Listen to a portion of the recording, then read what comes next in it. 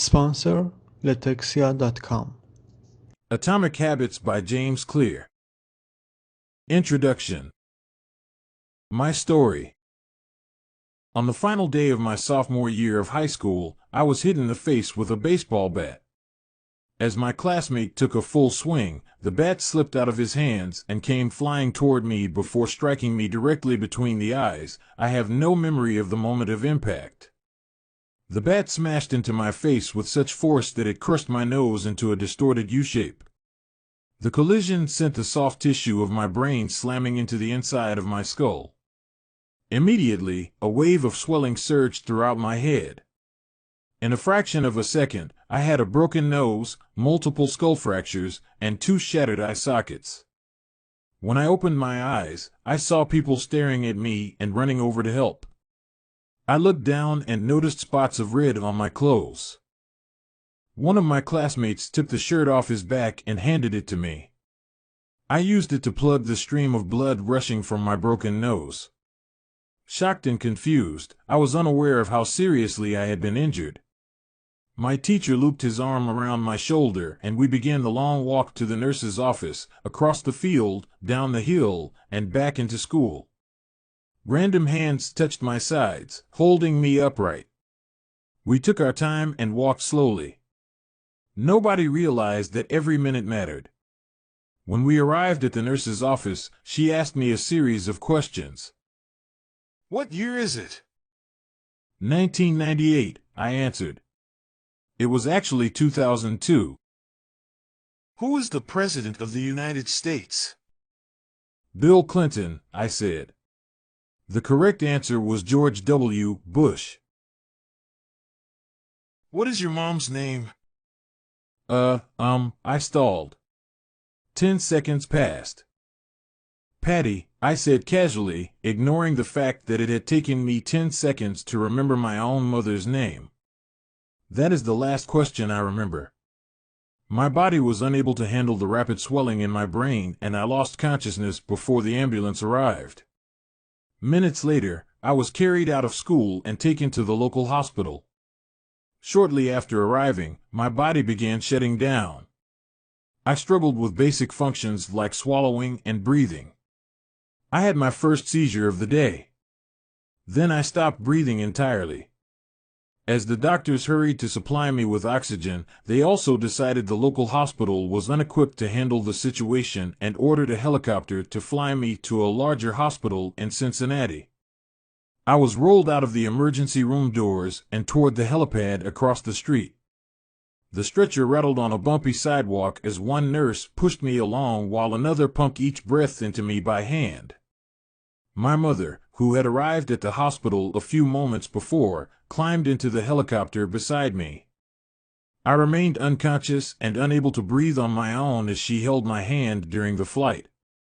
While my mother rode with me in the helicopter, my father went home to check on my brother and sister and break the news to them. He choked back tears as he explained to my sister that he would miss her 8th grade graduation ceremony that night. After passing my siblings off to family and friends, he drove to Cincinnati to meet my mother. When my mom and I landed on the roof of the hospital, a team of nearly 20 doctors and nurses sprinted onto the helipad and wheeled me into the trauma unit. By this time, the swelling in my brain had become so severe that I was having repeated post-traumatic seizures. My broken bones needed to be fixed, but I was in no condition to undergo surgery. After yet another seizure, my third of the day, I was put into a medically induced coma and placed on a ventilator. My parents were no strangers to this hospital. 10 years earlier, they had entered the same building on the ground floor after my sister was diagnosed with leukemia at age 3. I was 5 at the time. My brother was just 6 months old. After 2.5 years of chemotherapy treatments, spinal taps, and bone marrow biopsies, my little sister finally walked out of the hospital happy, healthy, and cancer-free. And now, after 10 years of normal life, my parents found themselves back in the same place with a different child. While I slipped into a coma, the hospital sent a priest and a social worker to comfort my parents. It was the same priest who had met with them a decade earlier on the evening they found out my sister had cancer. As day faded into night, a series of machines kept me alive. My parents slept restlessly on a hospital mattress. One moment they would collapse from fatigue, the next they would be wide awake with worry. My mother would tell me later, it was one of the worst nights I've ever had. My recovery. Mercifully, by the next morning my breathing had rebounded to the point where the doctors felt comfortable releasing me from the coma. When I finally regained consciousness, I discovered that I had lost my ability to smell. As a test, a nurse asked me to blow my nose and sniff an apple juice box. My sense of smell returned, but, to everyone's surprise, the act of blowing my nose forced air through the fractures in my eye socket and pushed my left eye outward. My eyeball bulged out of the socket, held precariously in place by my eyelid and the optic nerve attaching my eye to my brain. The ophthalmologist said my eye would gradually slide back into place as the air seeped out, but it was hard to tell how long this would take. I was scheduled for surgery 1 week later, which would allow me some additional time to heal. I looked like I had been on the wrong end of a boxing match, but I was cleared to leave the hospital. I returned home with a broken nose, half a dozen facial fractures, and a bulging left eye. The following months were hard. It felt like everything in my life was on pause. I had double vision for weeks. I literally couldn't see straight.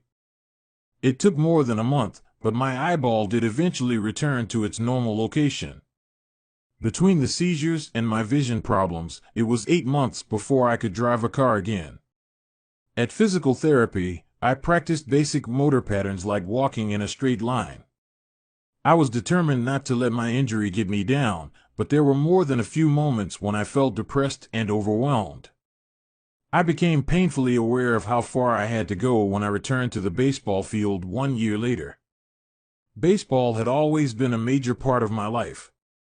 My dad had played minor league baseball for the St. Louis Cardinals, and I had a dream of playing professionally, too. After months of rehabilitation, what I wanted more than anything was to get back on the field. But my return to baseball was not smooth. When the season rolled around, I was the only junior to be cut from the varsity baseball team. I was sent down to play with the sophomores on junior varsity. I had been playing since age 4, and for someone who had spent so much time and effort on the sport, getting cut was humiliating. I vividly remember the day it happened. I sat in my car and cried as I flipped through the radio, desperately searching for a song that would make me feel better. After a year of self-doubt, I managed to make the varsity team as a senior, but I rarely made it on the field. In total, I played 11 innings of high school varsity baseball, barely more than a single game. Despite my lackluster high school career, I still believed I could become a great player. And I knew that if things were going to improve, I was the one responsible for making it happen. The turning point came 2 years after my injury, when I began college at Denison University. It was a new beginning, and it was the place where I would discover the surprising power of small habits for the first time. How I learned about habits. Attending Denison was one of the best decisions of my life. I earned a spot on the baseball team and, although I was at the bottom of the roster as a freshman, I was thrilled. Despite the chaos of my high school years, I had managed to become a college athlete. I wasn't going to be starting on the baseball team anytime soon, so I focused on getting my life in order. While my peers stayed up late and played video games, I built good sleep habits and went to bed early each night.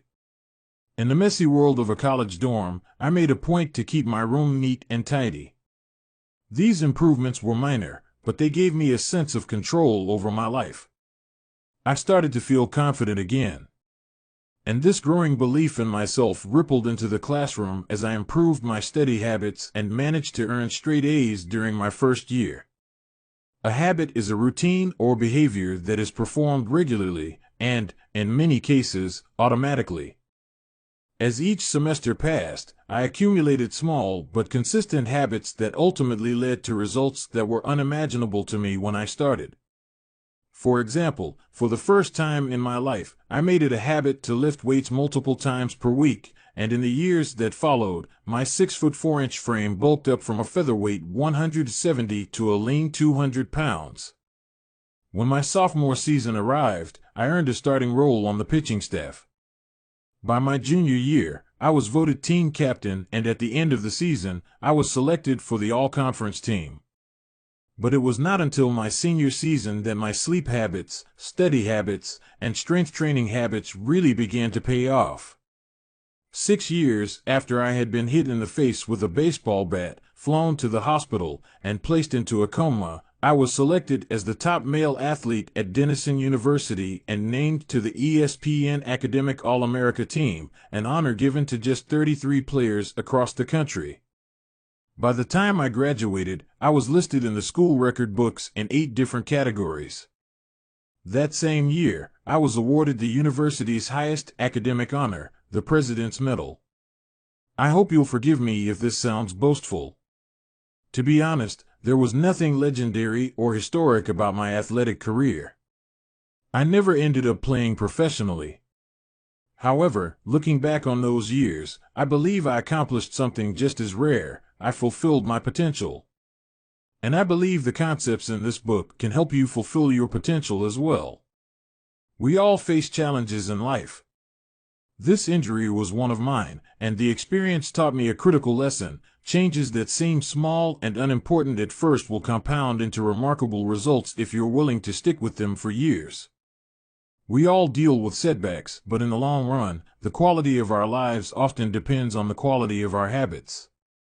With the same habits, you'll end up with the same results. But with better habits, anything is possible. Maybe there are people who can achieve incredible success overnight. I don't know any of them, and I'm certainly not one of them. There wasn't one defining moment on my journey from a medically induced coma to academic All-American. There were many. It was a gradual evolution, a long series of small wins and tiny breakthroughs. The only way I made progress, the only choice I had, was to start small. And I employed this same strategy a few years later when I started my own business and began working on this book. How and why I wrote this book. In November 2012, I began publishing articles at jamesclear.com. For years, I had been keeping notes about my personal experiments with habits, and I was finally ready to share some of them publicly. I began by publishing a new article every Monday and Thursday. Within a few months, this simple writing habit led to my first 1,000 email subscribers, and by the end of 2013 that number had grown to more than 30,000 people.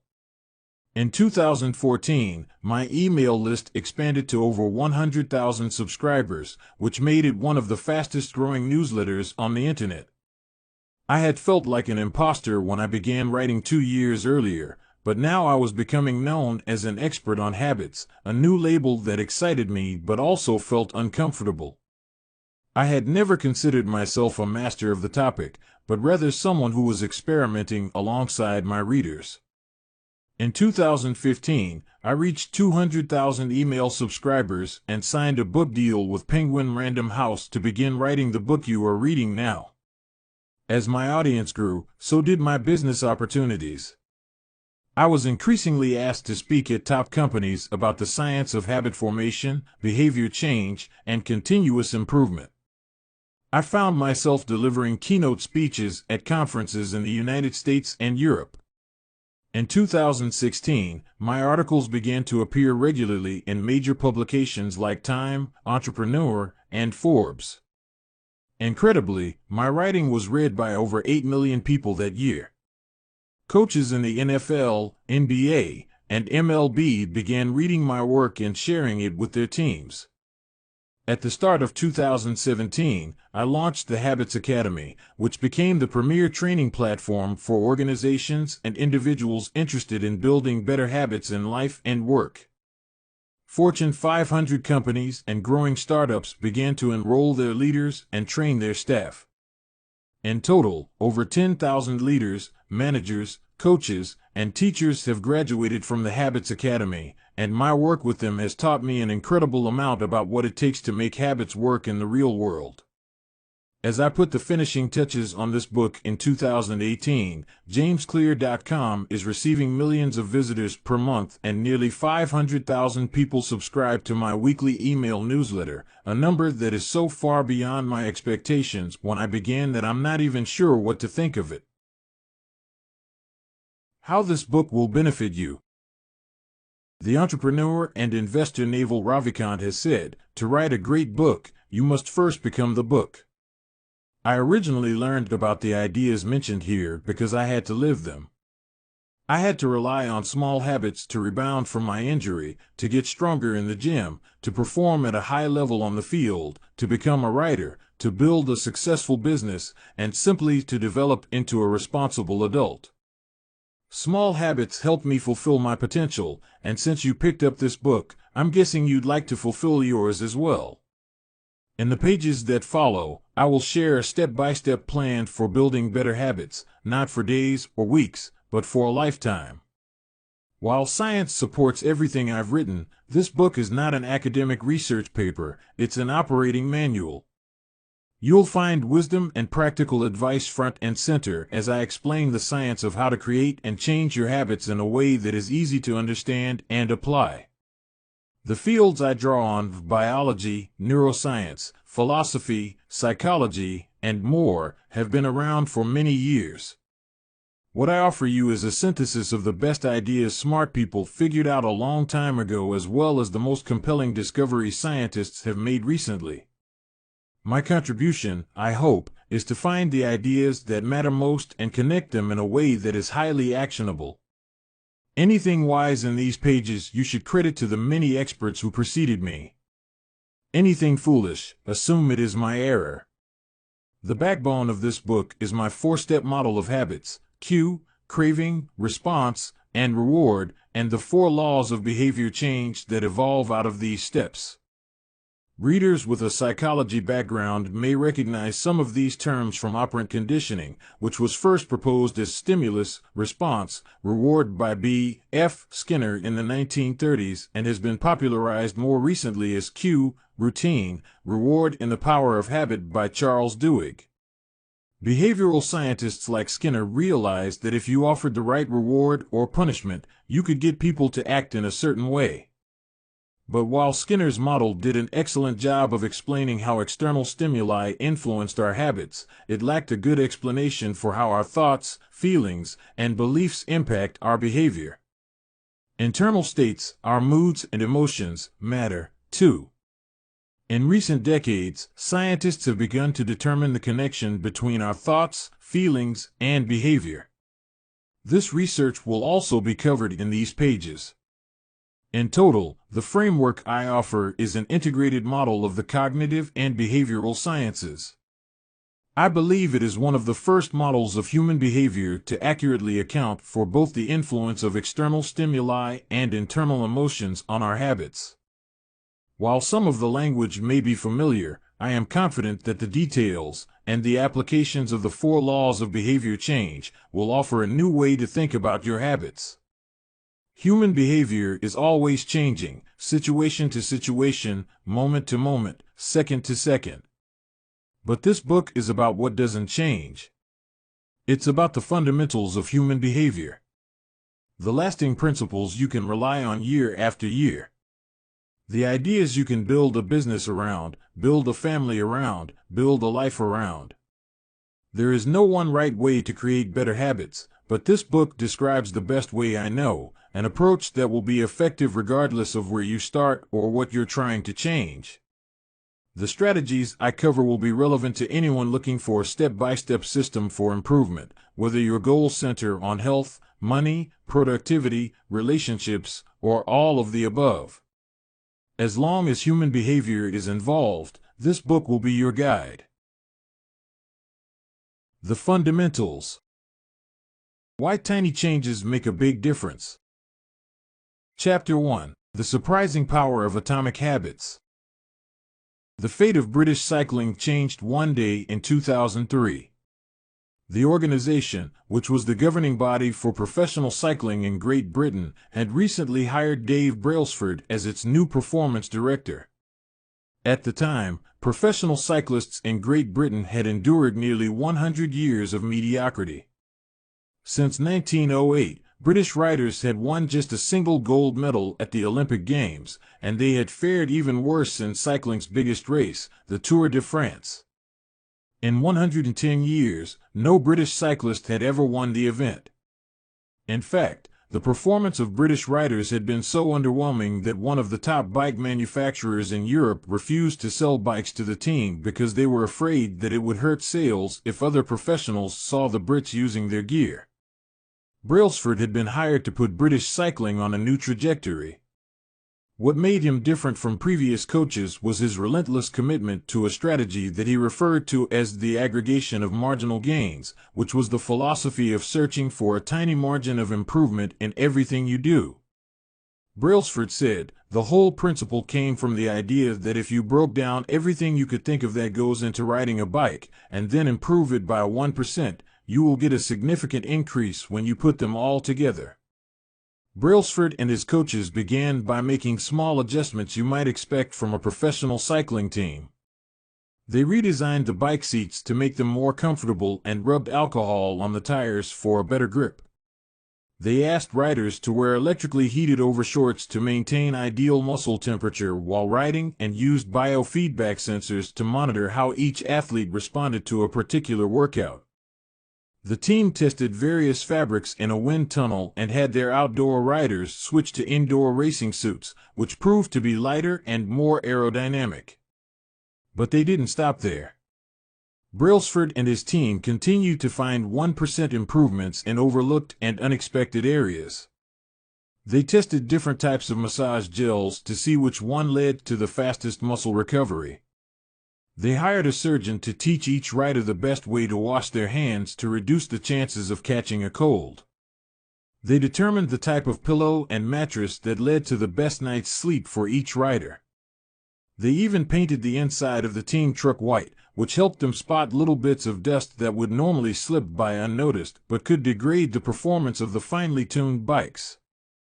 As these and hundreds of other small improvements accumulated, the results came faster than anyone could have imagined.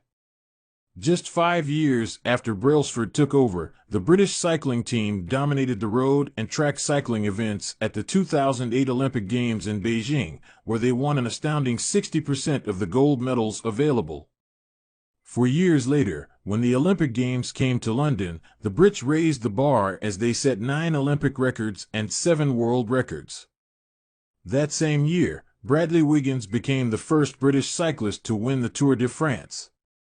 The next year, his teammate Chris Froome won the race, and he would go on to win again in 2015, 2016, and 2017, giving the British team 5 Tour de France victories in 6 years.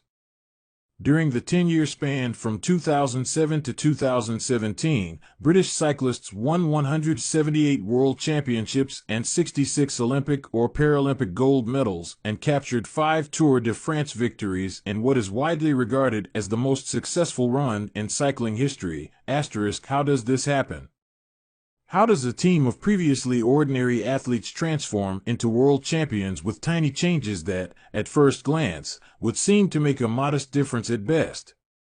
Why do small improvements accumulate into such remarkable results, and how can you replicate this approach in your own life? Why small habits make a big difference?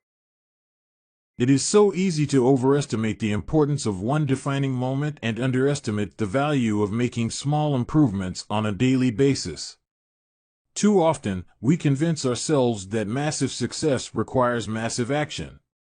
Whether it is losing weight, building a business, writing a book, winning a championship, or achieving any other goal, we put pressure on ourselves to make some earth-shattering improvement that everyone will talk about. Meanwhile, improving by 1% isn't particularly notable, sometimes it isn't even noticeable, but it can be far more meaningful, especially in the long run. The difference a tiny improvement can make over time is astounding.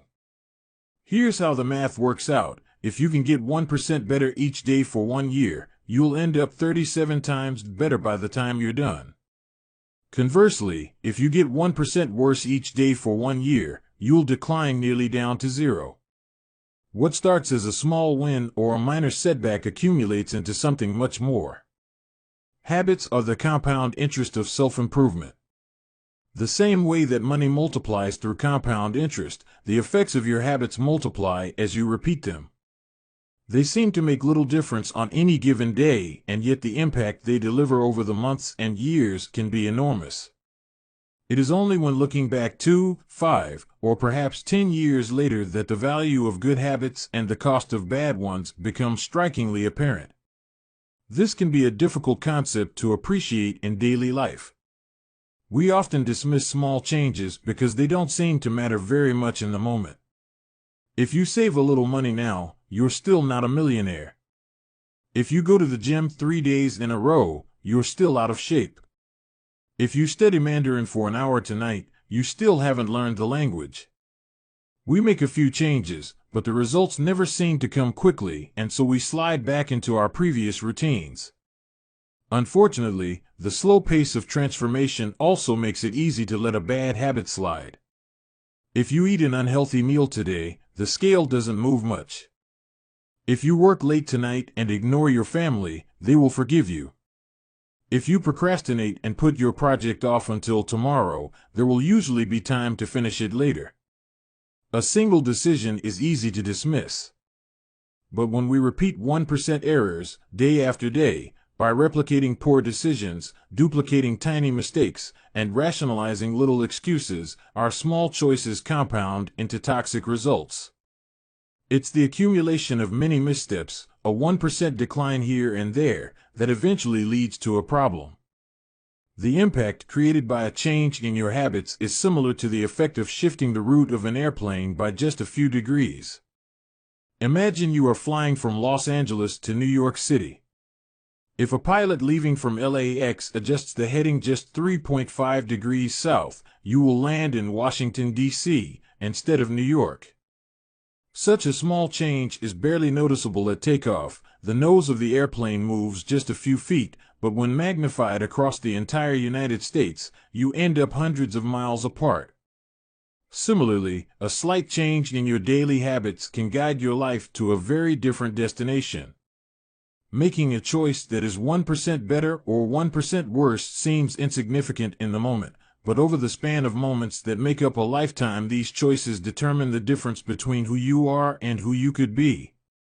Success is the product of daily habits, not once-in-a-lifetime transformations. That said, it doesn't matter how successful or unsuccessful you are right now. What matters is whether your habits are putting you on the path toward success. You should be far more concerned with your current trajectory than with your current results. If you're a millionaire but you spend more than you earn each month, then you're on a bad trajectory. If your spending habits don't change, it's not going to end well. Conversely, if you're broke, but you save a little bit every month, then you're on the path toward financial freedom, even if you're moving slower than you'd like. Your outcomes are a lagging measure of your habits. Your net worth is a lagging measure of your financial habits. Your weight is a lagging measure of your eating habits. Your knowledge is a lagging measure of your learning habits. Your clutter is a lagging measure of your cleaning habits. You get what you repeat. If you want to predict where you'll end up in life, all you have to do is follow the curve of tiny gains or tiny losses and see how your daily choices will compound 10 or 20 years down the line. Are you spending less than you earn each month? Are you making it into the gym each week? Are you reading books and learning something new each day? Tiny battles like these are the ones that will define your future self. Time magnifies the margin between success and failure. It will multiply whatever you feed it. Good habits make time your ally. Bad habits make time your enemy. Habits are a double-edged sword. Bad habits can cut you down just as easily as good habits can build you up, which is why understanding the details is crucial. You need to know how habits work and how to design them to your liking, so you can avoid the dangerous half of the blade. Your habits can compound for you or against you. Positive compounding. Productivity compounds. Accomplishing one extra task is a small feat on any given day, but it counts for a lot over an entire career. The effect of automating an old task or mastering a new skill can be even greater. The more tasks you can handle without thinking, the more your brain is free to focus on other areas. Knowledge compounds. Learning one new idea won't make you a genius, but a commitment to lifelong learning can be transformative. Furthermore, each book you read not only teaches you something new but also opens up different ways of thinking about old ideas. As Warren Buffett says, that's how knowledge works. It builds up, like compound interest. Relationships compound. People reflect your behavior back to you. The more you help others, the more others want to help you. Being a little bit nicer in each interaction can result in a network of broad and strong connections over time. Negative compounding. Stress compounds. The frustration of a traffic jam. The weight of parenting responsibilities. The worry of making ends meet. The strain of slightly high blood pressure. By themselves, these common causes of stress are manageable. But when they persist for years, little stresses compound into serious health issues. Negative thoughts compound. The more you think of yourself as worthless, stupid, or ugly, the more you condition yourself to interpret life that way. You get trapped in a thought loop. The same is true for how you think about others.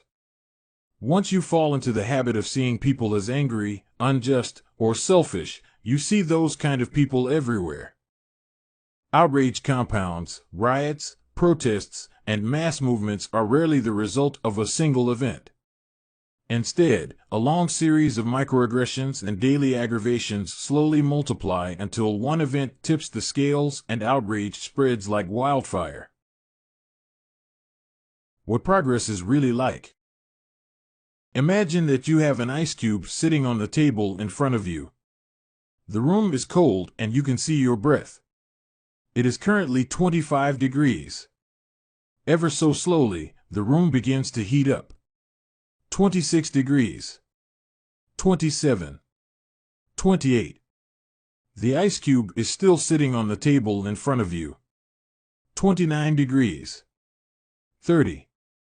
31. Still, nothing has happened. Then, 32 degrees. The ice begins to melt. A 1-degree shift, seemingly no different from the temperature increases before it, has unlocked a huge change. Breakthrough moments are often the result of many previous actions, which build up the potential required to unleash a major change. This pattern shows up everywhere. Cancer spends 80% of its life undetectable, then takes over the body in months. Bamboo can barely be seen for the first 5 years as it builds extensive root systems underground before exploding 90 feet into the air within 6 weeks. Similarly, habits often appear to make no difference until you cross a critical threshold and unlock a new level of performance. In the early and middle stages of any quest, there is often a valley of disappointment. You expect to make progress in a linear fashion, and it's frustrating how ineffective changes can seem during the first days, weeks, and even months. It doesn't feel like you are going anywhere. It's a hallmark of any compounding process. The most powerful outcomes are delayed.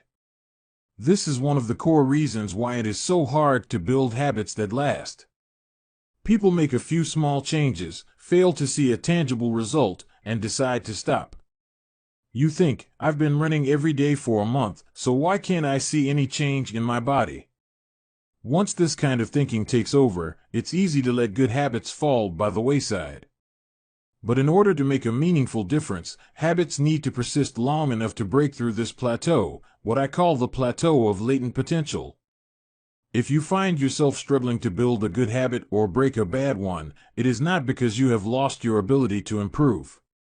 It is often because you have not yet crossed the plateau of latent potential.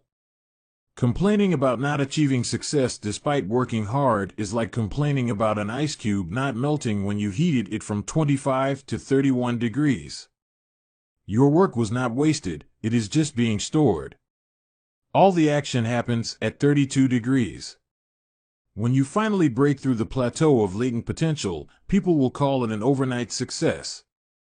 The outside world only sees the most dramatic event rather than all that preceded it. But you know that it's the work you did long ago, when it seemed that you weren't making any progress, that makes the jump today possible. It is the human equivalent of geological pressure.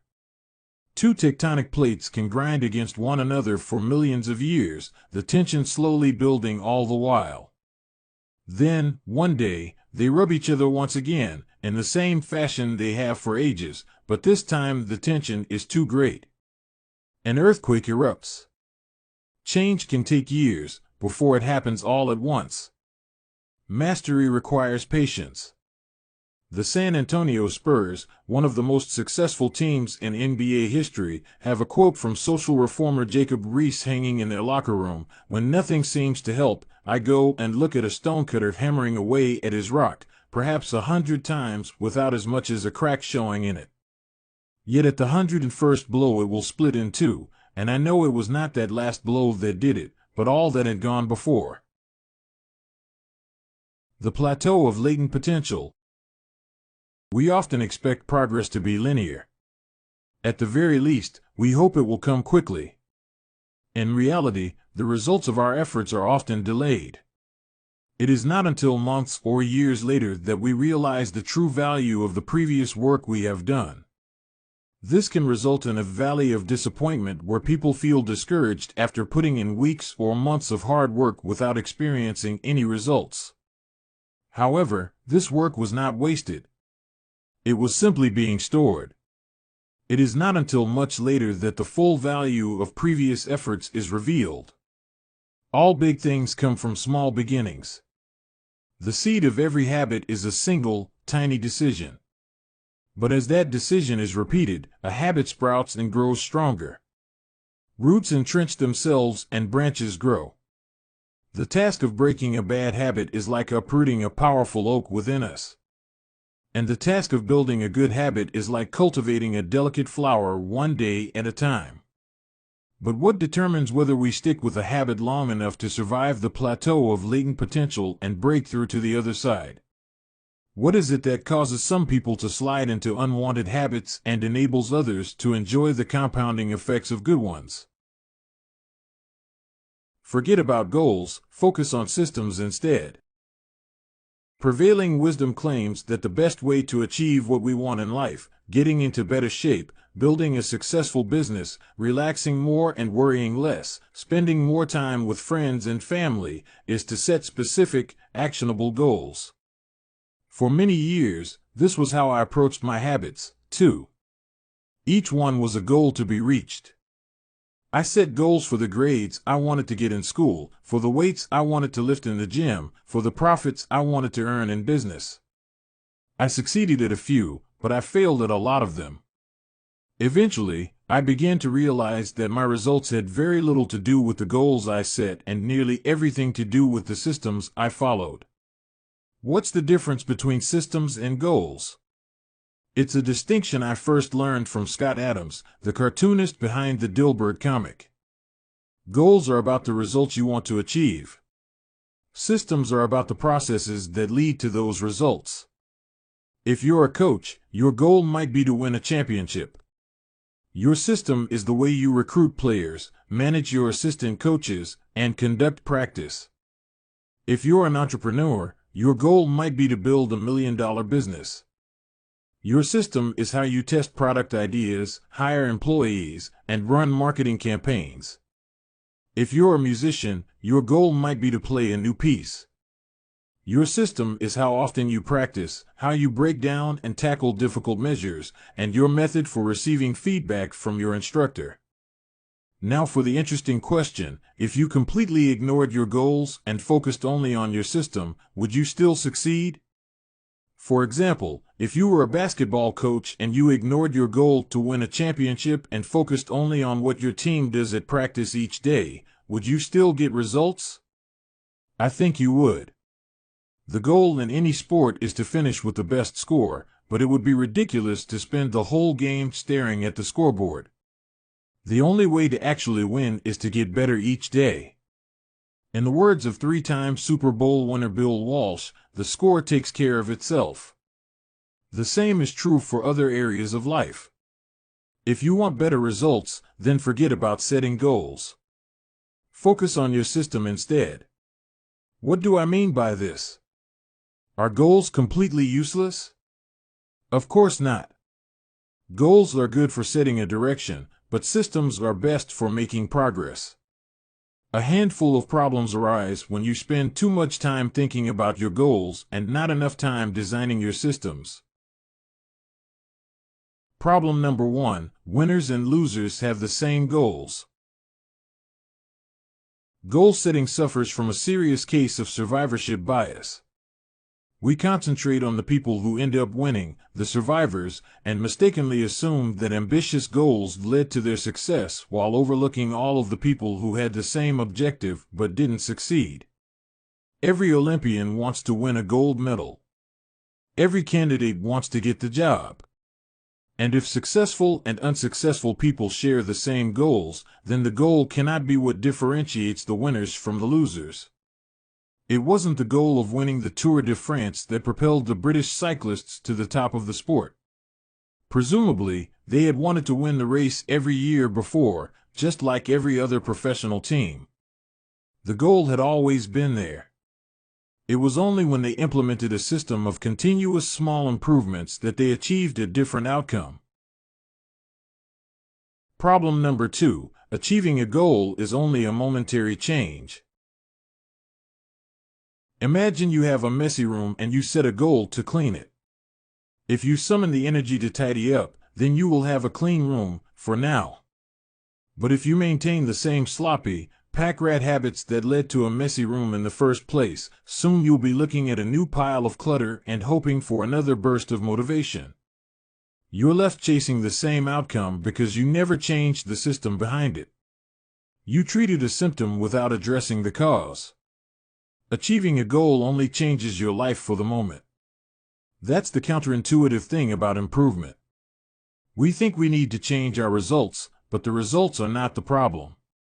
What we really need to change are the systems that cause those results.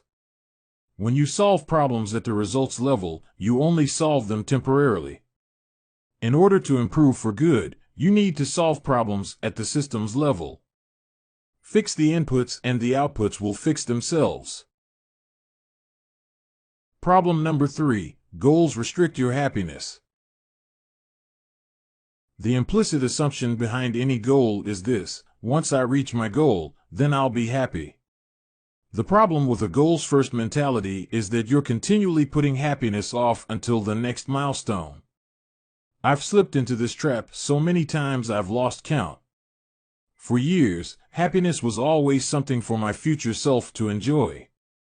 I promised myself that once I gained 20 pounds of muscle or after my business was featured in the New York Times, then I could finally relax.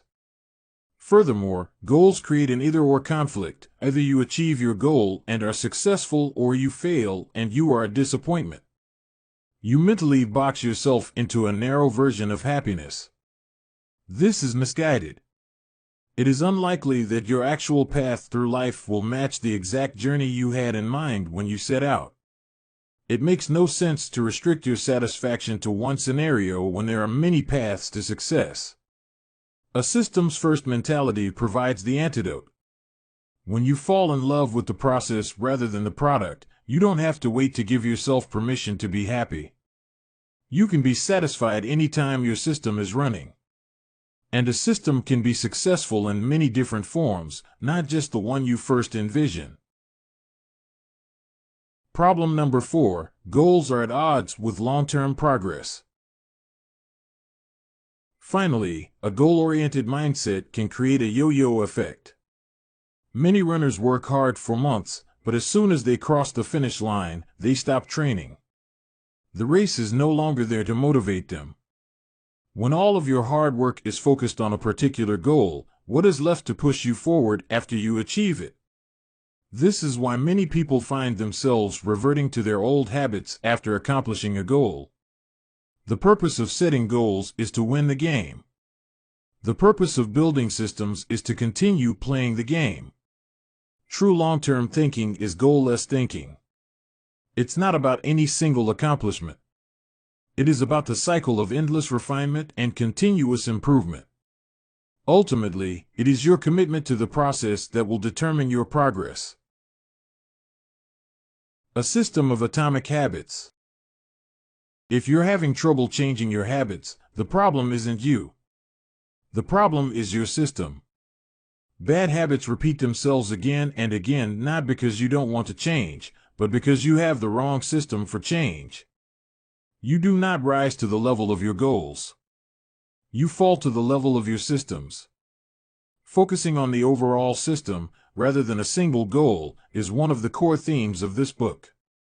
It is also one of the deeper meanings behind the word atomic. By now, you've probably realized that an atomic habit refers to a tiny change, a marginal gain, a 1% improvement. But atomic habits are not just any old habits, however small. They are little habits that are part of a larger system. Just as atoms are the building blocks of molecules, atomic habits are the building blocks of remarkable results. Habits are like the atoms of our lives. Each one is a fundamental unit that contributes to your overall improvement. At first, these tiny routines seem insignificant, but soon they build on each other and fuel bigger wins that multiply to a degree that far outweighs the cost of their initial investment. They are both small and mighty. This is the meaning of the phrase atomic habits, a regular practice or routine that is not only small and easy to do, but also the source of incredible power, a component of the system of compound growth. Chapter Summary. Habits are the compound interest of self-improvement. Getting 1% better every day counts for a lot in the long run. Habits are a double-edged sword. They can work for you or against you, which is why understanding the details is essential. Small changes often appear to make no difference until you cross a critical threshold. The most powerful outcomes of any compounding process are delayed. You need to be patient. An atomic habit is a little habit that is part of a larger system. Just as atoms are the building blocks of molecules, atomic habits are the building blocks of remarkable results. If you want better results, then forget about setting goals.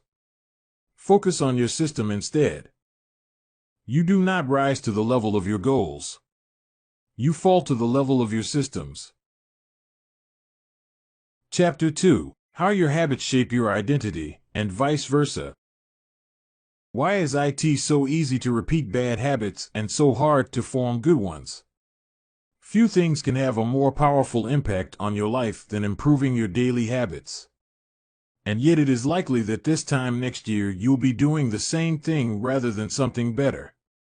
It often feels difficult to keep good habits going for more than a few days, even with sincere effort and the occasional burst of motivation. Habits like exercise, meditation, journaling, and cooking are reasonable for a day or two and then become a hassle. However, once your habits are established, they seem to stick around forever, especially the unwanted ones. Despite our best intentions, unhealthy habits like eating junk food, watching too much television, procrastinating, and smoking can feel impossible to break. Changing our habits is challenging for two reasons. 1, we try to change the wrong thing, and 2, we try to change our habits in the wrong way. In this chapter, I'll address the first point. In the chapters that follow, I'll answer the second. Our first mistake is that we try to change the wrong thing. To understand what I mean, consider that there are 3 levels at which change can occur. You can imagine them like the layers of an onion. 3 layers of behavior change. There are 3 layers of behavior change: a change in your outcomes, a change in your processes, or a change in your identity. The first layer is changing your outcomes. This level is concerned with changing your results, losing weight, publishing a book, winning a championship. Most of the goals you set are associated with this level of change. The second layer is changing your process. This level is concerned with changing your habits and systems, implementing a new routine at the gym, decluttering your desk for better workflow, developing a meditation practice. Most of the habits you build are associated with this level. The third and deepest layer is changing your identity. This level is concerned with changing your beliefs, your worldview, your self-image, your judgments about yourself and others. Most of the beliefs, assumptions, and biases you hold are associated with this level. Outcomes are about what you get. Processes are about what you do. Identity is about what you believe. When it comes to building habits that last, when it comes to building a system of 1% improvements, the problem is not that one level is better or worse than another. All levels of change are useful in their own way. The problem is the direction of change. Many people begin the process of changing their habits by focusing on what they want to achieve. This leads us to outcome-based habits. The alternative is to build identity-based habits. With this approach, we start by focusing on who we wish to become. With outcome-based habits, the focus is on what you want to achieve. With identity-based habits, the focus is on who you wish to become. Imagine two people resisting a cigarette. When offered a smoke, the first person says, "No thanks. I'm trying to quit." It sounds like a reasonable response, but this person still believes they are a smoker who is trying to be something else. They are hoping their behavior will change while carrying around the same beliefs. The second person declines by saying, "No thanks. I'm not a smoker." It's a small difference, but this statement signals a shift in identity. Smoking was part of their former life, not their current one. They no longer identify as someone who smokes. Most people don't even consider identity change when they set out to improve. They just think, "I want to be skinny," outcome, and if I stick to this diet, then I'll be skinny, process. They set goals and determine the actions they should take to achieve those goals without considering the beliefs that drive their actions. They never shift the way they look at themselves, and they don't realize that their old identity can sabotage their new plans for change. Behind every system of actions are a system of beliefs. The system of a democracy is founded on beliefs like freedom, majority rule, and social equality. The system of a dictatorship has a very different set of beliefs like absolute authority and strict obedience. You can imagine many ways to try to get more people to vote in a democracy, but such behavior change would never get off the ground in a dictatorship. That's not the identity of the system. Voting is a behavior that is impossible under a certain set of beliefs. A similar pattern exists whether we are discussing individuals, organizations, or societies. There are a set of beliefs and assumptions that shape the system and identity behind the habits. Behavior that is incongruent with the self will not last. You may want more money, but if your identity is someone who consumes rather than creates, then you will continue to be pulled toward spending rather than earning. You may want better health, but if you continue to prioritize comfort over accomplishment, you'll be drawn to relaxing rather than training. It's hard to change your habits if you never change the underlying beliefs that led to your past behavior. You have a new goal and a new plan, but you haven't changed who you are. The story of Brian Clark, an entrepreneur from Boulder, Colorado, provides a good example. "For as long as I can remember, I've chewed my fingernails," Clark told me. "It started as a nervous habit when I was young, and then morphed into an undesirable grooming ritual. One day, I resolved to stop chewing my nails until they grew out a bit. Through mindful willpower alone, I managed to do it. Then, Clark did something surprising. I asked my wife to schedule my first ever manicure," he said. "My thought was that if I started paying to maintain my nails, I wouldn't chew them.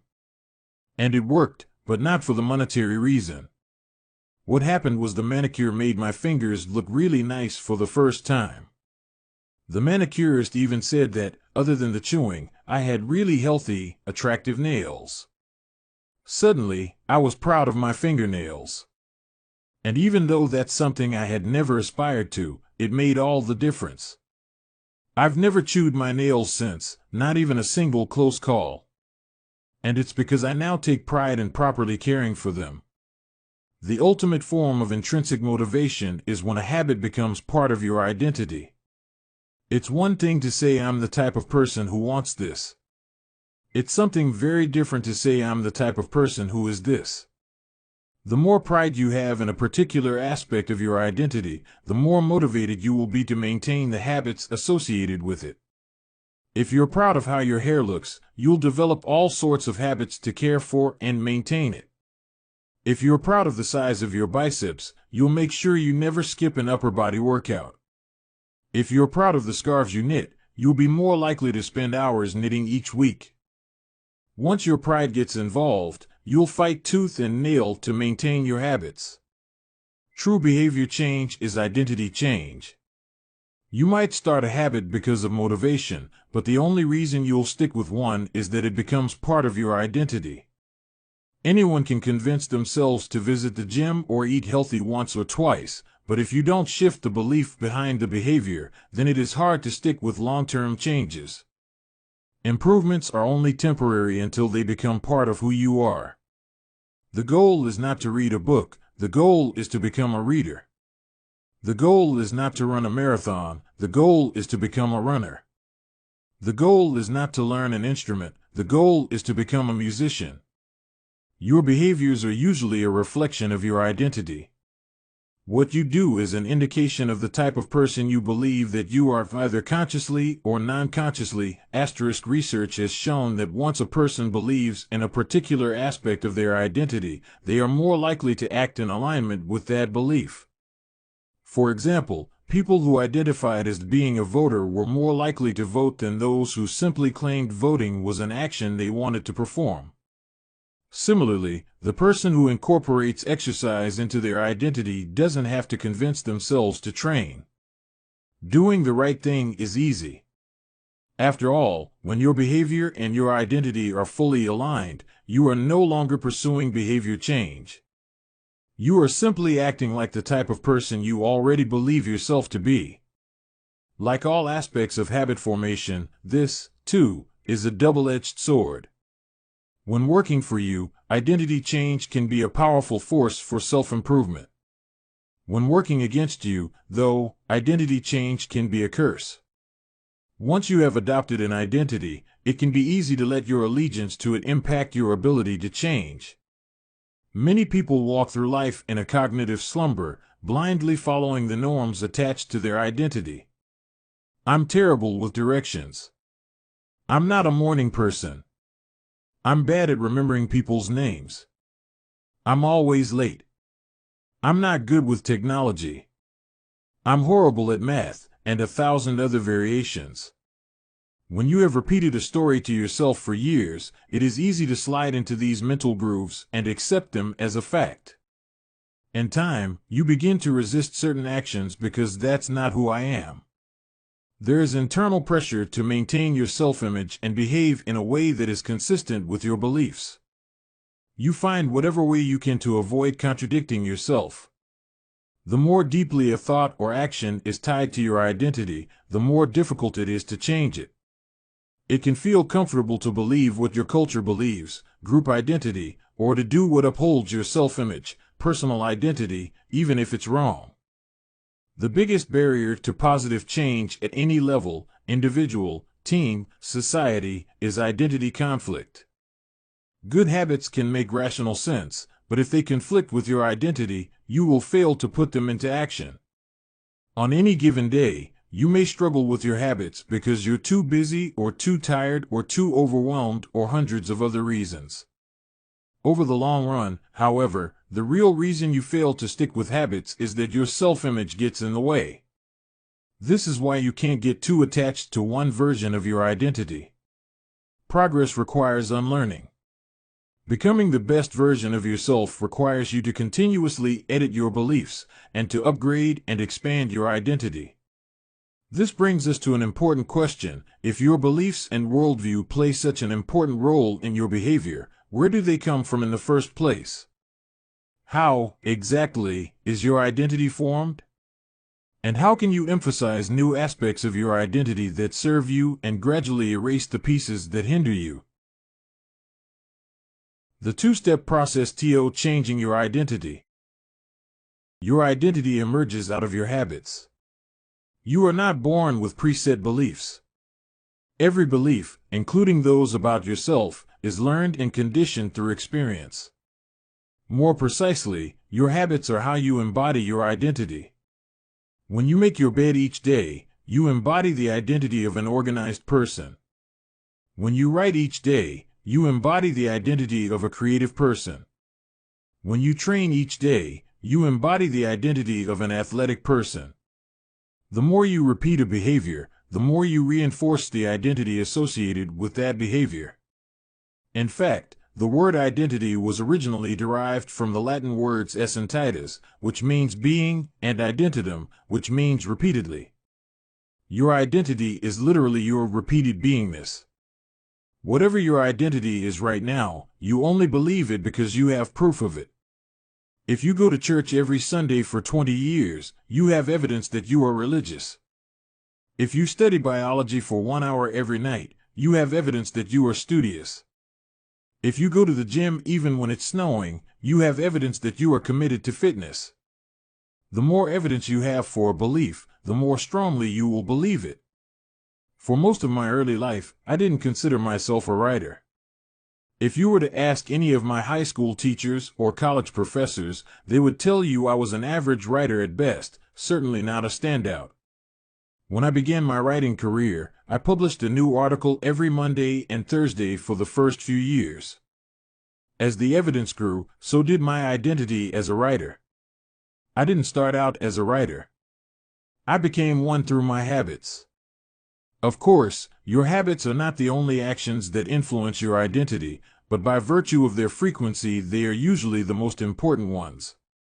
Each experience in life modifies your self-image, but it's unlikely you would consider yourself a soccer player because you kicked a ball once or an artist because you scribbled a picture. As you repeat these actions, however, the evidence accumulates and your self-image begins to change. The effect of one-off experiences tends to fade away while the effect of habits gets reinforced with time, which means your habits contribute most of the evidence that shapes your identity. In this way, the process of building habits is actually the process of becoming yourself. This is a gradual evolution. We do not change by snapping our fingers and deciding to be someone entirely new. We change bit by bit, day by day, habit by habit. We are continually undergoing microevolutions of the self. Each habit is like a suggestion. Hey, maybe this is who I am. If you finish a book, then perhaps you are the type of person who likes reading. If you go to the gym, then perhaps you are the type of person who likes exercise. If you practice playing the guitar, perhaps you are the type of person who likes music. Every action you take is a vote for the type of person you wish to become. No single instance will transform your beliefs, but as the votes build up, so does the evidence of your new identity. This is one reason why meaningful change does not require radical change. Small habits can make a meaningful difference by providing evidence of a new identity. And if a change is meaningful, it actually is big. That's the paradox of making small improvements. Putting this all together, you can see that habits are the path to changing your identity. The most practical way to change who you are is to change what you do. Each time you write a page, you are a writer. Each time you practice the violin, you are a musician. Each time you start a workout, you are an athlete. Each time you encourage your employees, you are a leader. Each habit not only gets results, but also teaches you something far more important: to trust yourself. You start to believe you can actually accomplish these things. When the votes mount up and the evidence begins to change, the story you tell yourself begins to change as well. Of course, it works the opposite way, too. Every time you choose to perform a bad habit, it's a vote for that identity. The good news is that you don't need to be perfect. In any election, there are going to be votes for both sides. You don't need a unanimous vote to win an election, you just need a majority. It doesn't matter if you cast a few votes for a bad behavior or an unproductive habit. Your goal is simply to win the majority of the time. New identities require new evidence. If you keep casting the same votes you've always cast, you're going to get the same results you've always had. If nothing changes, nothing is going to change. It is a simple two-step process. 1. Decide the type of person you want to be.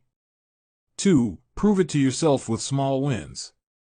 First, decide who you want to be. This holds at any level, as an individual, as a team, as a community, as a nation. What do you want to stand for? What are your principles and values? Who do you wish to become? These are big questions, and many people aren't sure where to begin, but they do know what kind of results they want, to get six-pack abs, or to feel less anxious, or to double their salary. That's fine. Start there and work backward from the results you want to the type of person who could get those results. Ask yourself, who is the type of person that could get the outcome I want? Who is the type of person that could lose 40 pounds? Who is the type of person that could learn a new language? Who is the type of person that could run a successful startup? For example, who is the type of person who could write a book? It's probably someone who is consistent and reliable. Now your focus shifts from writing a book, outcome-based, to being the type of person who is consistent and reliable, identity-based. This process can lead to beliefs like, I'm the kind of teacher who stands up for her students. I'm the kind of doctor who gives each patient the time and empathy they need. I'm the kind of manager who advocates for her employees. Once you have a handle on the type of person you want to be, you can begin taking small steps to reinforce your desired identity. I have a friend who lost over 100 pounds by asking herself, what would a healthy person do? All day long, she would use this question as a guide. Would a healthy person walk or take a cab? Would a healthy person order a burrito or a salad? She figured if she acted like a healthy person long enough, eventually she would become that person. She was right. The concept of identity-based habits is our first introduction to another key theme in this book, feedback loops.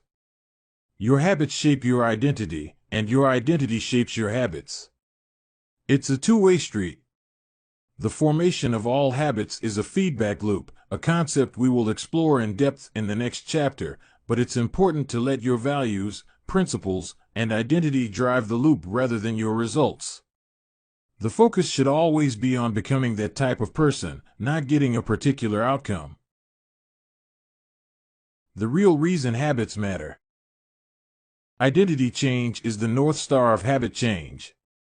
The remainder of this book will provide you with step-by-step instructions on how to build better habits in yourself, your family, your team, your company, and anywhere else you wish.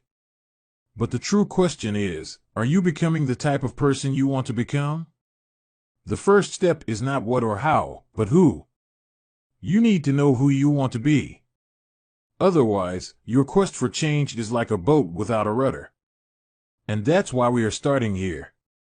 You have the power to change your beliefs about yourself. Your identity is not set in stone. You have a choice in every moment. You can choose the identity you want to reinforce today with the habits you choose today. And this brings us to the deeper purpose of this book and the real reason habits matter.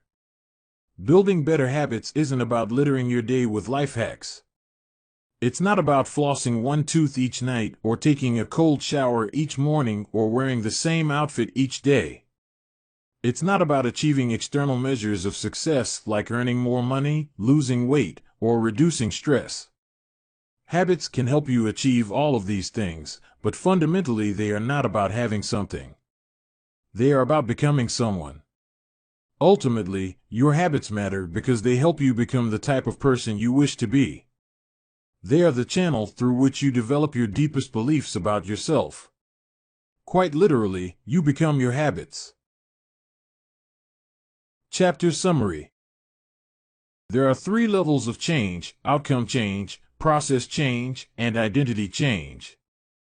The most effective way to change your habits is to focus not on what you want to achieve, but on who you wish to become. Your identity emerges out of your habits. Every action is a vote for the type of person you wish to become. Becoming the best version of yourself requires you to continuously edit your beliefs and to upgrade and expand your identity. The real reason habits matter is not because they can get you better results, although they can do that, but because they can change your beliefs about yourself. Chapter 3: How to Build Better Habits in 4 Simple Steps. In 1898, a psychologist named Edward Thorndike conducted an experiment that would lay the foundation for our understanding of how habits form and the rules that guide our behavior. Thorndike was interested in studying the behavior of animals, and he started by working with cats. He would place each cat inside a device known as a puzzle box. The box was designed so that the cat could escape through a door by some simple act, such as pulling at a loop of cord, pressing a lever, or stepping on a platform.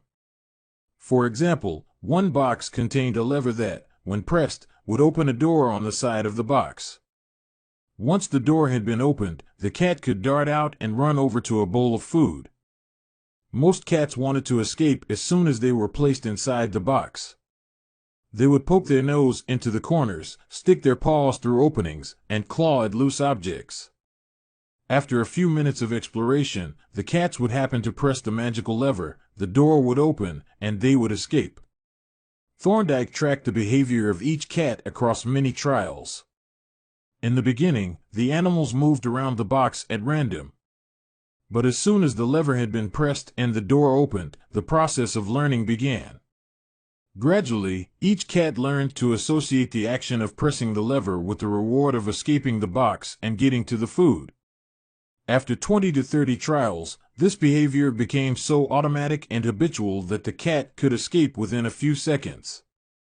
For example, Thorndike noted, Cat 12 took the following times to perform the act: 160 seconds, 30 seconds, 90 seconds, 60, 15, 28, 20, 30, 22, 11, 15, 20, 12, 10, 14, 10, 8, 8, 5, 10, 8, 6, 6, 7. During the first 3 trials, the cat escaped in an average of 1.5 minutes. During the last 3 trials, it escaped in an average of 6.3 seconds. With practice, each cat made fewer errors and their actions became quicker and more automatic. Rather than repeat the same mistakes, the cat began to cut straight to the solution. From his studies, Thorndike described the learning process by stating, behaviors followed by satisfying consequences tend to be repeated, and those that produce unpleasant consequences are less likely to be repeated. His work provides the perfect starting point for discussing how habits form in our own lives. It also provides answers to some fundamental questions like, what are habits? And why does the brain bother building them at all? Why your brain builds habits. A habit is a behavior that has been repeated enough times to become automatic. The process of habit formation begins with trial and error. Whenever you encounter a new situation in life, your brain has to make a decision. How do I respond to this? The first time you come across a problem, you're not sure how to solve it. Like Thorndike's cat, you're just trying things out to see what works. Neurological activity in the brain is high during this period. You are carefully analyzing the situation and making conscious decisions about how to act. You're taking in tons of new information and trying to make sense of it all. The brain is busy learning the most effective course of action. Occasionally, like a cat pressing on a lever, you stumble across a solution. You're feeling anxious, and you discover that going for a run calms you down. You're mentally exhausted from a long day of work, and you learn that playing video games relaxes you. You're exploring, and then, bam, a reward. After you stumble upon an unexpected reward, you alter your strategy for next time. Your brain immediately begins to catalog the events that preceded the reward. Wait a minute, that felt good. What did I do right before that? This is the feedback loop behind all human behavior. Try, fail, learn, try differently. With practice, the useless movements fade away and the useful actions get reinforced. That's a habit forming. Whenever you face a problem repeatedly, your brain begins to automate the process of solving it. Your habits are just a series of automatic solutions that solve the problems and stresses you face regularly. As behavioral scientist Jason Rea writes, habits are, simply, reliable solutions to recurring problems in our environment. As habits are created, the level of activity in the brain decreases. You learn to lock in on the cues that predict success and tune out everything else. When a similar situation arises in the future, you know exactly what to look for. There is no longer a need to analyze every angle of a situation. Your brain skips the process of trial and error and creates a mental rule: if this, then that. These cognitive scripts can be followed automatically whenever the situation is appropriate. Now, whenever you feel stressed, you get the itch to run. As soon as you walk in the door from work, you grab the video game controller. A choice that once required effort is now automatic. A habit has been created. Habits are mental shortcuts learned from experience. In a sense, a habit is just a memory of the steps you previously followed to solve a problem in the past. Whenever the conditions are right, you can draw on this memory and automatically apply the same solution. The primary reason the brain remembers the past is to better predict what will work in the future. Habit formation is incredibly useful because the conscious mind is the bottleneck of the brain. It can only pay attention to one problem at a time. As a result, your brain is always working to preserve your conscious attention for whatever task is most essential. Whenever possible, the conscious mind likes to pawn off tasks to the non-conscious mind to do automatically. This is precisely what happens when a habit is formed. Habits reduce cognitive load and free up mental capacity so you can allocate your attention to other tasks. Despite their efficiency, some people still wonder about the benefits of habits. The argument goes like this: will habits make my life dull? I don't want to pigeonhole myself into a lifestyle I don't enjoy. Doesn't so much routine take away the vibrancy and spontaneity of life? Hardly. Such questions set up a false dichotomy. They make you think that you have to choose between building habits and attaining freedom. In reality, the two complement each other. Habits do not restrict freedom. They create it. In fact, the people who don't have their habits handled are often the ones with the least amount of freedom. Without good financial habits, you will always be struggling for the next dollar. Without good health habits, you will always seem to be short on energy. Without good learning habits, you will always feel like you're behind the curve. If you're always being forced to make decisions about simple tasks: when should I work out? Where do I go to write? When do I pay the bills? Then you have less time for freedom. It's only by making the fundamentals of life easier that you can create the mental space needed for free thinking and creativity. Conversely, when you have your habits dialed in and the basics of life are handled and done, your mind is free to focus on new challenges and master the next set of problems. Building habits in the present allows you to do more of what you want in the future. The science of how habits work. The process of building a habit can be divided into 4 simple steps: cue, craving, response, and reward. Breaking it down into these fundamental parts can help us understand what a habit is, how it works, and how to improve it. All habits proceed through 4 stages in the same order: cue, craving, response, and reward. This four-step pattern is the backbone of every habit, and your brain runs through these steps in the same order each time. First, there is the cue. The cue triggers your brain to initiate a behavior. It is a bit of information that predicts a reward. Our prehistoric ancestors were paying attention to cues that signaled the location of primary rewards like food, water, and sex. Today, we spend most of our time learning cues that predict secondary rewards like money and fame, power and status, praise and approval, love and friendship, or a sense of personal satisfaction. Of course, these pursuits also indirectly improve our odds of survival and reproduction, which is the deeper motive behind everything we do. Your mind is continuously analyzing your internal and external environment for hints of where rewards are located. Because the cue is the first indication that we're close to a reward, it naturally leads to a craving. Cravings are the second step, and they are the motivational force behind every habit. Without some level of motivation or desire, without craving a change, we have no reason to act. What you crave is not the habit itself, but the change instead it delivers. You do not crave smoking a cigarette, you crave the feeling of relief it provides. You are not motivated by brushing your teeth, but rather by the feeling of a clean mouth. You do not want to turn on the television, you want to be entertained. Every craving is linked to a desire to change your internal state. This is an important point that we will discuss in detail later. Cravings differ from person to person. In theory, any piece of information could trigger a craving, but in practice, people are not motivated by the same cues. For a gambler, the sound of slot machines can be a potent trigger that sparks an intense wave of desire. For someone who rarely gambles, the jingles and chimes of the casino are just background noise. Cues are meaningless until they are interpreted. The thoughts, feelings, and emotions of the observer are what transform a cue into a craving. The third step is the response. The response is the actual habit you perform, which can take the form of a thought or an action. Whether a response occurs depends on how motivated you are and how much friction is associated with the behavior.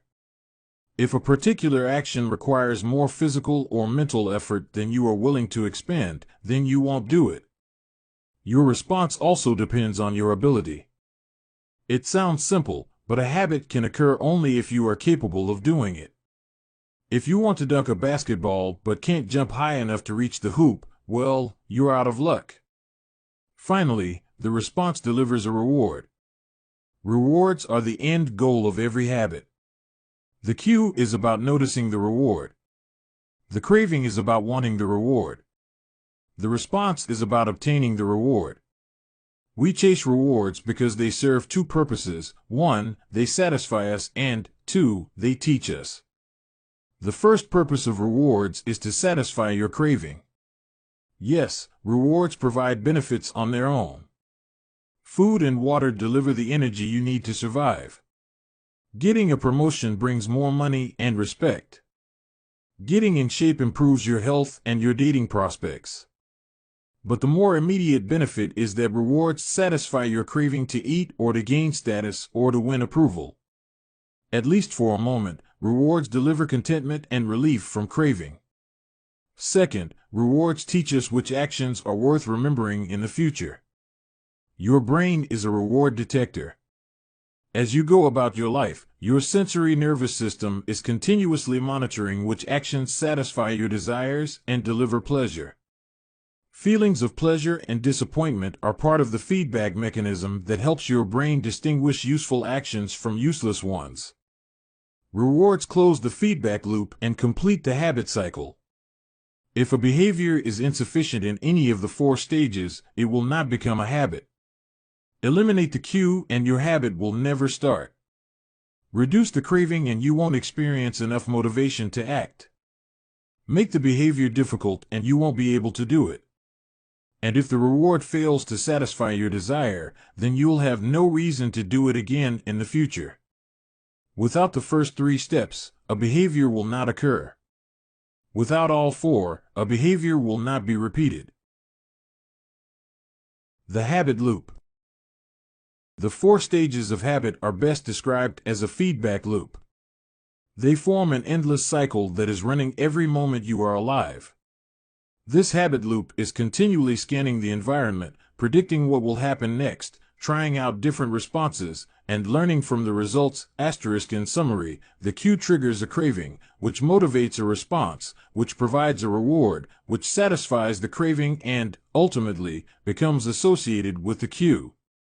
Together, these 4 steps form a neurological feedback loop: cue, craving, response, reward, cue, craving, response, reward, that ultimately allows you to create automatic habits. This cycle is known as the habit loop. This 4-step process is not something that happens occasionally, but rather it is an endless feedback loop that is running and active during every moment you are alive, even now. The brain is continually scanning the environment, predicting what will happen next, trying out different responses, and learning from the results. The entire process is completed in a split second, and we use it again and again without realizing everything that has been packed into the previous moment. We can split these 4 steps into 2 phases: the problem phase and the solution phase. The problem phase includes the cue and the craving, and it is when you realize that something needs to change. The solution phase includes the response and the reward, and it is when you take action and achieve the change you desire. All behavior is driven by the desire to solve a problem. Sometimes the problem is that you notice something good and you want to obtain it. Sometimes the problem is that you are experiencing pain and you want to relieve it. Either way, the purpose of every habit is to solve the problems you face. In the table on the following page, you can see a few examples of what this looks like in real life. Imagine walking into a dark room and flipping on the light switch.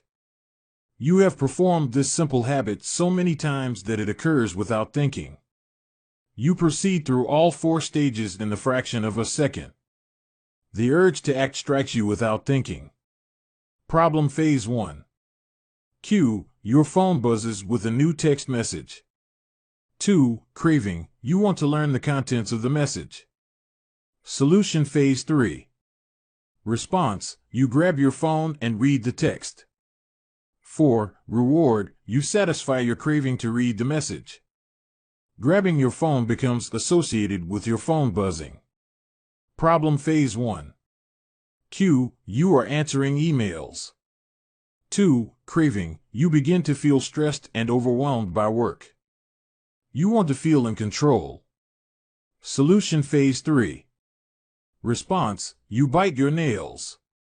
4. Reward, you satisfy your craving to reduce stress. Biting your nails becomes associated with answering email. Problem phase 1. Cue, you wake up. 2. Craving, you want to feel alert. Solution phase 3. Response, you drink a cup of coffee.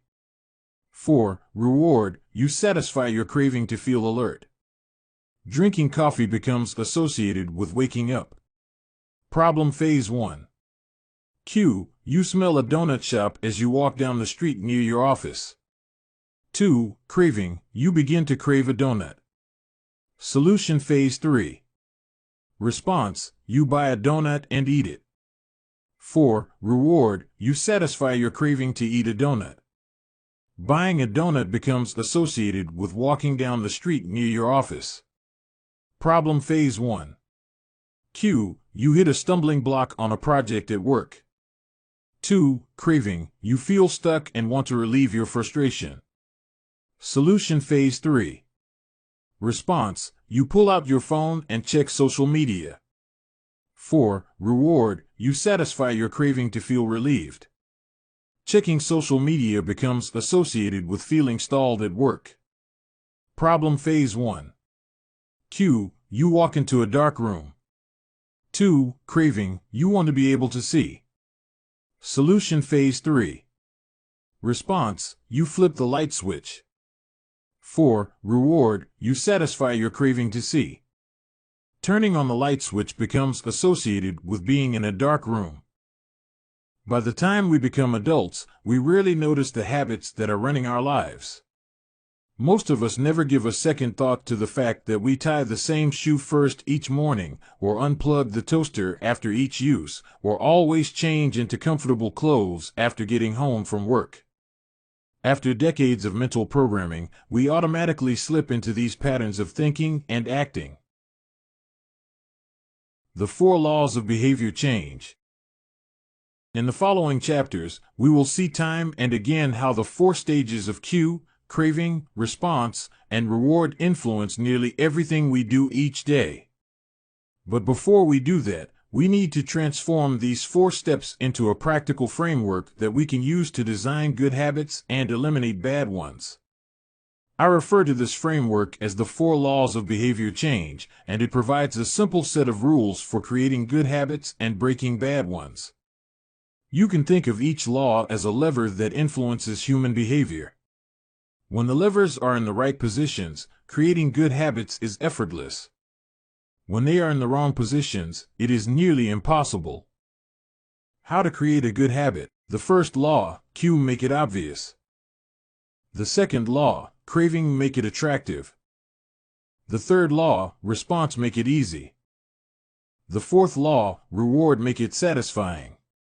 We can invert these laws to learn how to break a bad habit.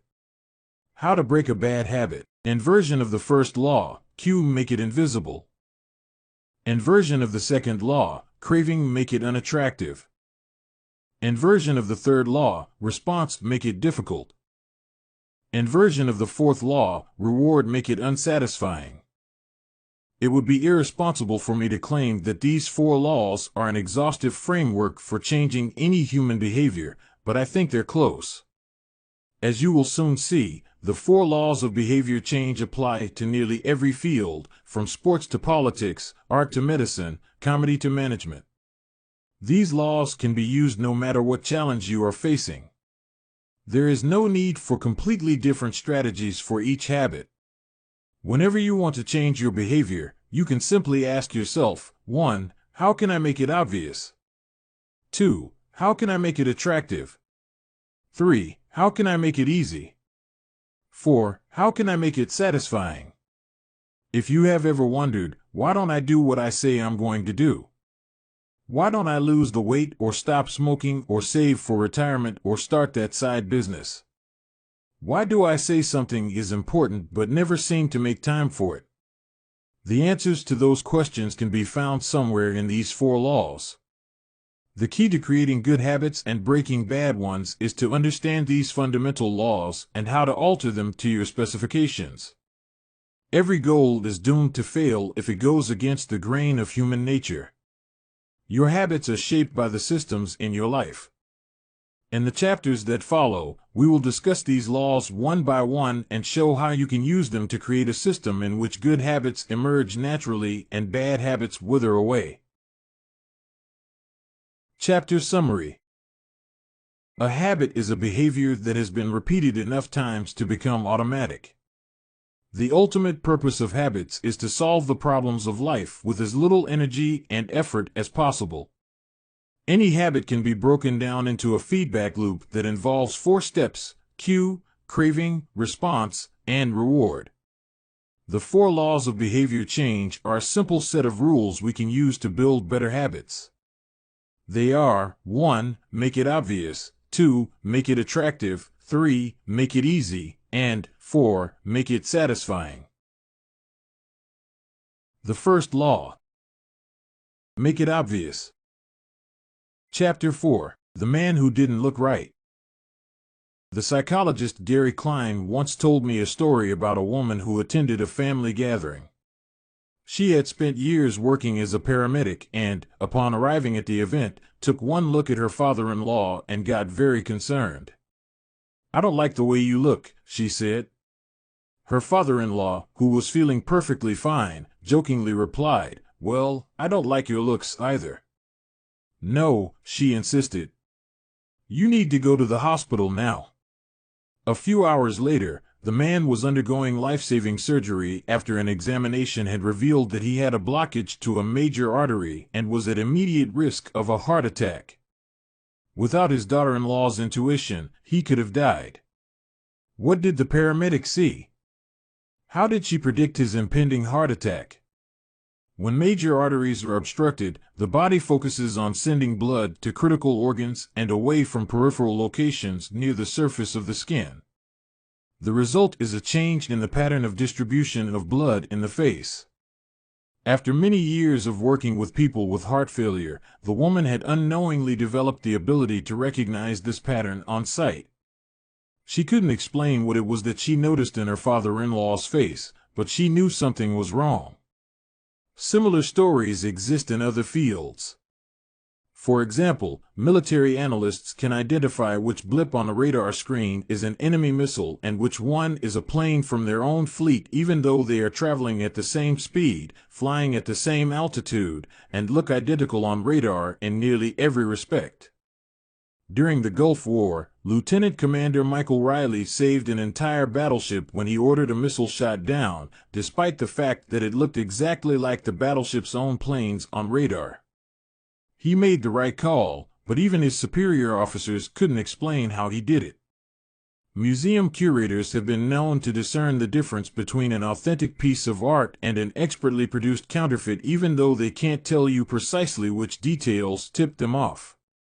Experienced radiologists can look at a brain scan and predict the area where a stroke will develop before any obvious signs are visible to the untrained eye. I've even heard of hairdressers noticing whether a client is pregnant based only on the feel of her hair. The human brain is a prediction machine. It is continuously taking in your surroundings and analyzing the information it comes across. Whenever you experience something repeatedly, like a paramedic seeing the face of a heart attack patient or a military analyst seeing a missile on a radar screen, your brain begins noticing what is important, sorting through the details and highlighting the relevant cues, and cataloging that information for future use. With enough practice, you can pick up on the cues that predict certain outcomes without consciously thinking about it.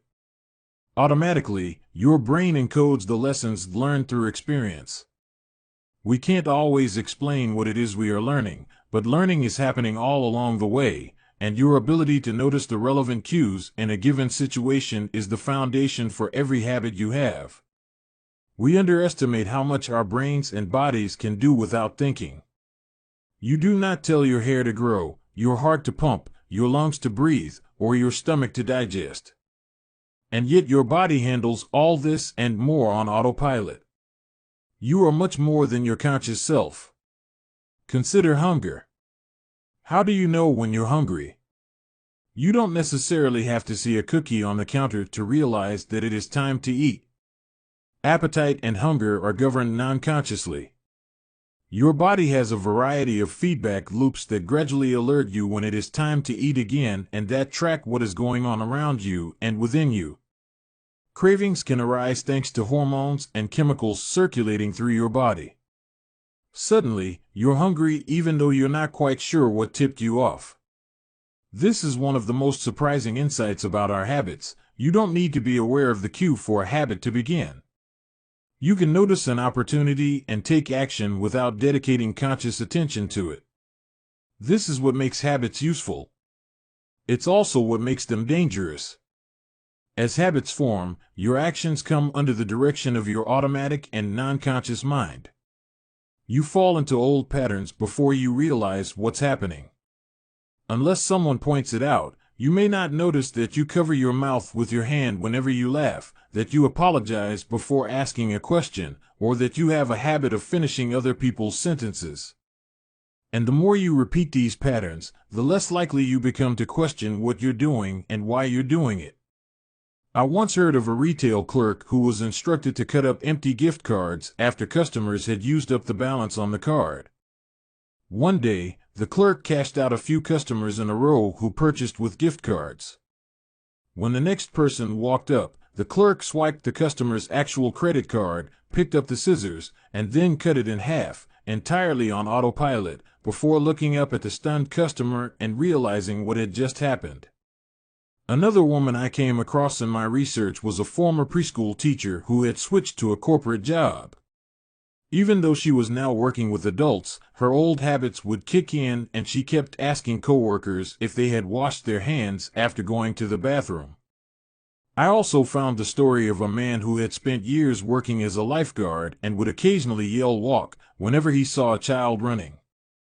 Over time, the cues that spark our habits become so common that they are essentially invisible: the treats on the kitchen counter, the remote control next to the couch, the phone in our pocket.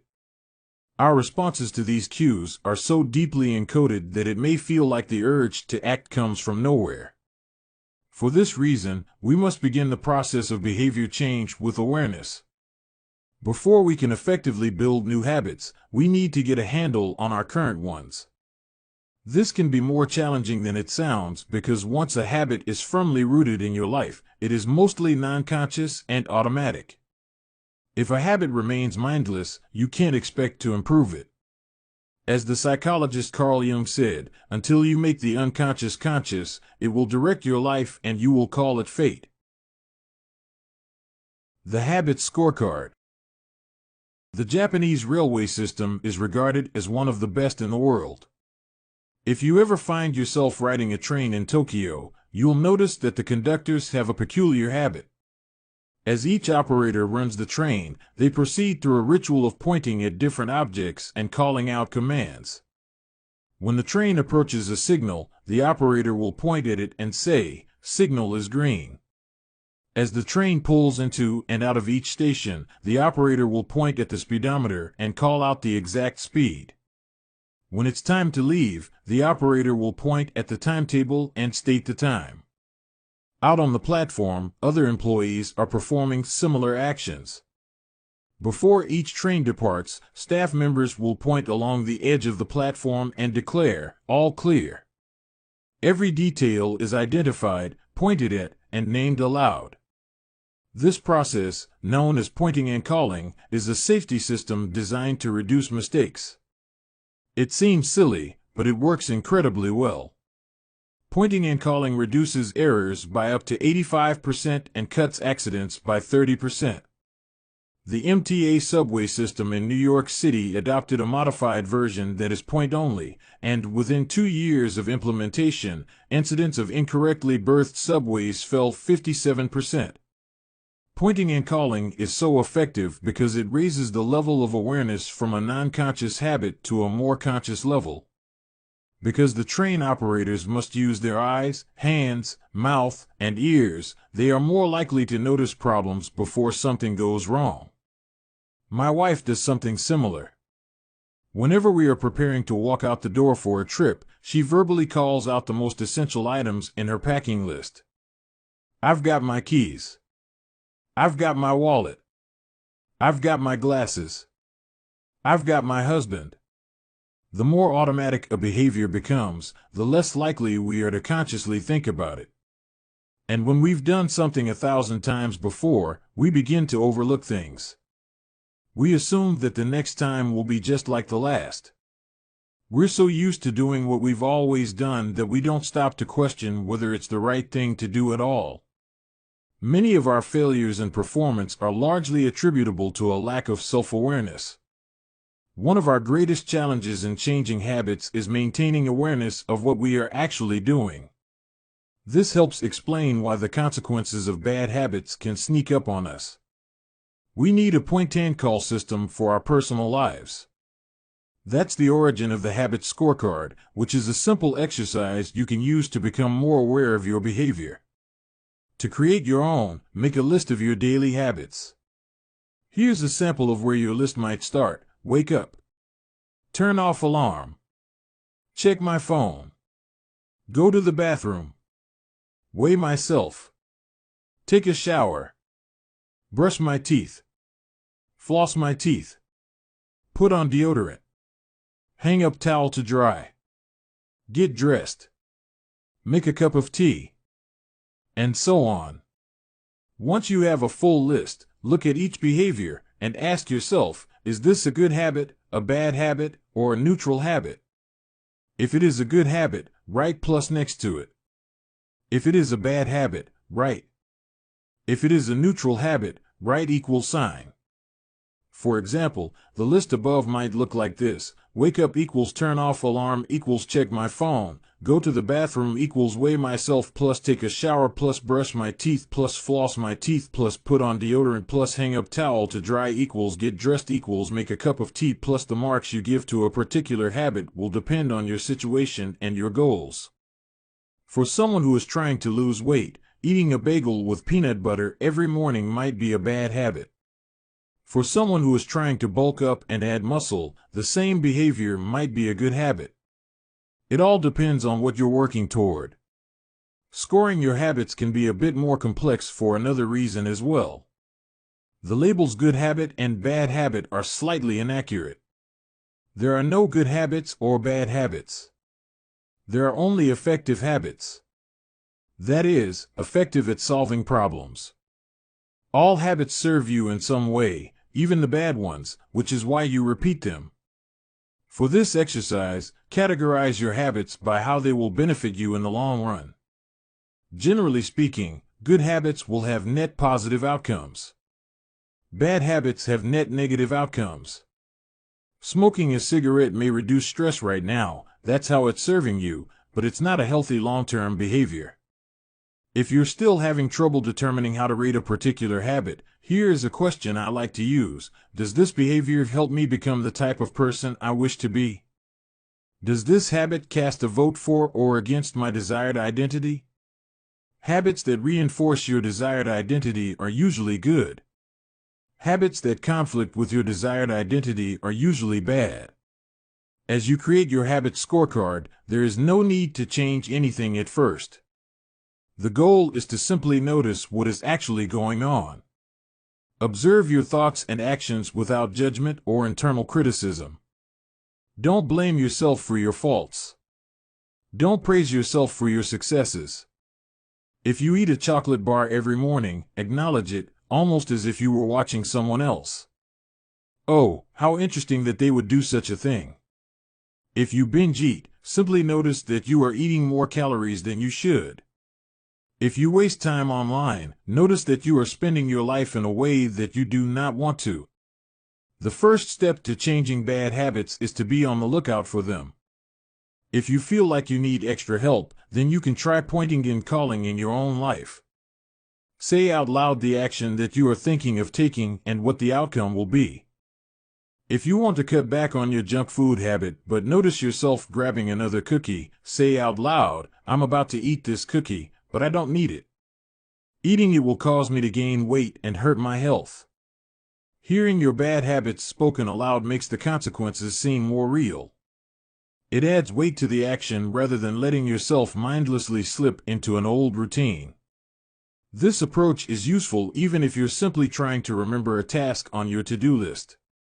Just saying out loud, "Tomorrow, I need to go to the post office after lunch," increases the odds that you'll actually do it. You're getting yourself to acknowledge the need for action, and that can make all the difference. The process of behavior change always starts with awareness. Strategies like pointing and calling and the habit scorecard are focused on getting you to recognize your habits and acknowledge the cues that trigger them, which makes it possible to respond in a way that benefits you. Chapter Summary. With enough practice, your brain will pick up on the cues that predict certain outcomes without consciously thinking about it. Once our habits become automatic, we stop paying attention to what we are doing. The process of behavior change always starts with awareness. You need to be aware of your habits before you can change them. Pointing and calling raises your level of awareness from a non-conscious habit to a more conscious level by verbalizing your actions. The habit scorecard is a simple exercise you can use to become more aware of your behavior. Chapter 5. The best way to start a new habit. In 2001, researchers in Great Britain began working with 248 people to build better exercise habits over the course of 2 weeks. The subjects were divided into 3 groups. The first group was the control group. They were simply asked to track how often they exercised. The second group was the motivation group. They were asked not only to track their workouts, but also to read some material on the benefits of exercise. The researchers also explained to the group how exercise could reduce the risk of coronary heart disease and improve heart health. Finally, there was the third group. These subjects received the same presentation as the second group, which ensured that they had equal levels of motivation.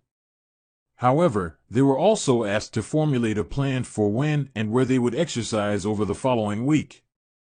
Specifically, each member of the third group completed the following sentence: during the next week, I will partake in at least 20 minutes of vigorous exercise on day, at time, in place.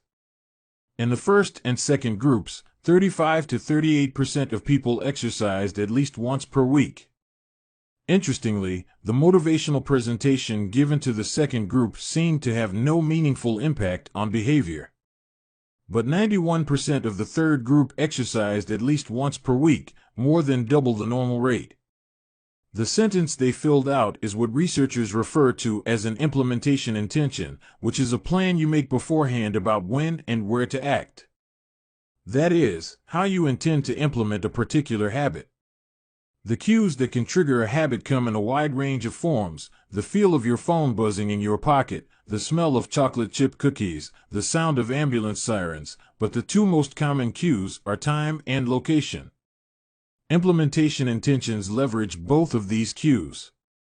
Broadly speaking, the format for creating an implementation intention is, when situation X arises, I will perform response Y. Hundreds of studies have shown that implementation intentions are effective for sticking to our goals, whether it's writing down the exact time and date of when you will get a flu shot or recording the time of your colonoscopy appointment. They increase the odds that people will stick with habits like recycling, studying, going to sleep early, and stopping smoking. Researchers have even found that voter turnout increases when people are forced to create implementation intentions by answering questions like, what route are you taking to the polling station? At what time are you planning to go? What bus will get you there? Other successful government programs have prompted citizens to make a clear plan to send taxes in on time or provided directions on when and where to pay late traffic bills. The punchline is clear. People who make a specific plan for when and where they will perform a new habit are more likely to follow through. Too many people try to change their habits without these basic details figured out. We tell ourselves, I'm going to eat healthier or I'm going to write more, but we never say when and where these habits are going to happen. We leave it up to chance and hope that we will just remember to do it or feel motivated at the right time. An implementation intention sweeps away foggy notions like I want to work out more or I want to be more productive or I should vote and transforms them into a concrete plan of action. Many people think they lack motivation when what they really lack is clarity. It is not always obvious when and where to take action. Some people spend their entire lives waiting for the time to be right to make an improvement. Once an implementation intention has been set, you don't have to wait for inspiration to strike. Do I write a chapter today or not? Do I meditate this morning or at lunch? When the moment of action occurs, there is no need to make a decision. Simply follow your predetermined plan.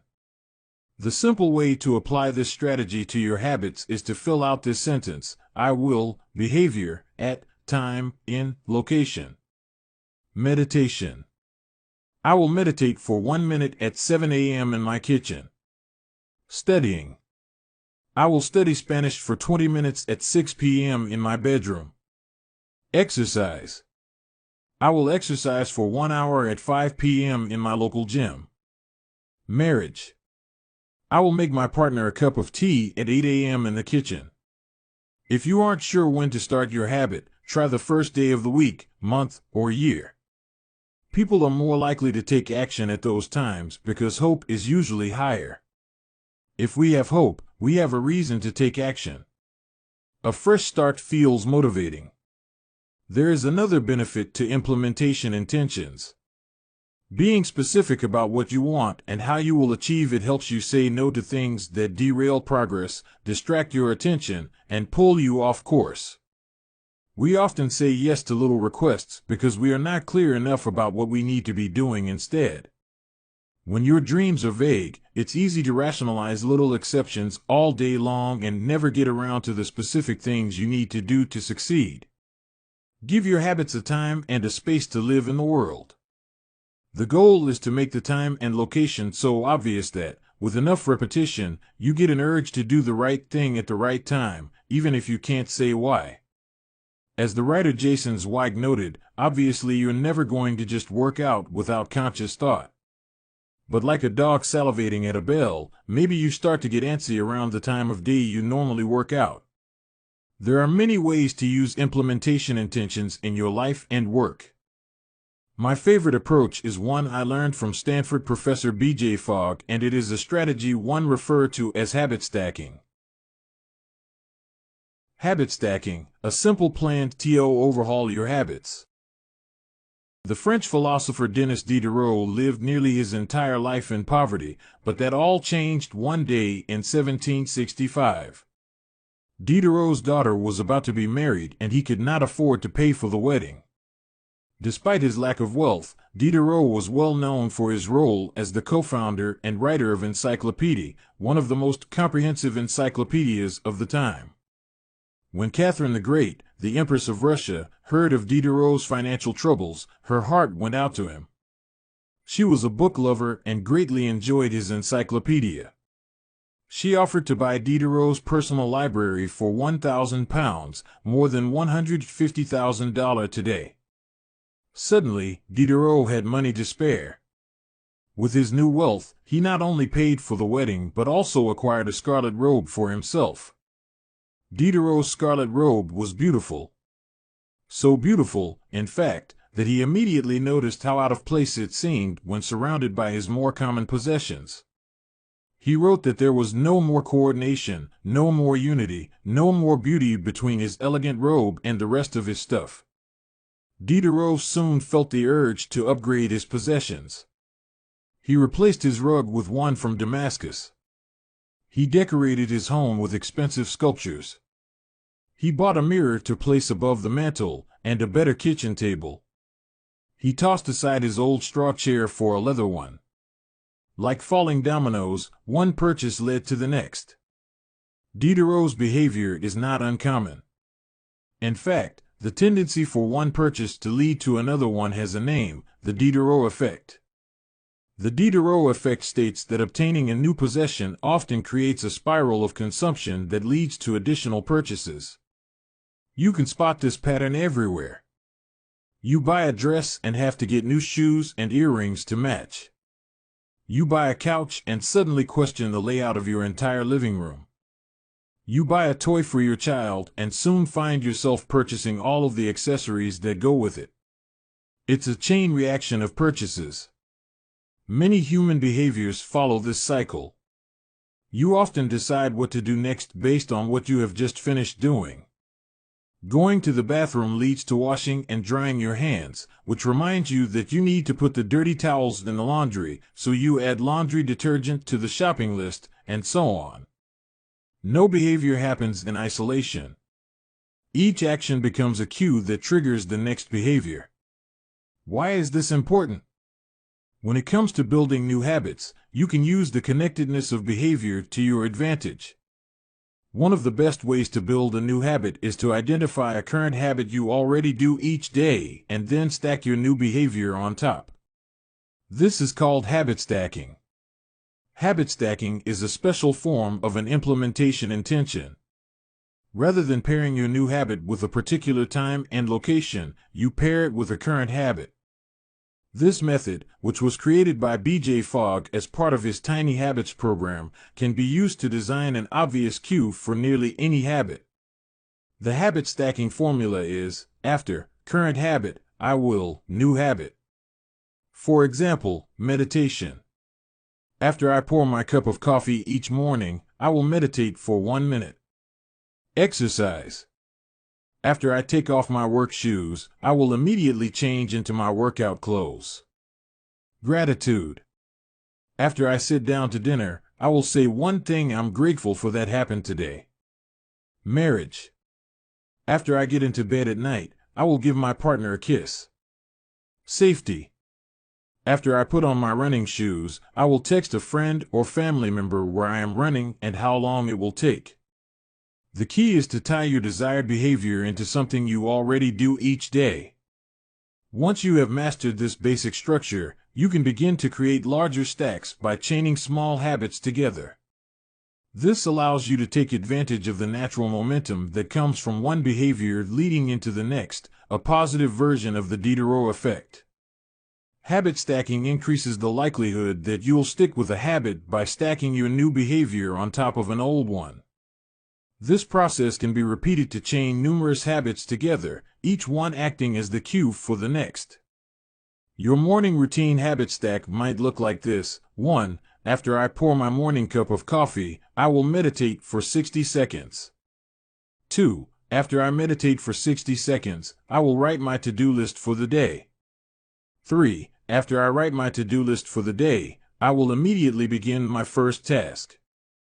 Or, consider this habit stack in the evening. 1. After I finish eating dinner, I will put my plate directly into the dishwasher. 2. After I put my dishes away, I will immediately wipe down the counter. 3. After I wipe down the counter, I will set out my coffee mug for tomorrow morning. You can also insert new behaviors into the middle of your current routines. For example, you may already have a morning routine that looks like this: wake up greater than make my bed greater than take a shower. Let's say you want to develop the habit of reading more each night. You can expand your habit stack and try something like, wake up greater than make my bed greater than place a book on my pillow greater than take a shower. Now, when you climb into bed each night, a book will be sitting there waiting for you to enjoy. Overall, habit stacking allows you to create a set of simple rules that guide your future behavior. It's like you always have a game plan for which action should come next. Once you get comfortable with this approach, you can develop general habit stacks to guide you whenever the situation is appropriate. Exercise. When I see a set of stairs, I will take them instead of using the elevator. Social skills. When I walk into a party, I will introduce myself to someone I don't know yet. Finances. When I want to buy something over $100, I will wait 24 hours before purchasing. Healthy eating. When I serve myself a meal, I will always put veggies on my plate first. Minimalism. When I buy a new item, I will give something away. One in, one out. Mood. When the phone rings, I will take one deep breath and smile before answering. Forgetfulness. When I leave a public place, I will check the table and chairs to make sure I don't leave anything behind. No matter how you use this strategy, the secret to creating a successful habit stack is selecting the right cue to kick things off. Unlike an implementation intention, which specifically states the time and location for a given behavior, habit stacking implicitly has the time and location built into it. When and where you choose to insert a habit into your daily routine can make a big difference. If you're trying to add meditation into your morning routine but mornings are chaotic and your kids keep running into the room, then that may be the wrong place and time. Consider when you are most likely to be successful. Don't ask yourself to do a habit when you're likely to be occupied with something else. Your cue should also have the same frequency as your desired habit. If you want to do a habit every day, but you stack it on top of a habit that only happens on Mondays, that's not a good choice. One way to find the right trigger for your habit stack is by brainstorming a list of your current habits. You can use your habit scorecard from the last chapter as a starting point. Alternatively, you can create a list with 2 columns. In the first column, write down the habits you do each day without fail. For example, get out of bed, take a shower, brush your teeth, get dressed, brew a cup of coffee, eat breakfast, take the kids to school, start the workday, eat lunch, end the workday, change out of work clothes, sit down for dinner, turn off the lights, get into bed. Your list can be much longer, but you get the idea. In the second column, write down all of the things that happen to you each day without fail. For example, the sun rises. You get a text message. The song you are listening to ends. The sun sets. Armed with these two lists, you can begin searching for the best place to layer your new habit into your lifestyle. Habit stacking works best when a cue is highly specific and immediately actionable. Many people select cues that are too vague. I made this mistake myself. When I wanted to start a push-up habit, my habit stack was when I take a break for lunch, I will do 10 push-ups. At first glance, this sounded reasonable. But soon, I realized the trigger was unclear. Would I do my push-ups before I ate lunch? After I ate lunch? Where would I do them? After a few inconsistent days, I changed my habit stack to, when I close my laptop for lunch, I will do 10 push-ups next to my desk. Ambiguity gone. Habits like read more or eat better are worthy causes, but these goals do not provide instruction on how and when to act. Be specific and clear. After I close the door. After I brush my teeth. After I sit down at the table. The specificity is important. The more tightly bound your new habit is to a specific cue, the better the odds are that you will notice when the time comes to act. The first law of behavior change is to make it obvious. Strategies like implementation intentions and habit stacking are among the most practical ways to create obvious cues for your habits and design a clear plan for when and where to take action. Chapter Summary. The first law of behavior change is make it obvious. The two most common cues are time and location. Creating an implementation intention is a strategy you can use to pair a new habit with a specific time and location. The implementation intention formula is I will, behavior, at, time, in, location. Habit stacking is a strategy you can use to pair a new habit with a current habit. The habit stacking formula is after, current habit, I will, new habit. Chapter 6. Motivation is overrated, environment often matters more. Anne Thorndike, a primary care physician at Massachusetts General Hospital in Boston, had a crazy idea. She believed she could improve the eating habits of thousands of hospital staff and visitors without changing their willpower or motivation in the slightest way. In fact, she didn't plan on talking to them at all. Thorndike and her colleagues designed a 6-month study to alter the choice architecture of the hospital cafeteria. They started by changing how drinks were arranged in the room. Originally, the refrigerators located next to the cash registers in the cafeteria were filled with only soda. The researchers added water as an option to each one. Additionally, they placed baskets of bottled water next to the food stations throughout the room. Soda was still in the primary refrigerators, but water was now available at all drink locations. Over the next 3 months, the number of soda sales at the hospital dropped by 11.4%. Meanwhile, sales of bottled water increased by 25.8%. They made similar adjustments and saw similar results with the food in the cafeteria. Nobody had said a word to anyone eating there. People often choose products not because of what they are, but because of where they are. If I walk into the kitchen and see a plate of cookies on the counter, I'll pick up half a dozen and start eating, even if I hadn't been thinking about them beforehand and didn't necessarily feel hungry.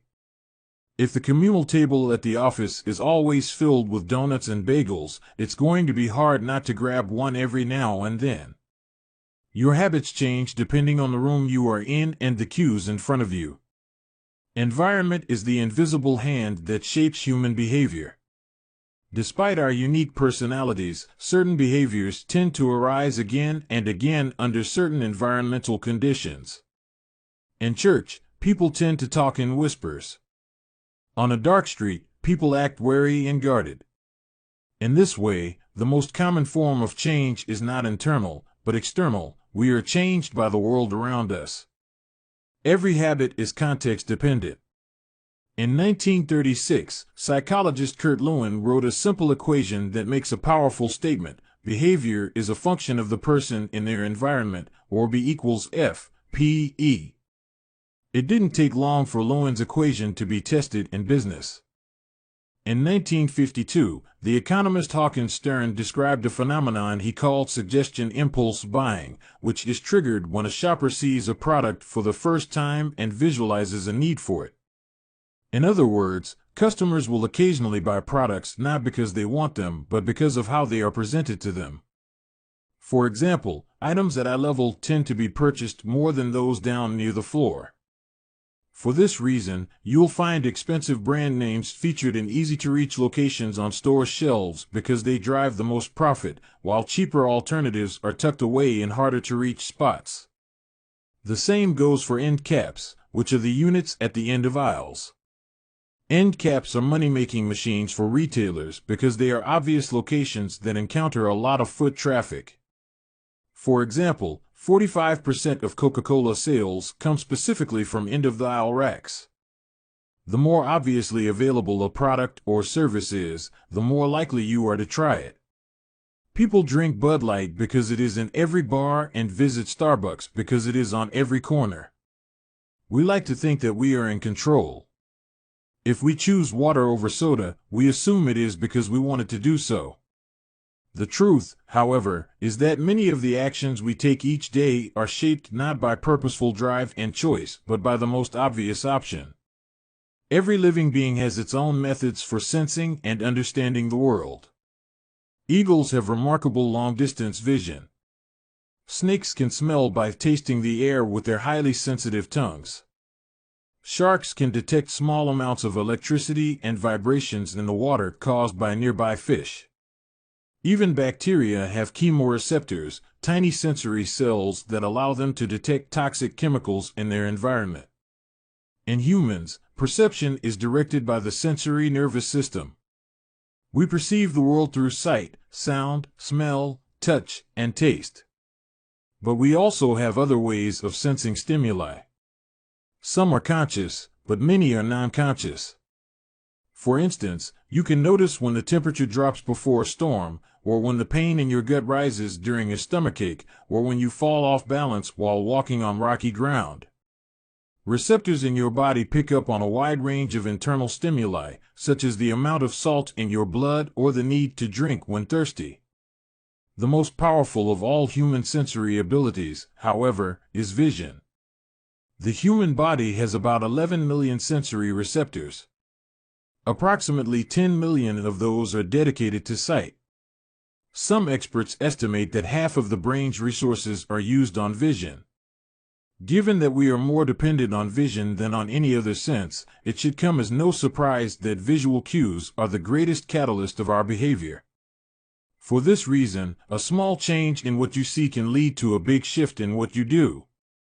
As a result, you can imagine how important it is to live and work in environments that are filled with productive cues and devoid of unproductive ones. Thankfully, there is good news in this respect. You don't have to be the victim of your environment. You can also be the architect of it. How to design your environment for success. During the energy crisis and oil embargo of the 1970s, Dutch researchers began to pay close attention to the country's energy usage. In one suburb near Amsterdam, they found that some homeowners used 30% less energy than their neighbors, despite the homes being of similar size and getting electricity for the same price.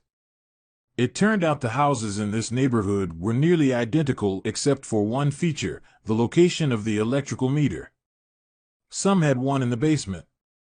Others had the electrical meter upstairs in the main hallway. As you may guess, the homes with the meters located in the main hallway used less electricity. When their energy use was obvious and easy to track, people changed their behavior. Every habit is initiated by a cue, and we are more likely to notice cues that stand out. Unfortunately, the environments where we live and work often make it easy not to do certain actions because there is no obvious cue to trigger the behavior. It's easy not to practice the guitar when it's tucked away in the closet. It's easy not to read a book when the bookshelf is in the corner of the guest room. It's easy not to take your vitamins when they are out of sight in the pantry. When the cues that spark a habit are subtle or hidden, they are easy to ignore. By comparison, creating obvious visual cues can draw your attention toward a desired habit.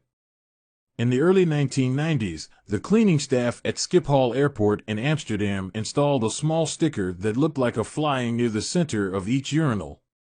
Apparently, when men stepped up to the urinals, they aimed for what they thought was a bug. The stickers improved their aim and significantly reduced spillage around the urinals. Further analysis determined that the stickers cut bathroom cleaning costs by 8% per year. I've experienced the power of obvious cues in my own life. I used to buy apples from the store, put them in the crisper in the bottom of the refrigerator, and forget all about them.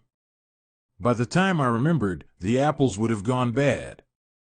I never saw them, so I never ate them.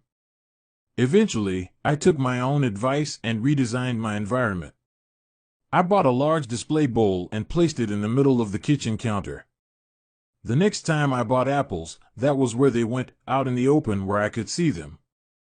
Almost like magic, I began eating a few apples each day simply because they were obvious rather than out of sight.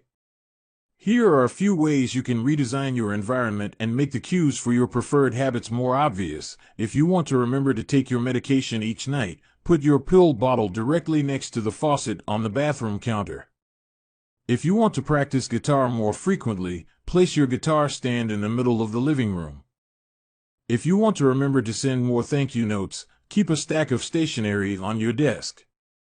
If you want to drink more water, fill up a few water bottles each morning and place them in common locations around the house. If you want to make a habit a big part of your life, make the cue a big part of your environment. The most persistent behaviors usually have multiple cues. Consider how many different ways the smoker could be prompted to pull out a cigarette, driving in the car, seeing a friend smoke, feeling stressed at work, and so on. The same strategy can be employed for good habits. By sprinkling triggers throughout your surroundings, you increase the odds that you'll think about your habit throughout the day. Make sure the best choice is the most obvious one. Making a better decision is easy and natural when the cues for good habits are right in front of you. Environment design is powerful not only because it influences how we engage with the world, but also because we rarely do it. Most people live in a world others have created for them. But you can alter the spaces where you live and work to increase your exposure to positive cues and reduce your exposure to negative ones. Environment design allows you to take back control and become the architect of your life. Be the designer of your world and not merely the consumer of it. The context is the CUE. The cues that trigger a habit can start out very specific, but over time your habits become associated not with a single trigger but with the entire context surrounding the behavior. For example, many people drink more in social situations than they would ever drink alone. The trigger is rarely a single cue, but rather the whole situation: watching your friends order drinks, hearing the music at the bar, seeing the beers on tap. We mentally assign our habits to the locations in which they occur: the home, the office, the gym. Each location develops a connection to certain habits and routines. You establish a particular relationship with the objects on your desk, the items on your kitchen counter, the things in your bedroom. Our behavior is not defined by the objects in the environment, but by our relationship to them. In fact, this is a useful way to think about the influence of the environment on your behavior. Stop thinking about your environment as filled with objects. Start thinking about it as filled with relationships. Think in terms of how you interact with the spaces around you. For one person, her couch is the place where she reads for an hour each night. For someone else, the couch is where he watches television and eats a bowl of ice cream after work. Different people can have different memories, and thus different habits, associated with the same place. The good news? You can train yourself to link a particular habit with a particular context. In one study, scientists instructed insomniacs to get into bed only when they were tired. If they couldn't fall asleep, they were told to sit in a different room until they became sleepy. Over time, subjects began to associate the context of their bed with the action of sleeping, and it became easier to quickly fall asleep when they climbed in bed. Their brains learned that sleeping, not browsing on their phones, not watching television, not staring at the clock, was the only action that happened in that room. The power of context also reveals an important strategy. Habits can be easier to change in a new environment. It helps to escape the subtle triggers and cues that nudge you toward your current habits. Go to a new place, a different coffee shop, a bench in the park, a corner of your room you seldom use, and create a new routine there. It is easier to associate a new habit with a new context than to build a new habit in the face of competing cues. It can be difficult to go to bed early if you watch television in your bedroom each night.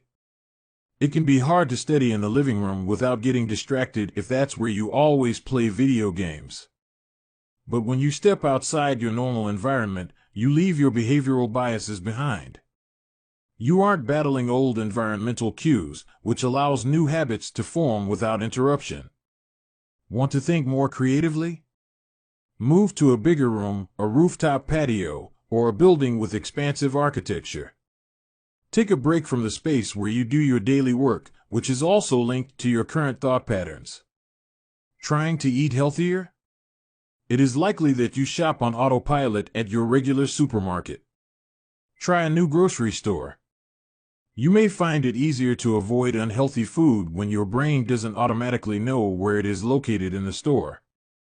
When you can't manage to get to an entirely new environment, redefine or rearrange your current one. Create a separate space for work, study, exercise, entertainment, and cooking. The mantra I find useful is one space, one use.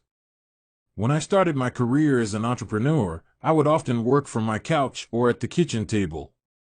In the evenings, I found it very difficult to stop working. There was no clear division between the end of work time and the beginning of personal time. Was the kitchen table my office or the space where I ate meals? Was the couch where I relaxed or where I sent emails? Everything happened in the same place. A few years later, I could finally afford to move to a home with a separate room for my office. Suddenly, work was something that happened in here and personal life was something that happened out there. It was easier for me to turn off the professional side of my brain when there was a clear dividing line between work life and home life. Each room had one primary use. The kitchen was for cooking. The office was for working. Whenever possible, avoid mixing the context of one habit with another. When you start mixing contexts, you'll start mixing habits, and the easier ones will usually win out. This is one reason why the versatility of modern technology is both a strength and a weakness. You can use your phone for all sorts of tasks, which makes it a powerful device. But when you can use your phone to do nearly anything, it becomes hard to associate it with one task. You want to be productive, but you're also conditioned to browse social media, check email, and play video games whenever you open your phone. It's a mishmash of cues. You may be thinking, you don't understand. I live in New York City. My apartment is the size of a smartphone. I need each room to play multiple roles. Fair enough. If your space is limited, divide your room into activity zones, a chair for reading, a desk for writing, a table for eating. You can do the same with your digital spaces. I know a writer who uses his computer only for writing, his tablet only for reading, and his phone only for social media and texting. Every habit should have a home.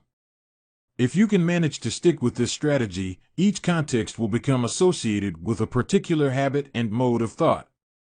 Habits thrive under predictable circumstances like these. Focus comes automatically when you are sitting at your work desk. Relaxation is easier when you are in a space designed for that purpose. Sleep comes quickly when it is the only thing that happens in your bedroom. If you want behaviors that are stable and predictable, you need an environment that is stable and predictable. A stable environment where everything has a place and a purpose is an environment where habits can easily form. Chapter Summary. Small changes in context can lead to large changes in behavior over time. Every habit is initiated by a cue. We are more likely to notice cues that stand out. Make the cues of good habits obvious in your environment. Gradually, your habits become associated not with a single trigger but with the entire context surrounding the behavior. The context becomes the cue. It is easier to build new habits in a new environment because you are not fighting against old cues. Chapter 7. The Secret to Self-Control. In 1971, as the Vietnam War was heading into its 16th year, Congressman Robert Steele from Connecticut and Morgan Murphy from Illinois made a discovery that stunned the American public. While visiting the troops, they had learned that over 15% of U.S. soldiers stationed there were heroin addicts. Follow-up research revealed that 35% of service members in Vietnam had tried heroin and as many as 20% were addicted. The problem was even worse than they had initially thought.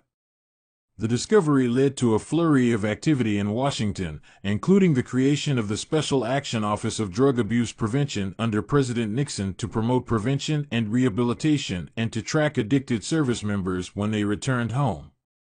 Lee Robbins was one of the researchers in charge.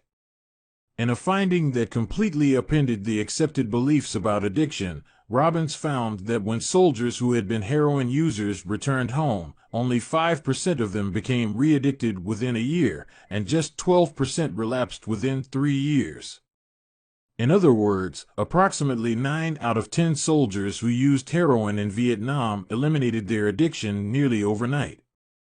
This finding contradicted the prevailing view at the time, which considered heroin addiction to be a permanent and irreversible condition. Instead, Robbins revealed that addictions could spontaneously dissolve if there was a radical change in the environment. In Vietnam, soldiers spent all day surrounded by cues triggering heroin use. It was easy to access, they were engulfed by the constant stress of war, they built friendships with fellow soldiers who were also heroin users, and they were thousands of miles from home. Once a soldier returned to the United States, though, he found himself in an environment devoid of those triggers. When the context changed, so did the habit. Compare this situation to that of a typical drug user. Someone becomes addicted at home or with friends, goes to a clinic to get clean, which is devoid of all the environmental stimuli that prompt their habit, then returns to their old neighborhood with all of their previous cues that caused them to get addicted in the first place. It's no wonder that usually you see numbers that are the exact opposite of those in the Vietnam study. Typically, 90% of heroin users become re-addicted once they return home from rehab. The Vietnam studies ran counter to many of our cultural beliefs about bad habits because it challenged the conventional association of unhealthy behavior as a moral weakness. If you're overweight, a smoker, or an addict, you've been told your entire life that it is because you lack self-control, maybe even that you're a bad person. The idea that a little bit of discipline would solve all our problems is deeply embedded in our culture. Recent research, however, shows something different. When scientists analyze people who appear to have tremendous self-control, it turns out those individuals aren't all that different from those who are struggling. Instead, disciplined people are better at structuring their lives in a way that does not require heroic willpower and self-control. In other words, they spend less time in tempting situations. The people with the best self-control are typically the ones who need to use it the least. It's easier to practice self-restraint when you don't have to use it very often. So, yes, perseverance, grit, and willpower are essential to success, but the way to improve these qualities is not by wishing you were a more disciplined person, but by creating a more disciplined environment. This counterintuitive idea makes even more sense once you understand what happens when a habit is formed in the brain. A habit that has been encoded in the mind is ready to be used whenever the relevant situation arises. When Patty Olwell, a therapist from Austin, Texas, started smoking, she would often light up while riding horses with a friend. Eventually, she quit smoking and avoided it for years. She had also stopped riding. Decades later, she hopped on a horse again and found herself craving a cigarette for the first time in forever. The cues were still internalized, she just hadn't been exposed to them in a long time. Once a habit has been encoded, the urge to act follows whenever the environmental cues reappear. This is one reason behavior change techniques can backfire. Shaming obese people with weight loss presentations can make them feel stressed, and as a result many people return to their favorite coping strategy, overeating. Showing pictures of blackened lungs to smokers leads to higher levels of anxiety, which drives many people to reach for a cigarette. If you're not careful about cues, you can cause the very behavior you want to stop. Bad habits are autocatalytic, the process feeds itself. They foster the feelings they try to numb. You feel bad, so you eat junk food. Because you eat junk food, you feel bad. Watching television makes you feel sluggish, so you watch more television because you don't have the energy to do anything else. Worrying about your health makes you feel anxious, which causes you to smoke to ease your anxiety, which makes your health even worse and soon you're feeling more anxious. It's a downward spiral, a runaway train of bad habits. Researchers refer to this phenomenon as cue-induced wanting. An external trigger causes a compulsive craving to repeat a bad habit. Once you notice something, you begin to want it. This process is happening all the time, often without us realizing it. Scientists have found that showing addicts a picture of cocaine for just 33 milliseconds stimulates the reward pathway in the brain and sparks desire. This speed is too fast for the brain to consciously register. The addicts couldn't even tell you what they had seen, but they craved the drug all the same. Here's the punchline: you can break a habit, but you're unlikely to forget it. Once the mental grooves of habit have been carved into your brain, they are nearly impossible to remove entirely, even if they go unused for quite a while. And that means that simply resisting temptation is an ineffective strategy. It is hard to maintain a Zen attitude in a life filled with interruptions. It takes too much energy. In the short run, you can choose to overpower temptation. In the long run, we become a product of the environment that we live in. To put it bluntly, I have never seen someone consistently stick to positive habits in a negative environment. A more reliable approach is to cut bad habits off at the source. One of the most practical ways to eliminate a bad habit is to reduce exposure to the cue that causes it. If you can't seem to get any work done, leave your phone in another room for a few hours. If you're continually feeling like you're not enough, stop following social media accounts that trigger jealousy and envy. If you're wasting too much time watching television, move the TV out of the bedroom. If you're spending too much money on electronics, quit reading reviews of the latest tech gear. If you're playing too many video games, unplug the console and put it in a closet after each use. This practice is an inversion of the first law of behavior change. Rather than make it obvious, you can make it invisible. I'm often surprised by how effective simple changes like these can be. Remove a single cue and the entire habit often fades away. Self-control is a short-term strategy, not a long-term one. You may be able to resist temptation once or twice, but it's unlikely you can muster the willpower to override your desires every time. Instead of summoning a new dose of willpower whenever you want to do the right thing, your energy would be better spent optimizing your environment. This is the secret to self-control. Make the cues of your good habits obvious and the cues of your bad habits invisible. Chapter Summary. The inversion of the first law of behavior change is make it invisible. Once a habit is formed, it is unlikely to be forgotten.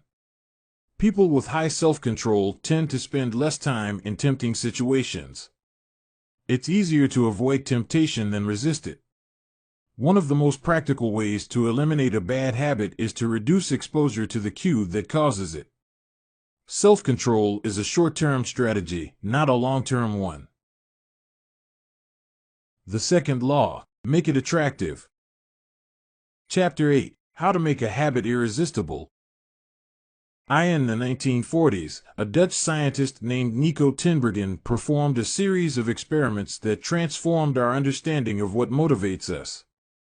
Tinbergen, who eventually won a Nobel Prize for his work, was investigating herring gulls, the gray and white birds often seen flying along the seashores of North America.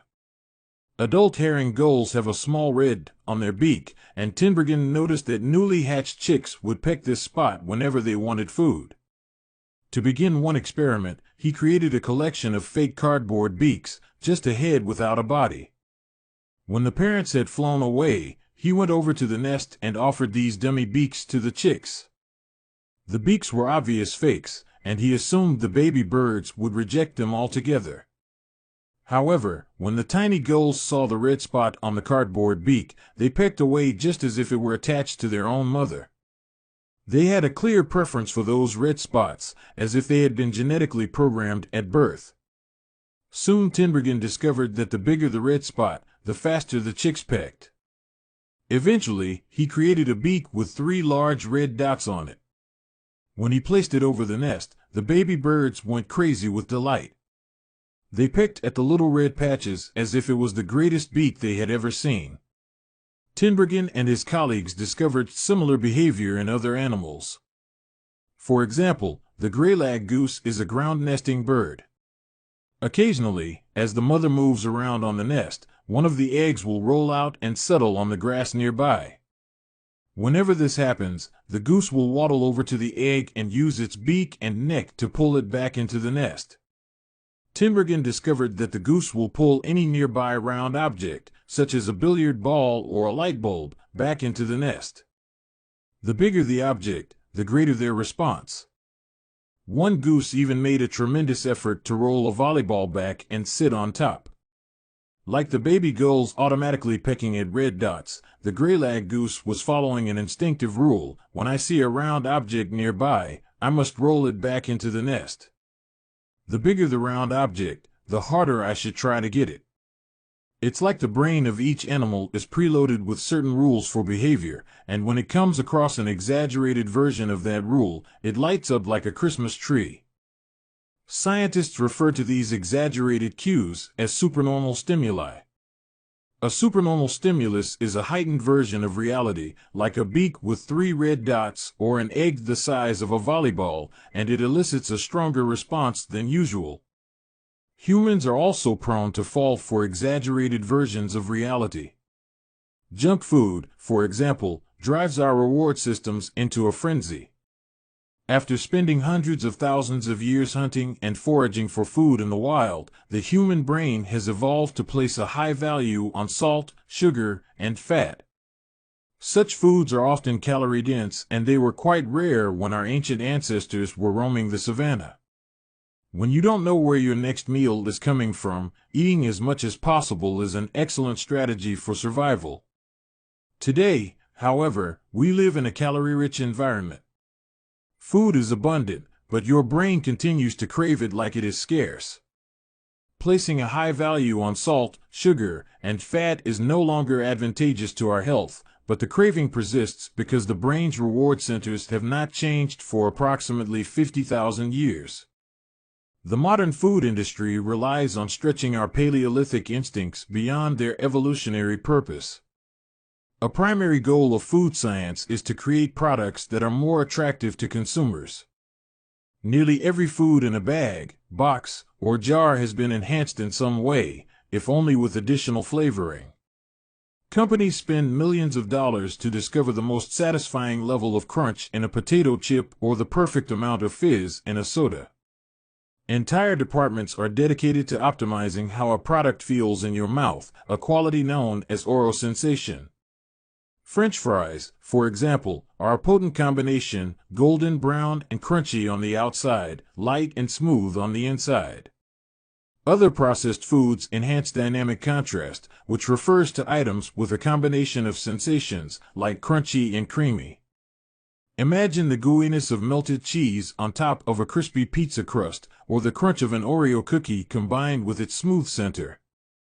With natural, unprocessed foods, you tend to experience the same sensations over and over. How's that 17th bite of kale taste? After a few minutes, your brain loses interest and you begin to feel full. But foods that are high in dynamic contrast keep the experience novel and interesting, encouraging you to eat more. Ultimately, such strategies enable food scientists to find the bliss point for each product, the precise combination of salt, sugar, and fat that excites your brain and keeps you coming back for more. The result, of course, is that you overeat because hyperpalatable foods are more attractive to the human brain. As Stephen Guyenet, a neuroscientist who specializes in eating behavior and obesity, says, we've gotten too good at pushing our own buttons. The modern food industry, and the overeating habits it has spawned, is just one example of the second law of behavior change: make it attractive. The more attractive an opportunity is, the more likely it is to become habit-forming. Look around. Society is filled with highly engineered versions of reality that are more attractive than the world our ancestors evolved in. Stores feature mannequins with exaggerated hips and breasts to sell clothes. Social media delivers more likes and praise in a few minutes than we could ever get in the office or at home. Online porn splices together stimulating scenes at a rate that would be impossible to replicate in real life. Advertisements are created with a combination of ideal lighting, professional makeup, and photoshopped edits. Even the model doesn't look like the person in the final image. These are the supernormal stimuli of our modern world. They exaggerate features that are naturally attractive to us, and our instincts go wild as a result, driving us into excessive shopping habits, social media habits, porn habits, eating habits, and many others. If history serves as a guide, the opportunities of the future will be more attractive than those of today. The trend is for rewards to become more concentrated and stimuli to become more enticing. Junk food is a more concentrated form of calories than natural foods. Hard liquor is a more concentrated form of alcohol than beer. Video games are a more concentrated form of play than board games. Compared to nature, these pleasure-packed experiences are hard to resist. We have the brains of our ancestors, but temptations they never had to face. If you want to increase the odds that a behavior will occur, then you need to make it attractive. Throughout our discussion of the second law, our goal is to learn how to make our habits irresistible. While it is not possible to transform every habit into a supernormal stimulus, we can make any habit more enticing. To do this, we must start by understanding what a craving is and how it works. We begin by examining a biological signature that all habits share: the dopamine spike. The dopamine-driven feedback loop. Scientists can track the precise moment a craving occurs by measuring a neurotransmitter called dopamine. The importance of dopamine became apparent in 1954 when the neuroscientists James Olds and Peter Milner ran an experiment that revealed the neurological processes behind craving and desire. By implanting electrodes in the brains of rats, the researchers blocked the release of dopamine. To the surprise of the scientists, the rats lost all will to live. They wouldn't eat. They wouldn't have sex. They didn't crave anything. Within a few days, the animals died of thirst. In follow-up studies, other scientists also inhibited the dopamine-releasing parts of the brain, but this time, they squirted little droplets of sugar into the mouths of the dopamine-depleted rats. Their little rat faces lit up with pleasurable grins from the tasty substance. Even though dopamine was blocked, they liked the sugar just as much as before, they just didn't want it anymore. The ability to experience pleasure remained, but without dopamine, desire died. And without desire, action stopped. When other researchers reversed this process and flooded the reward system of the brain with dopamine, animals performed habits at breakneck speed. In one study, mice received a powerful hit of dopamine each time they poked their nose in a box. Within minutes, the mice developed a craving so strong they began poking their nose into the box 800 times per hour. Humans are not so different. The average slot machine player will spin the wheels 600 times per hour. Habits are a dopamine-driven feedback loop. Every behavior that is highly habit-forming, taking drugs, eating junk food, playing video games, browsing social media, is associated with higher levels of dopamine. The same can be said for our most basic habitual behaviors like eating food, drinking water, having sex, and interacting socially. For years, scientists assumed dopamine was all about pleasure, but now we know it plays a central role in many neurological processes, including motivation, learning and memory, punishment and aversion, and voluntary movement. When it comes to habits, the key takeaway is this: dopamine is released not only when you experience pleasure, but also when you anticipate it. Gambling addicts have a dopamine spike right before they place a bet, not after they win. Cocaine addicts get a surge of dopamine when they see the powder, not after they take it. Whenever you predict that an opportunity will be rewarding, your levels of dopamine spike in anticipation. And whenever dopamine rises, so does your motivation to act. It is the anticipation of a reward, not the fulfillment of it, that gets us to take action.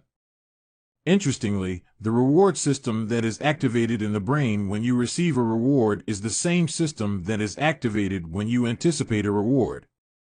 This is one reason the anticipation of an experience can often feel better than the attainment of it. As a child, thinking about Christmas morning can be better than opening the gifts.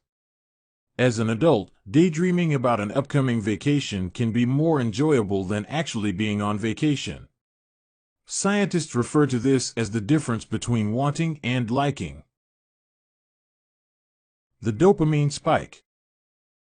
Your brain has far more neural circuitry allocated for wanting rewards than for liking them. The wanting centers in the brain are large: the brain stem, the nucleus accumbens, the ventral tegmental area, the dorsal striatum, the amygdala, and portions of the prefrontal cortex. By comparison, the liking centers of the brain are much smaller.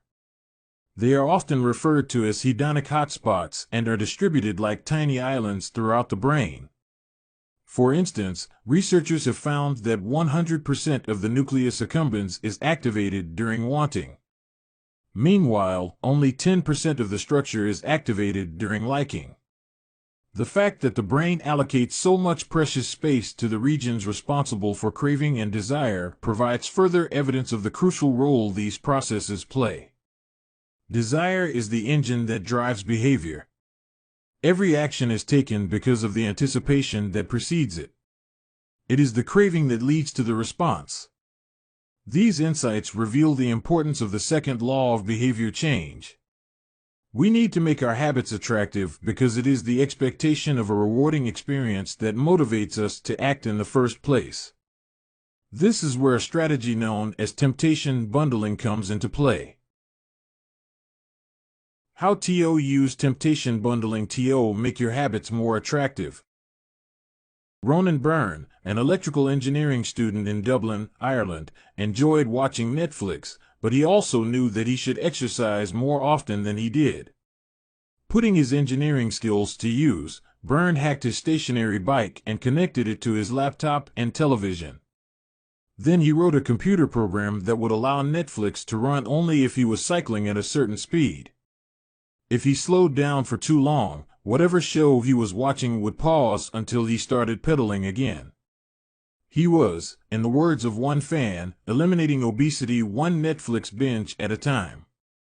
He was also employing temptation bundling to make his exercise habit more attractive. Temptation bundling works by linking an action you want to do with an action you need to do. In Byrne's case, he bundled watching Netflix, the thing he wanted to do, with riding his stationary bike, the thing he needed to do. Businesses are masters at temptation bundling. For instance, when the American Broadcasting Company, more commonly known as ABC, launched its Thursday night television lineup for the 2014 to 2015 season, they promoted temptation bundling on a massive scale. Every Thursday, the company would air 3 shows created by screenwriter Shonda Rhimes: Grey's Anatomy, Scandal, and How to Get Away with Murder. They branded it as TGIT on ABC. TGIT stands for Thank God It's Thursday. In addition to promoting the shows, ABC encouraged viewers to make popcorn, drink red wine, and enjoy the evening. Andrew Kubitz, head of scheduling for ABC, described the idea behind the campaign. We see Thursday night as a viewership opportunity, with either couples or women by themselves who want to sit down and escape and have fun and drink their red wine and have some popcorn. The brilliance of this strategy is that ABC was associating the thing they needed viewers to do, watch their shows, with activities their viewers already wanted to do: relax, drink wine, and eat popcorn. Over time, people began to connect watching ABC with feeling relaxed and entertained. If you drink red wine and eat popcorn at 8 p.m. every Thursday, then eventually 8 p.m. on Thursday means relaxation and entertainment. The reward gets associated with the cue, and the habit of turning on the television becomes more attractive. You're more likely to find a behavior attractive if you get to do one of your favorite things at the same time. Perhaps you want to hear about the latest celebrity gossip, but you need to get in shape. Using temptation bundling, you could only read the tabloids and watch reality shows at the gym. Maybe you want to get a pedicure, but you need to clean out your email inbox. Solution: only get a pedicure while processing overdue work emails. Temptation bundling is one way to apply a psychology theory known as Premack's principle. Named after the work of Professor David Premack, the principle states that more probable behaviors will reinforce less probable behaviors. In other words, even if you don't really want to process overdue work emails, you'll become conditioned to do it if it means you get to do something you really want to do along the way. You can even combine temptation bundling with the habit stacking strategy we discussed in Chapter 5 to create a set of rules to guide your behavior. The habit stacking plus temptation bundling formula is: 1. After current habit, I will habit I need. 2. After habit I need, I will habit I want. If you want to read the news, but you need to express more gratitude: 1. After I get my morning coffee, I will say one thing I'm grateful for that happened yesterday. Need. 2. After I say one thing I'm grateful for, I will read the news. Want. If you want to watch sports, but you need to make sales calls: 1. After I get back from my lunch break, I will call 3 potential clients. Need. 2. After I call 3 potential clients, I will check ESPN. Want. If you want to check Facebook, but you need to exercise more: 1. After I pull out my phone, I will do 10 burpees. Need. 2. After I do 10 burpees, I will check Facebook. Want. The hope is that eventually you'll look forward to calling 3 clients or doing 10 burpees because it means you get to read the latest sports news or check Facebook. Doing the thing you need to do means you get to do the thing you want to do. We began this chapter by discussing supernormal stimuli, which are heightened versions of reality that increase our desire to take action. Temptation bundling is one way to create a heightened version of any habit by connecting it with something you already want.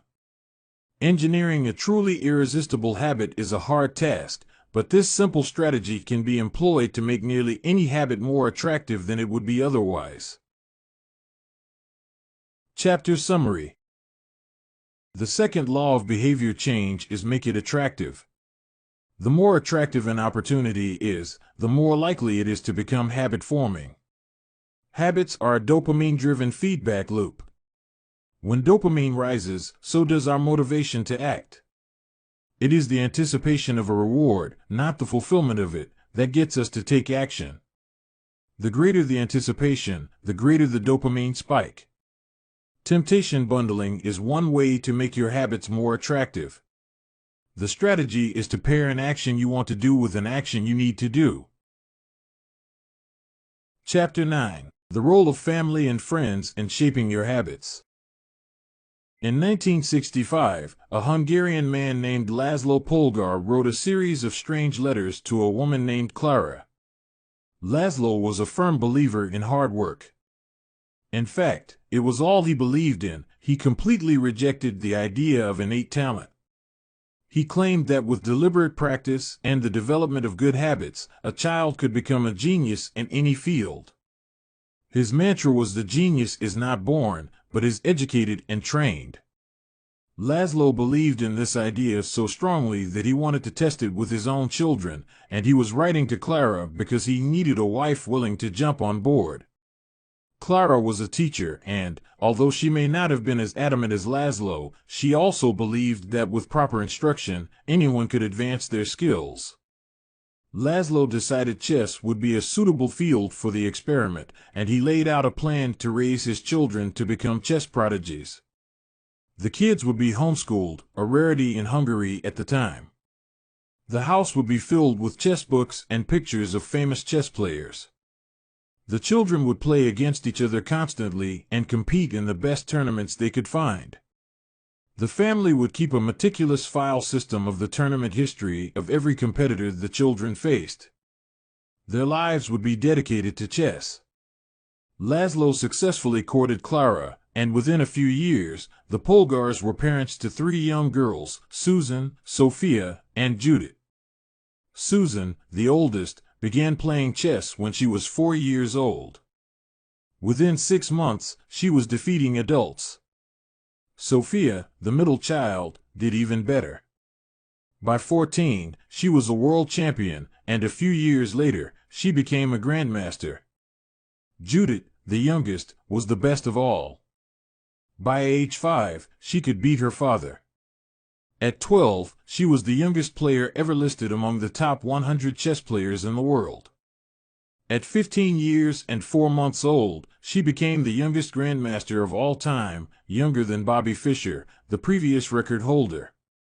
For 27 years, she was the #1 ranked female chess player in the world. The childhood of the Polgar sisters was atypical, to say the least. And yet, if you ask them about it, they claim their lifestyle was attractive, even enjoyable. In interviews, the sisters talk about their childhood as entertaining rather than grueling. They loved playing chess. They couldn't get enough of it. Once, Laszlo reportedly found Sophia playing chess in the bathroom in the middle of the night. Encouraging her to go back to sleep, he said, "Sophia, leave the pieces alone."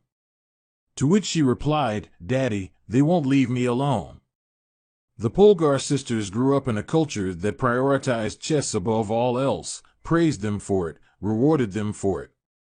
In their world, an obsession with chess was normal. And as we are about to see, whatever habits are normal in your culture are among the most attractive behaviors you'll find. The seductive pull of social norms. Humans are herd animals. We want to fit in, to bond with others, and to earn the respect and approval of our peers. Such inclinations are essential to our survival. For most of our evolutionary history, our ancestors lived in tribes. Becoming separated from the tribe, or worse, being cast out, was a death sentence. The lone wolf dies, but the pack survives. Meanwhile, those who collaborated and bonded with others enjoyed increased safety, mating opportunities, and access to resources. As Charles Darwin noted, in the long history of humankind, those who learn to collaborate and improvise most effectively have prevailed. As a result, one of the deepest human desires is to belong. And this ancient preference exerts a powerful influence on our modern behavior. We don't choose our earliest habits, we imitate them. We follow the script handed down by our friends and family, our church or school, our local community and society at large. Each of these cultures and groups comes with its own set of expectations and standards, when and whether to get married, how many children to have, which holidays to celebrate, how much money to spend on your child's birthday party.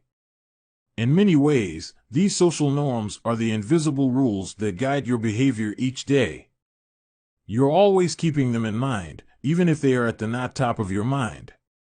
Often, you follow the habits of your culture without thinking, without questioning, and sometimes without remembering. As the French philosopher Michel de Montaigne wrote, the customs and practices of life in society sweep us along.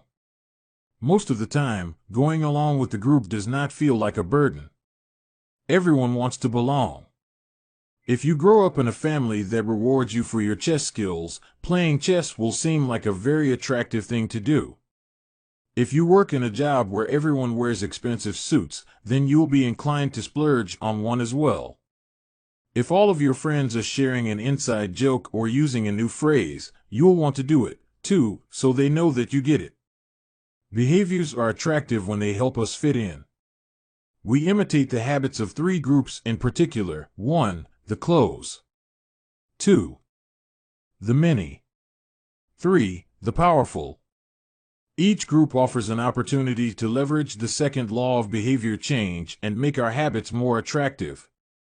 1. Imitating the close. Proximity has a powerful effect on our behavior. This is true of the physical environment, as we discussed in Chapter 6, but it is also true of the social environment.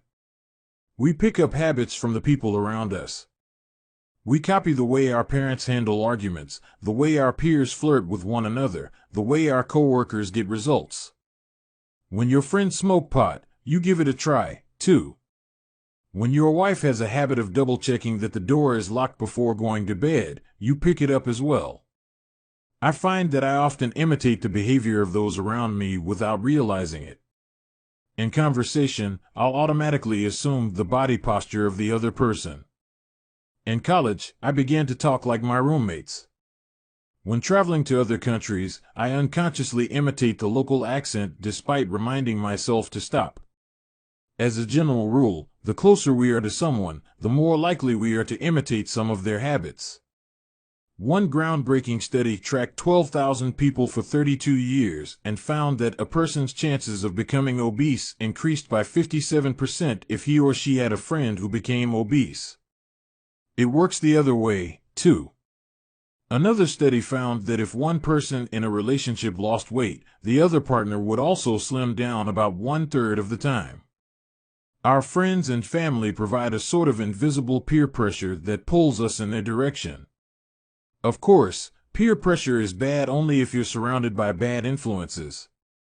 When astronaut Mike Massimino was a graduate student at MIT, he took a small robotics class. Of the 10 people in the class, 4 became astronauts. If your goal was to make it into space, then that room was about the best culture you could ask for.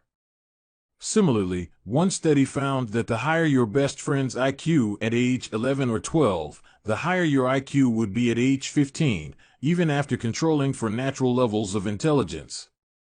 We soak up the qualities and practices of those around us.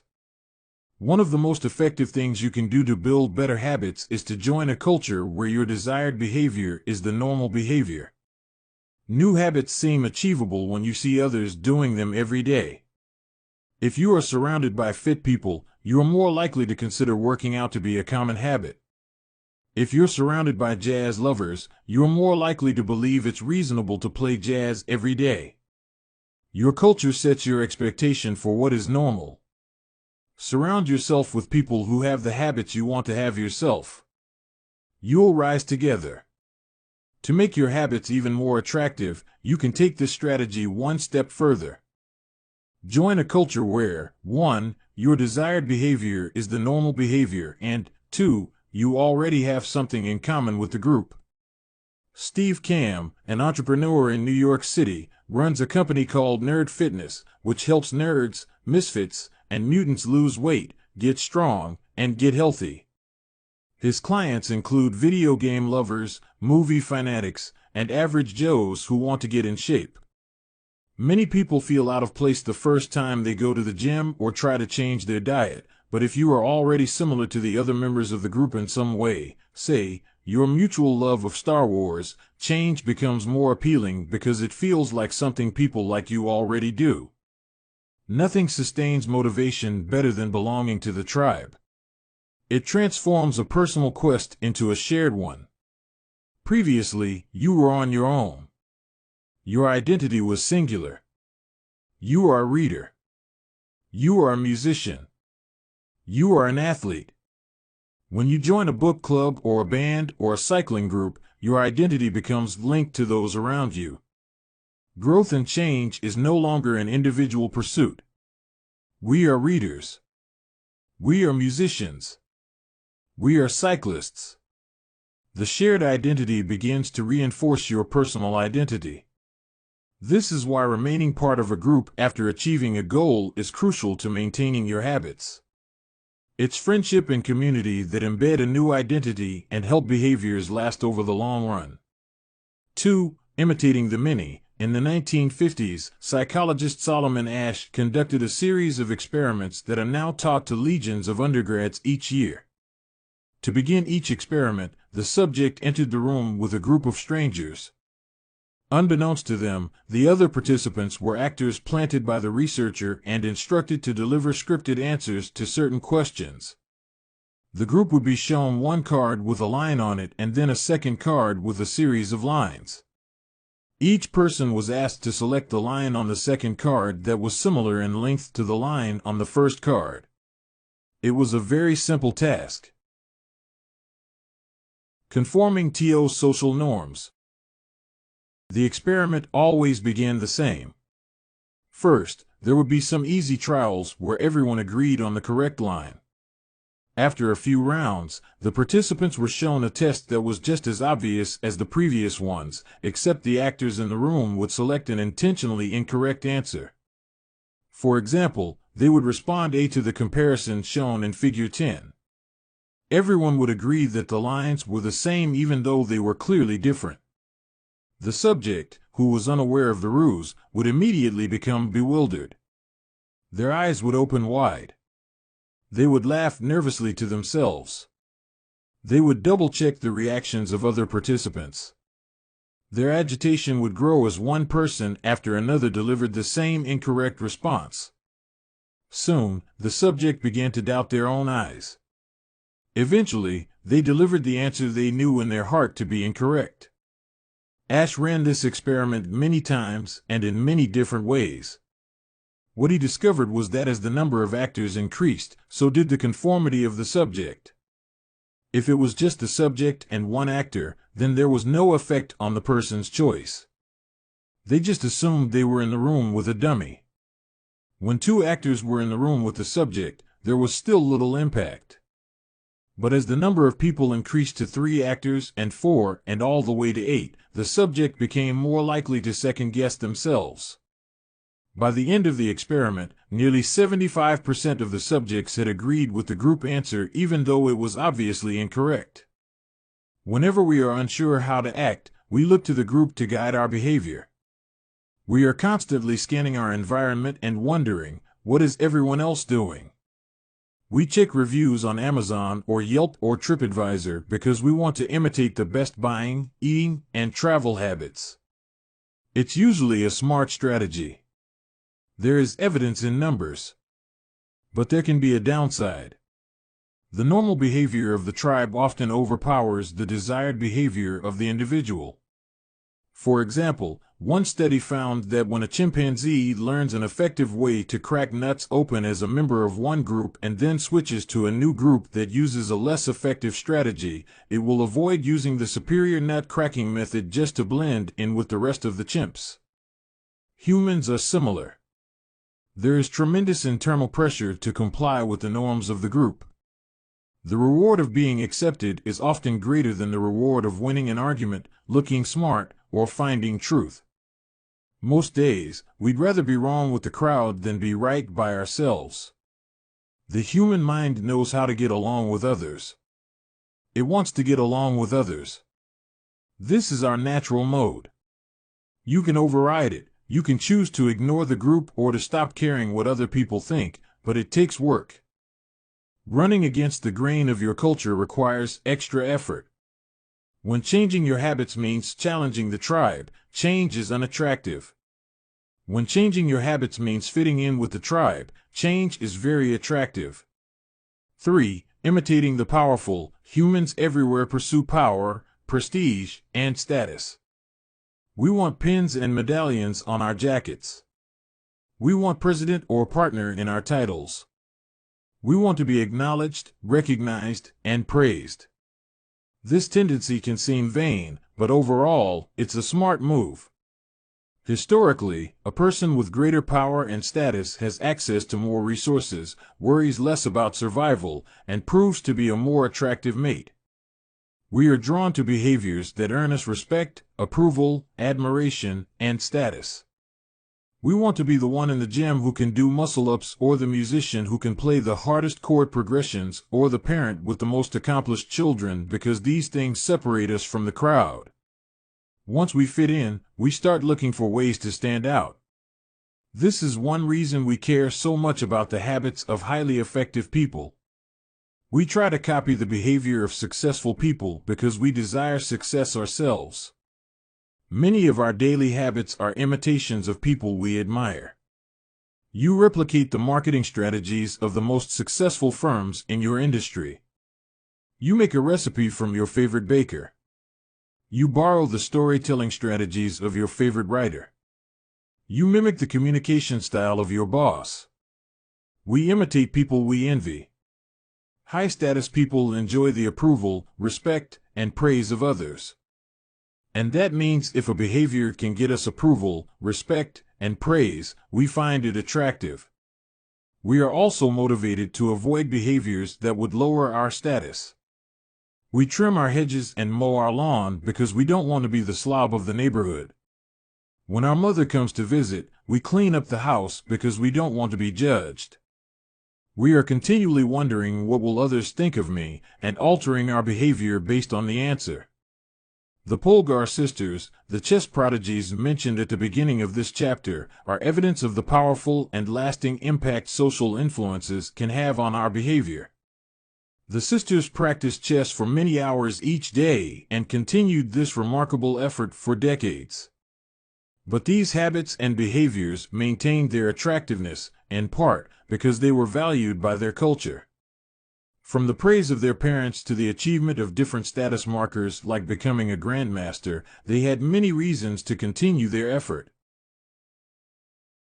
Chapter Summary. The culture we live in determines which behaviors are attractive to us. We tend to adopt habits that are praised and approved of by our culture because we have a strong desire to fit in and belong to the tribe. We tend to imitate the habits of three social groups: the close, family and friends; the many, the tribe; and the powerful, those with status and prestige.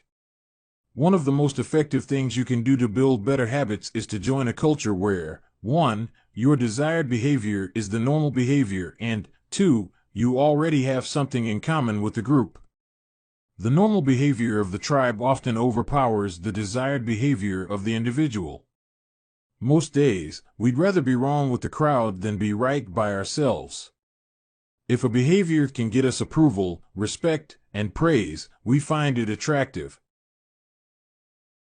Chapter 10. How to find and fix the causes of your bad habits. In late 2012, I was sitting in an old apartment just a few blocks from Istanbul's most famous street, Istiklal Caddesi. I was in the middle of a 4-day trip to Turkey, and my guide, Mike, was relaxing in a worn-out armchair a few feet away. Mike wasn't really a guide.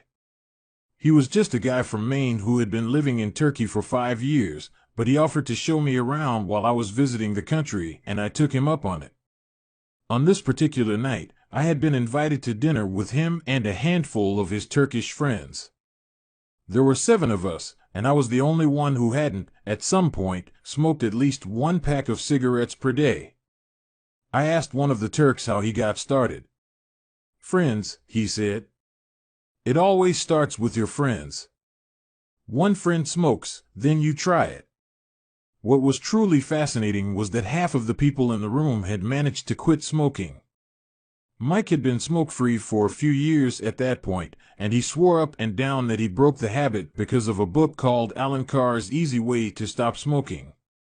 It frees you from the mental burden of smoking, he said. It tells you, stop lying to yourself. You know you don't actually want to smoke. You know you don't really enjoy this. It helps you feel like you're not the victim anymore.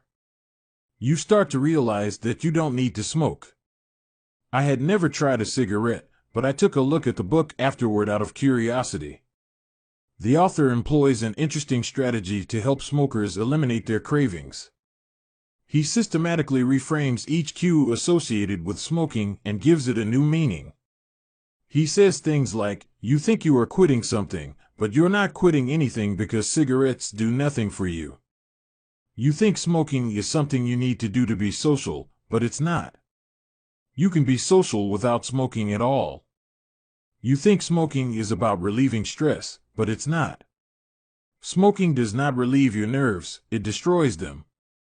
Over and over, he repeats these phrases and others like them. Get it clearly into your mind, he says. You are losing nothing and you are making marvelous positive gains not only in health, energy, and money, but also in confidence, self-respect, freedom, and, most important of all, in the length and quality of your future life.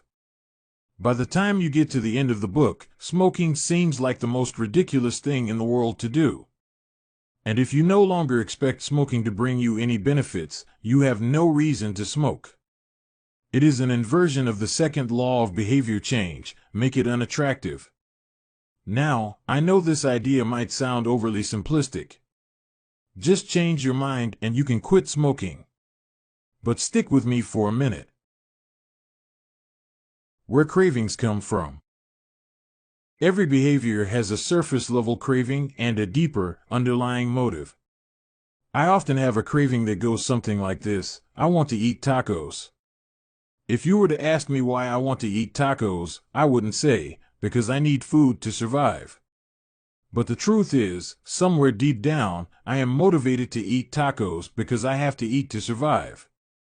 The underlying motive is to obtain food and water even if my specific craving is for a taco. Some of our underlying motives include: conserve energy, obtain food and water, find love and reproduce, connect and bond with others, win social acceptance and approval, reduce uncertainty, achieve status and prestige. A craving is just a specific manifestation of a deeper underlying motive. Your brain did not evolve with a desire to smoke cigarettes or to check Instagram or to play video games.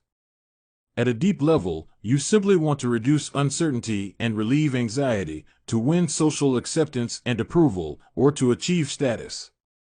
Look at nearly any product that is habit-forming and you'll see that it does not create a new motivation, but rather latches onto the underlying motives of human nature. Find love and reproduce equals using Tinder. Connect and bond with others equals browsing Facebook. Win social acceptance and approval equals posting on Instagram. Reduce uncertainty equals searching on Google. Achieve status and prestige equals playing video games. Your habits are modern-day solutions to ancient desires. New versions of old vices. The underlying motives behind human behavior remain the same. The specific habits we perform differ based on the period of history. Here's the powerful part: there are many different ways to address the same underlying motive. One person might learn to reduce stress by smoking a cigarette. Another person learns to ease their anxiety by going for a run. Your current habits are not necessarily the best way to solve the problems you face, they are just the methods you learn to use. Once you associate a solution with the problem you need to solve, you keep coming back to it. Habits are all about associations. These associations determine whether we predict a habit to be worth repeating or not. As we covered in our discussion of the first law, your brain is continually absorbing information and noticing cues in the environment. Every time you perceive a cue, your brain runs a simulation and makes a prediction about what to do in the next moment. Cue: you notice that the stove is hot. Prediction: if I touch it I'll get burned, so I should avoid touching it. Cue: you see that the traffic light turned green. Prediction: if I step on the gas, I'll make it safely through the intersection and get closer to my destination, so I should step on the gas. You see a cue, categorize it based on past experience, and determine the appropriate response. This all happens in an instant, but it plays a crucial role in your habits because every action is preceded by a prediction. Life feels reactive, but it is actually predictive. All day long, you are making your best guess of how to act given what you've just seen and what has worked for you in the past. You are endlessly predicting what will happen in the next moment. Our behavior is heavily dependent on these predictions. Put another way, our behavior is heavily dependent on how we interpret the events that happen to us, not necessarily the objective reality of the events themselves. Two people can look at the same cigarette, and one feels the urge to smoke while the other is repulsed by the smell. The same cue can spark a good habit or a bad habit depending on your prediction. The cause of your habits is actually the prediction that precedes them. These predictions lead to feelings, which is how we typically describe a craving, a feeling, a desire, an urge. Feelings and emotions transform the cues we perceive and the predictions we make into a signal that we can apply. They help explain what we are currently sensing. For instance, whether or not you realize it, you are noticing how warm or cold you feel right now. If the temperature drops by 1 degree, you probably won't do anything. If the temperature drops 10 degrees, however, you'll feel cold and put on another layer of clothing. Feeling cold was the signal that prompted you to act. You have been sensing the cues the entire time, but it is only when you predict that you would be better off in a different state that you take action. A craving is the sense that something is missing. It is the desire to change your internal state. When the temperature falls, there is a gap between what your body is currently sensing and what it wants to be sensing. This gap between your current state and your desired state provides a reason to act. Desire is the difference between where you are now and where you want to be in the future. Even the tiniest action is tinged with the motivation to feel differently than you do in the moment. When you binge eat or light up or browse social media, what you really want is not a potato chip or a cigarette or a bunch of likes. What you really want is to feel different. Our feelings and emotions tell us whether to hold steady in our current state or to make a change. They help us decide the best course of action. Neurologists have discovered that when emotions and feelings are impaired, we actually lose the ability to make decisions. We have no signal of what to pursue and what to avoid.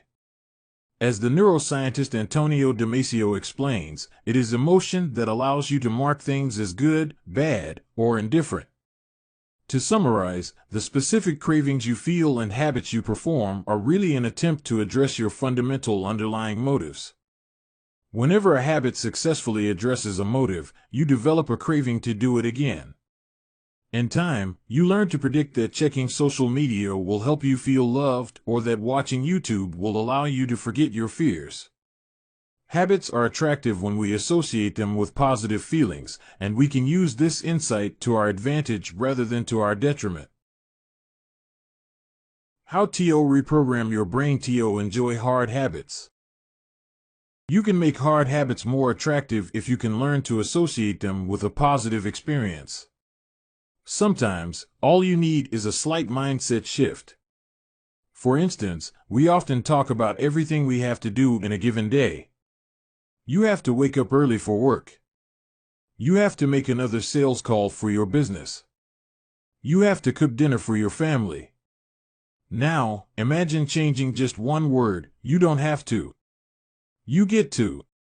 You get to wake up early for work. You get to make another sales call for your business. You get to cook dinner for your family. By simply changing one word, you shift the way you view each event. You transition from seeing these behaviors as burdens and turn them into opportunities. The key point is that both versions of reality are true. You have to do those things, and you also get to do them. We can find evidence for whatever mindset we choose. I once heard a story about a man who uses a wheelchair. When asked if it was difficult being confined, he responded, "I'm not confined to my wheelchair, I am liberated by it. If it wasn't for my wheelchair, I would be bedbound and never able to leave my house." This shift in perspective completely transformed how he lived each day. Reframing your habits to highlight their benefits rather than their drawbacks is a fast and lightweight way to reprogram your mind and make a habit seem more attractive. Exercise. Many people associate exercise with being a challenging task that drains energy and wears you down. You can just as easily view it as a way to develop skills and build you up. Instead of telling yourself, "I need to go run in the morning," say, "It's time to build endurance and get fast." Finance. Saving money is often associated with sacrifice. However, you can associate it with freedom rather than limitation if you realize one simple truth: living below your current means increases your future means. The money you save this month increases your purchasing power next month. Meditation. Anyone who has tried meditation for more than 3 seconds knows how frustrating it can be when the next distraction inevitably pops into your mind. You can transform frustration into delight when you realize that each interruption gives you a chance to practice returning to your breath. Distraction is a good thing because you need distractions to practice meditation. Pre-game jitters. Many people feel anxious before delivering a big presentation or competing in an important event. They experience quicker breathing, a faster heart rate, heightened arousal. If we interpret these feelings negatively, then we feel threatened and tense up. If we interpret these feelings positively, then we can respond with fluidity and grace. You can reframe "I am nervous" to "I am excited and I'm getting an adrenaline rush to help me concentrate." These little mindset shifts aren't magic, but they can help change the feelings you associate with a particular habit or situation. If you want to take it a step further, you can create a motivation ritual. You simply practice associating your habits with something you enjoy, then you can use that cue whenever you need a bit of motivation. For instance, if you always play the same song before having sex, then you'll begin to link the music with the act. Whenever you want to get in the mood, just press play. Ed Lattimore, a boxer and writer from Pittsburgh, benefited from a similar strategy without knowing it. "Odd realization," he wrote. "My focus and concentration goes up just by putting my headphones on while writing. I don't even have to play any music." Without realizing it, he was conditioning himself. In the beginning, he put his headphones on, played some music he enjoyed, and did focused work. After doing it 5, 10, 20 times, putting his headphones on became a cue that he automatically associated with increased focus. The craving followed naturally. Athletes use similar strategies to get themselves in the mindset to perform. During my baseball career, I developed a specific ritual of stretching and throwing before each game. The whole sequence took about 10 minutes, and I did it the same way every single time. While it physically warmed me up to play, more importantly, it put me in the right mental state. I began to associate my pre-game ritual with feeling competitive and focused. Even if I wasn't motivated beforehand, by the time I was done with my ritual, I was in game mode. You can adapt this strategy for nearly any purpose. Say you want to feel happier in general. Find something that makes you truly happy, like petting your dog or taking a bubble bath, and then create a short routine that you perform every time before you do the thing you love. Maybe you take 3 deep breaths and smile. 3 deep breaths. Smile. Pet the dog. Repeat. Eventually, you'll begin to associate this breathe and smile routine with being in a good mood. It becomes a cue that means feeling happy. Once established, you can break it out anytime you need to change your emotional state. Stressed at work? Take 3 deep breaths and smile. Sad about life? 3 deep breaths and smile. Once a habit has been built, the cue can prompt a craving, even if it has little to do with the original situation. The key to finding and fixing the causes of your bad habits is to reframe the associations you have about them. It's not easy, but if you can reprogram your predictions, you can transform a hard habit into an attractive one. Chapter Summary. The inversion of the second law of behavior change is make it unattractive. Every behavior has a surface-level craving and a deeper underlying motive. Your habits are modern-day solutions to ancient desires. The cause of your habits is actually the prediction that precedes them. The prediction leads to a feeling. Highlight the benefits of avoiding a bad habit to make it seem unattractive.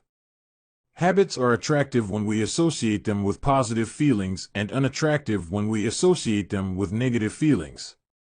Create a motivation ritual by doing something you enjoy immediately before a difficult habit. The third law, make it easy. Chapter 11, walk slowly, but never backward. On the first day of class, Jerry Yulesman, a professor at the University of Florida, divided his film photography students into two groups. Everyone on the left side of the classroom, he explained, would be in the quantity group. They would be graded solely on the amount of work they produced. On the final day of class, he would tally the number of photos submitted by each student. 100 photos would rate an A, 90 photos a B, 80 photos a C, and so on. Meanwhile, everyone on the right side of the room would be in the quality group. They would be graded only on the excellence of their work. They would only need to produce one photo during the semester, but to get an A, it had to be a nearly perfect image. At the end of the term, he was surprised to find that all the best photos were produced by the quantity group. During the semester, these students were busy taking photos, experimenting with composition and lighting, testing out various methods in the darkroom, and learning from their mistakes. In the process of creating hundreds of photos, they honed their skills. Meanwhile, the quality group sat around speculating about perfection. In the end, they had little to show for their efforts other than unverified theories and one mediocre photo. It is easy to get bogged down trying to find the optimal plan for change, the fastest way to lose weight, the best program to build muscle, the perfect idea for a side hustle. We are so focused on figuring out the best approach that we never get around to taking action. As Voltaire once wrote, the best is the enemy of the good. I refer to this as the difference between being in motion and taking action. The two ideas sound similar, but they're not the same. When you're in motion, you're planning and strategizing and learning. Those are all good things, but they don't produce a result. Action, on the other hand, is the type of behavior that will deliver an outcome. If I outline 20 ideas for articles I want to write, that's motion. If I actually sit down and write an article, that's action. If I search for a better diet plan and read a few books on the topic, that's motion. If I actually eat a healthy meal, that's action. Sometimes motion is useful, but it will never produce an outcome by itself. It doesn't matter how many times you go talk to the personal trainer, that motion will never get you in shape. Only the action of working out will get the result you're looking to achieve. If motion doesn't lead to results, why do we do it? Sometimes we do it because we actually need to plan or learn more. But more often than not, we do it because motion allows us to feel like we're making progress without running the risk of failure. Most of us are experts at avoiding criticism. It doesn't feel good to fail or to be judged publicly, so we tend to avoid situations where that might happen. And that's the biggest reason why you slip into motion rather than taking action. You want to delay failure. It's easy to be in motion and convince yourself that you're still making progress. You think, I've got conversations going with 4 potential clients right now. This is good. We're moving in the right direction. Or, I brainstormed some ideas for that book I want to write. This is coming together. Motion makes you feel like you're getting things done. But really, you're just preparing to get something done. When preparation becomes a form of procrastination, you need to change something. You don't want to merely be planning. You want to be practicing. If you want to master a habit, the key is to start with repetition, not perfection. You don't need to map out every feature of a new habit. You just need to practice it. This is the first takeaway of the third law. You just need to get your reps in. How long does it actually take to form a new habit? Habit formation is the process by which a behavior becomes progressively more automatic through repetition.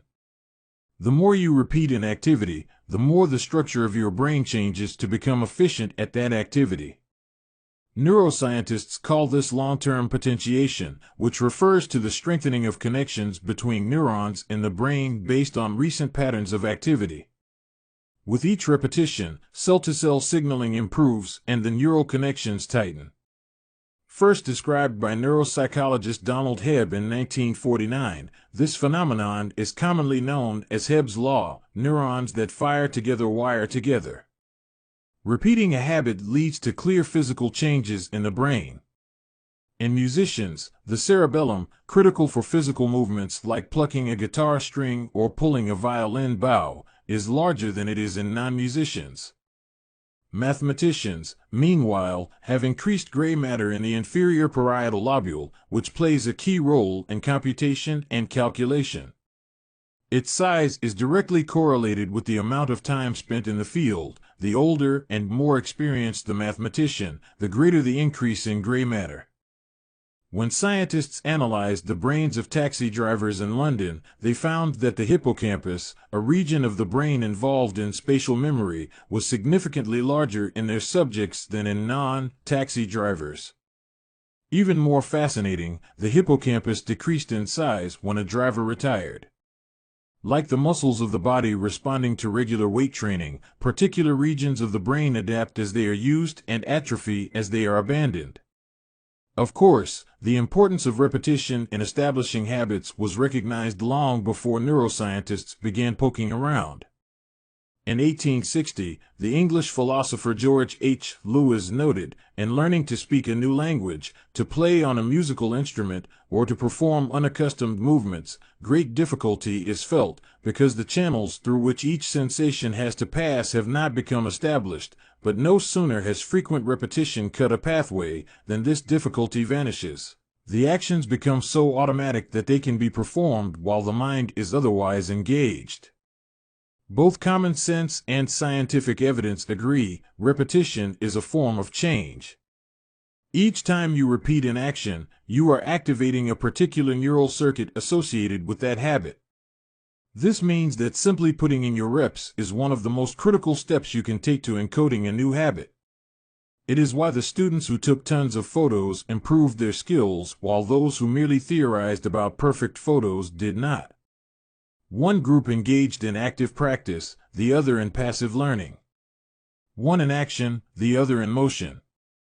All habits follow a similar trajectory from effortful practice to automatic behavior, a process known as automaticity. Automaticity is the ability to perform a behavior without thinking about each step, which occurs when the non-conscious mind takes over. One of the most common questions I hear is, how long does it take to build a new habit?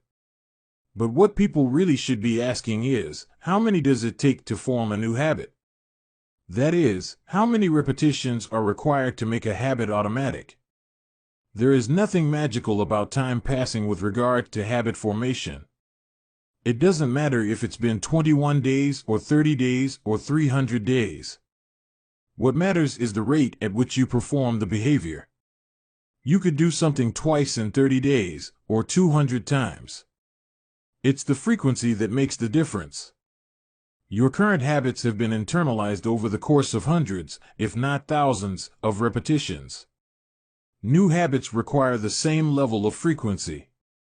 You need to string together enough successful attempts until the behavior is firmly embedded in your mind and you cross the habit line. In practice, it doesn't really matter how long it takes for a habit to become automatic. What matters is that you take the actions you need to take to make progress. Whether an action is fully automatic is of less importance. To build a habit, you need to practice it. And the most effective way to make practice happen is to adhere to the third law of behavior change: make it easy. The chapters that follow will show you how to do exactly that. Chapter Summary. The third law of behavior change is make it easy. The most effective form of learning is practice, not planning. Focus on taking action, not being in motion. Habit formation is the process by which a behavior becomes progressively more automatic through repetition. The amount of time you have been performing a habit is not as important as the number of times you have performed it. Chapter 12. The Law of Least Effort. In his award-winning book, Guns, Germs, and Steel, anthropologist and biologist Jared Diamond points out a simple fact: different continents have different shapes. At first glance, this statement seems rather obvious and unimportant, but it turns out to have a profound impact on human behavior. The primary axis of the Americas runs from north to south. That is, the landmass of North and South America tends to be tall and thin rather than wide and fat. The same is generally true for Africa. Meanwhile, the landmass that makes up Europe, Asia, and the Middle East is the opposite. This massive stretch of land tends to be more east-west in shape. According to Diamond, this difference in shape played a significant role in the spread of agriculture over the centuries. When agriculture began to spread around the globe, farmers had an easier time expanding along east-west routes than along north-south ones. This is because locations along the same latitude generally share similar climates, amounts of sunlight and rainfall, and changes in season. These factors allowed farmers in Europe and Asia to domesticate a few crops and grow them along the entire stretch of land from France to China. The shape of human behavior. By comparison, the climate varies greatly when traveling from north to south. Just imagine how different the weather is in Florida compared to Canada. You can be the most talented farmer in the world, but it won't help you grow Florida oranges in the Canadian winter. Snow is a poor substitute for soil. In order to spread crops along north-south routes, farmers would need to find and domesticate new plants whenever the climate changed. As a result, agriculture spread 2 to 3 times faster across Asia and Europe than it did up and down the Americas. Over the span of centuries, this small difference had a very big impact. Increased food production allowed for more rapid population growth. With more people, these cultures were able to build stronger armies and were better equipped to develop new technologies. The changes started out small: a crop that spread slightly farther, a population that grew slightly faster, but compounded into substantial differences over time. The spread of agriculture provides an example of the third law of behavior change on a global scale. Conventional wisdom holds that motivation is the key to habit change. Maybe if you really wanted it, you'd actually do it. But the truth is, our real motivation is to be lazy and to do what is convenient. And despite what the latest productivity bestseller will tell you, this is a smart strategy, not a dumb one. Energy is precious, and the brain is wired to conserve it whenever possible. It is human nature to follow the law of least effort, which states that when deciding between two similar options, people will naturally gravitate toward the option that requires the least amount of work. For example, expanding your farm to the east where you can grow the same crops rather than heading north where the climate is different. Out of all the possible actions we could take, the one that is realized is the one that delivers the most value for the least effort. We are motivated to do what is easy. Every action requires a certain amount of energy. The more energy required, the less likely it is to occur. If your goal is to do 100 push-ups per day, that's a lot of energy. In the beginning, when you're motivated and excited, you can muster the strength to get started. But after a few days, such a massive effort feels exhausting. Meanwhile, sticking to the habit of doing 1 push-up per day requires almost no energy to get started. And the less energy a habit requires, the more likely it is to occur. Look at any behavior that fills up much of your life and you'll see that it can be performed with very low levels of motivation. Habits like scrolling on our phones, checking email, and watching television steal so much of our time because they can be performed almost without effort. They are remarkably convenient.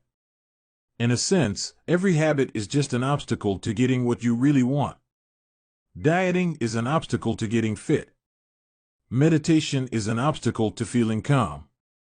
Journaling is an obstacle to thinking clearly. You don't actually want the habit itself. What you really want is the outcome the habit delivers. The greater the obstacle, that is, the more difficult the habit, the more friction there is between you and your desired end state. This is why it is crucial to make your habits so easy that you'll do them even when you don't feel like it. If you can make your good habits more convenient, you'll be more likely to follow through on them. But what about all the moments when we seem to do the opposite? If we're all so lazy, then how do you explain people accomplishing hard things like raising a child or starting a business or climbing Mount Everest? Certainly, you are capable of doing very hard things. The problem is that some days you feel like doing the hard work and some days you feel like giving in.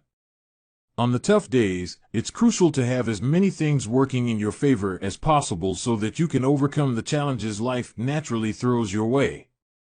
The less friction you face, the easier it is for your stronger self to emerge. The idea behind Make It Easy is not to only do easy things.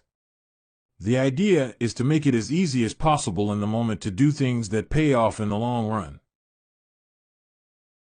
How to achieve more with less effort. Imagine you are holding a garden hose that is bent in the middle. Some water can flow through, but not very much. If you want to increase the rate at which water passes through the hose, you have two options. The first option is to crank up the valve and force more water out. The second option is to simply remove the bend in the hose and let water flow through naturally. Trying to pump up your motivation to stick with a hard habit is like trying to force water through a bent hose. You can do it, but it requires a lot of effort and increases the tension in your life. Meanwhile, making your habits simple and easy is like removing the bend in the hose. Rather than trying to overcome the friction in your life, you reduce it. One of the most effective ways to reduce the friction associated with your habits is to practice environment design. In Chapter 6, we discussed environment design as a method for making cues more obvious, but you can also optimize your environment to make actions easier. For example, when deciding where to practice a new habit, it is best to choose a place that is already along the path of your daily routine. Habits are easier to build when they fit into the flow of your life. You are more likely to go to the gym if it is on your way to work because stopping doesn't add much friction to your lifestyle. By comparison, if the gym is off the path of your normal commute, even by just a few blocks, now you're going out of your way to get there. Perhaps even more effective is reducing the friction within your home or office. Too often, we try to start habits in high-friction environments. We try to follow a strict diet while we are out to dinner with friends. We try to write a book in a chaotic household. We try to concentrate while using a smartphone filled with distractions. It doesn't have to be this way. We can remove the points of friction that hold us back. This is precisely what electronics manufacturers in Japan began to do in the 1970s. In an article published in the New Yorker titled Better All the Time, James Shirowiecki writes, Japanese firms emphasized what came to be known as lean production, relentlessly looking to remove waste of all kinds from the production process, down to redesigning workspaces, so workers didn't have to waste time twisting and turning to reach their tools. The result was that Japanese factories were more efficient and Japanese products were more reliable than American ones. In 1974, service calls for American-made color televisions were 5 times as common as for Japanese televisions. By 1979, it took American workers 3 times as long to assemble their sets. I like to refer to this strategy as addition by subtraction. Asterisk, the Japanese companies looked for every point of friction in the manufacturing process and eliminated it. As they subtracted wasted effort, they added customers and revenue. Similarly, when we remove the points of friction that sap our time and energy, we can achieve more with less effort. This is one reason tidying up can feel so good. We are simultaneously moving forward and lightening the cognitive load our environment places on us. If you look at the most habit-forming products, you'll notice that one of the things these goods and services do best is remove little bits of friction from your life. Meal delivery services reduce the friction of shopping for groceries. Dating apps reduce the friction of making social introductions. Ride-sharing services reduce the friction of getting across town. Text messaging reduces the friction of sending a letter in the mail. Like a Japanese television manufacturer redesigning their workspace to reduce wasted motion, successful companies design their products to automate, eliminate, or simplify as many steps as possible. They reduce the number of fields on each form. They pare down the number of clicks required to create an account. They deliver their products with easy-to-understand directions or ask their customers to make fewer choices. When the first voice-activated speakers were released, products like Google Home, Amazon Echo, and Apple HomePod, I asked a friend what he liked about the product he had purchased. He said it was just easier to say play some country music than to pull out his phone, open the music app, and pick a playlist. Of course, just a few years earlier, having unlimited access to music in your pocket was a remarkably frictionless behavior compared to driving to the store and buying a CD. Business is a never-ending quest to deliver the same result in an easier fashion. Similar strategies have been used effectively by governments. When the British government wanted to increase tax collection rates, they switched from sending citizens to a web page where the tax form could be downloaded to linking directly to the form. Reducing that one step in the process increased the response rate from 19.2% to 23.4%. For a country like the United Kingdom, those percentage points represent millions in tax revenue. The central idea is to create an environment where doing the right thing is as easy as possible. Much of the battle of building better habits comes down to finding ways to reduce the friction associated with our good habits and increase the friction associated with our bad ones. Prime the environment for future use. Oswald Knuckles is an IT developer from Natchez, Mississippi. He is also someone who understands the power of priming his environment. Knuckles dialed in his cleaning habits by following a strategy he refers to as resetting the room. For instance, when he finishes watching television, he places the remote back on the TV stand, arranges the pillows on the couch, and folds the blanket. When he leaves his car, he throws any trash away. Whenever he takes a shower, he wipes down the toilet while the shower is warming up. As he notes, the perfect time to clean the toilet is right before you wash yourself in the shower anyway. The purpose of resetting each room is not simply to clean up after the last action, but to prepare for the next action. When I walk into a room, everything is in its right place, Knuckles wrote. Because I do this every day in every room, stuff always stays in good shape. People think I work hard, but I'm actually really lazy. I'm just proactively lazy. It gives you so much time back. Whenever you organize a space for its intended purpose, you are priming it to make the next action easy. For instance, my wife keeps a box of greeting cards that are pre-sorted by occasion, birthday, sympathy, wedding, graduation, and more. Whenever necessary, she grabs an appropriate card and sends it off. She is incredibly good at remembering to send cards because she has reduced the friction of doing so. For years, I was the opposite. Someone would have a baby and I would think I should send a card. But then weeks would pass and by the time I remembered to pick one up at the store, it was too late. The habit wasn't easy. There are many ways to prime your environment so it's ready for immediate use. If you want to cook a healthy breakfast, place the skillet on the stove, set the cooking spray on the counter, and lay out any plates and utensils you'll need the night before. When you wake up, making breakfast will be easy. Want to draw more? Put your pencils, pens, notebooks, and drawing tools on top of your desk, within easy reach. Want to exercise? Set out your workout clothes, shoes, gym bag, and water bottle ahead of time. Want to improve your diet? Chop up a ton of fruits and vegetables on weekends and pack them in containers so you have easy access to healthy, ready-to-eat options during the week. These are simple ways to make the good habit the path of least resistance. You can also invert this principle and prime the environment to make bad behaviors difficult. If you find yourself watching too much television, for example, then unplug it after each use.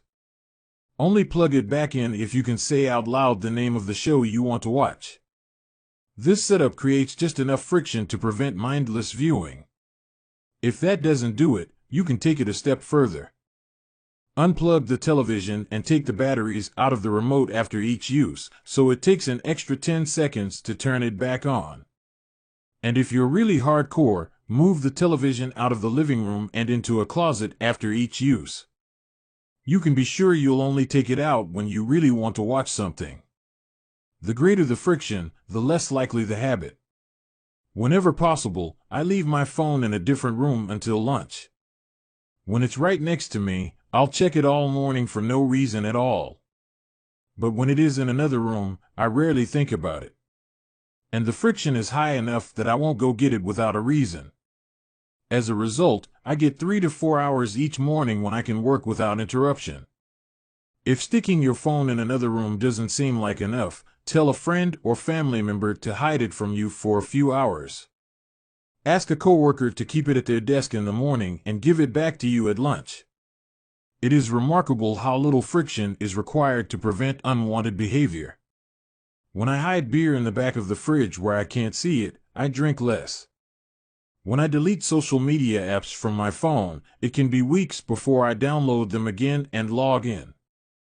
These tricks are unlikely to curb a true addiction, but for many of us, a little bit of friction can be the difference between sticking with a good habit or sliding into a bad one.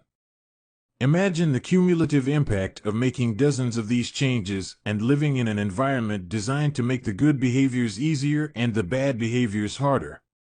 Whether we are approaching behavior change as an individual, a parent, a coach, or a leader, we should ask ourselves the same question: how can we design a world where it's easy to do what's right? Redesign your life so the actions that matter most are also the actions that are easiest to do. Chapter Summary. Human behavior follows the law of least effort. We will naturally gravitate toward the option that requires the least amount of work. Create an environment where doing the right thing is as easy as possible. Reduce the friction associated with good behaviors. When friction is low, habits are easy. Increase the friction associated with bad behaviors. When friction is high, habits are difficult. Prime your environment to make future actions easier.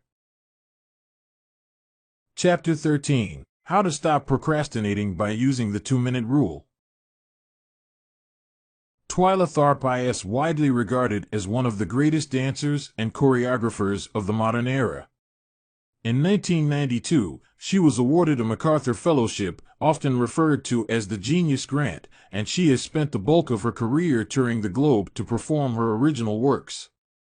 She also credits much of her success to simple daily habits. I begin each day of my life with a ritual, she writes. I wake up at 5:30 a.m., put on my workout clothes, my leg warmers, my sweatshirt, and my hat. I walk outside my Manhattan home, hail a taxi, and tell the driver to take me to the Pumping Iron Gym at 91st Street and 1st Avenue, where I work out for 2 hours. The ritual is not the stretching and weight training I put my body through each morning at the gym. The ritual is the cab. The moment I tell the driver where to go, I have completed the ritual. It's a simple act, but doing it the same way each morning habitualizes it, makes it repeatable, easy to do. It reduces the chance that I would skip it or do it differently. It is one more item in my arsenal of routines, and one less thing to think about. Hailing a cab each morning may be a tiny action, but it is a splendid example of the third law of behavior change. Researchers estimate that 40 to 50% of our actions on any given day are done out of habit. This is already a substantial percentage, but the true influence of your habits is even greater than these numbers suggest. Habits are automatic choices that influence the conscious decisions that follow. Yes, a habit can be completed in just a few seconds, but it can also shape the actions that you take for minutes or hours afterward. Habits are like the entrance ramp to a highway.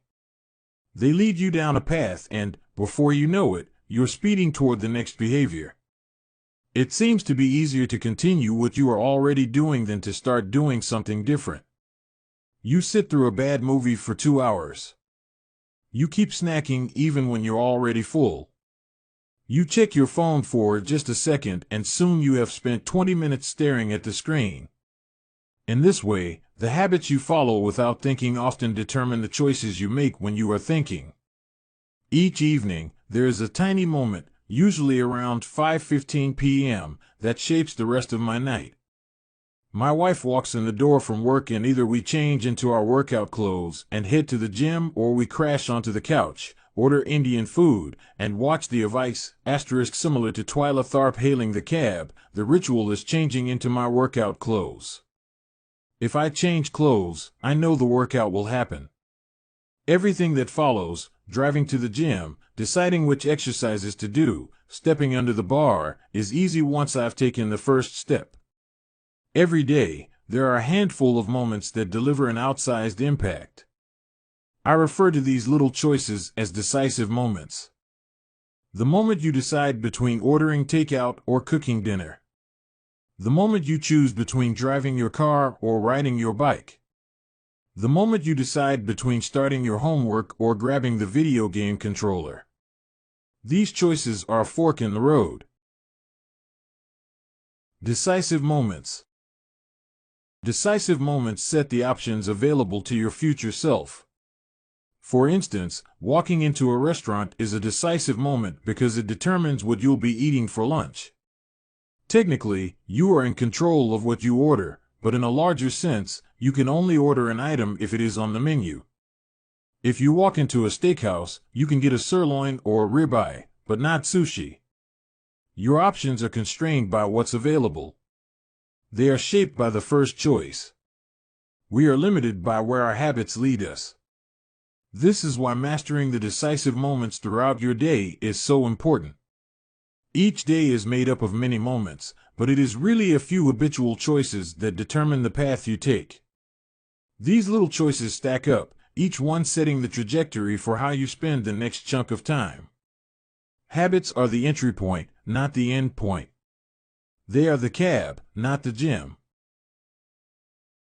The 2-minute rule. Even when you know you should start small, it's easy to start too big. When you dream about making a change, excitement inevitably takes over and you end up trying to do too much too soon. The most effective way I know to counteract this tendency is to use the 2-minute rule, which states, when you start a new habit, it should take less than 2 minutes to do. You'll find that nearly any habit can be scaled down into a 2-minute version. Read before bed each night becomes read 1 page. Do 30 minutes of yoga becomes take out my yoga mat. Study for class becomes open my notes. Fold the laundry becomes fold 1 pair of socks. Run 3 miles becomes tie my running shoes. The idea is to make your habits as easy as possible to start. Anyone can meditate for 1 minute, read 1 page, or put 1 item of clothing away. And, as we have just discussed, this is a powerful strategy because once you've started doing the right thing, it is much easier to continue doing it. A new habit should not feel like a challenge. The actions that follow can be challenging, but the first 2 minutes should be easy. What you want is a gateway habit that naturally leads you down a more productive path. You can usually figure out the gateway habits that will lead to your desired outcome by mapping out your goals on a scale from very easy to very hard. For instance, running a marathon is very hard. Running a 5K is hard. Walking 10,000 steps is moderately difficult. Walking 10 minutes is easy. And putting on your running shoes is very easy. Your goal might be to run a marathon, but your gateway habit is to put on your running shoes. That's how you follow the 2-minute rule. People often think it's weird to get hyped about reading one page or meditating for 1 minute or making one sales call. But the point is not to do one thing. The point is to master the habit of showing up. The truth is, a habit must be established before it can be improved. If you can't learn the basic skill of showing up, then you have little hope of mastering the finer details. Instead of trying to engineer a perfect habit from the start, do the easy thing on a more consistent basis. You have to standardize before you can optimize. As you master the art of showing up, the first 2 minutes simply become a ritual at the beginning of a larger routine. This is not merely a hack to make habits easier, but actually the ideal way to master a difficult skill. The more you ritualize the beginning of a process, the more likely it becomes that you can slip into the state of deep focus that is required to do great things. By doing the same warm-up before every workout, you make it easier to get into a state of peak performance. By following the same creative ritual, you make it easier to get into the hard work of creating. By developing a consistent power-down habit, you make it easier to get to bed at a reasonable time each night.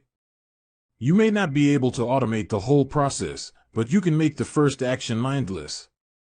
Make it easy to start and the rest will follow. The 2-minute rule can seem like a trick to some people.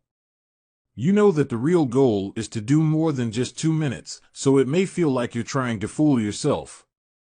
Nobody is actually aspiring to read 1 page or do 1 push-up or open their notes. And if you know it's a mental trick, why would you fall for it? If the 2-minute rule feels forced, try this: do it for 2 minutes and then stop. Go for a run, but you must stop after 2 minutes.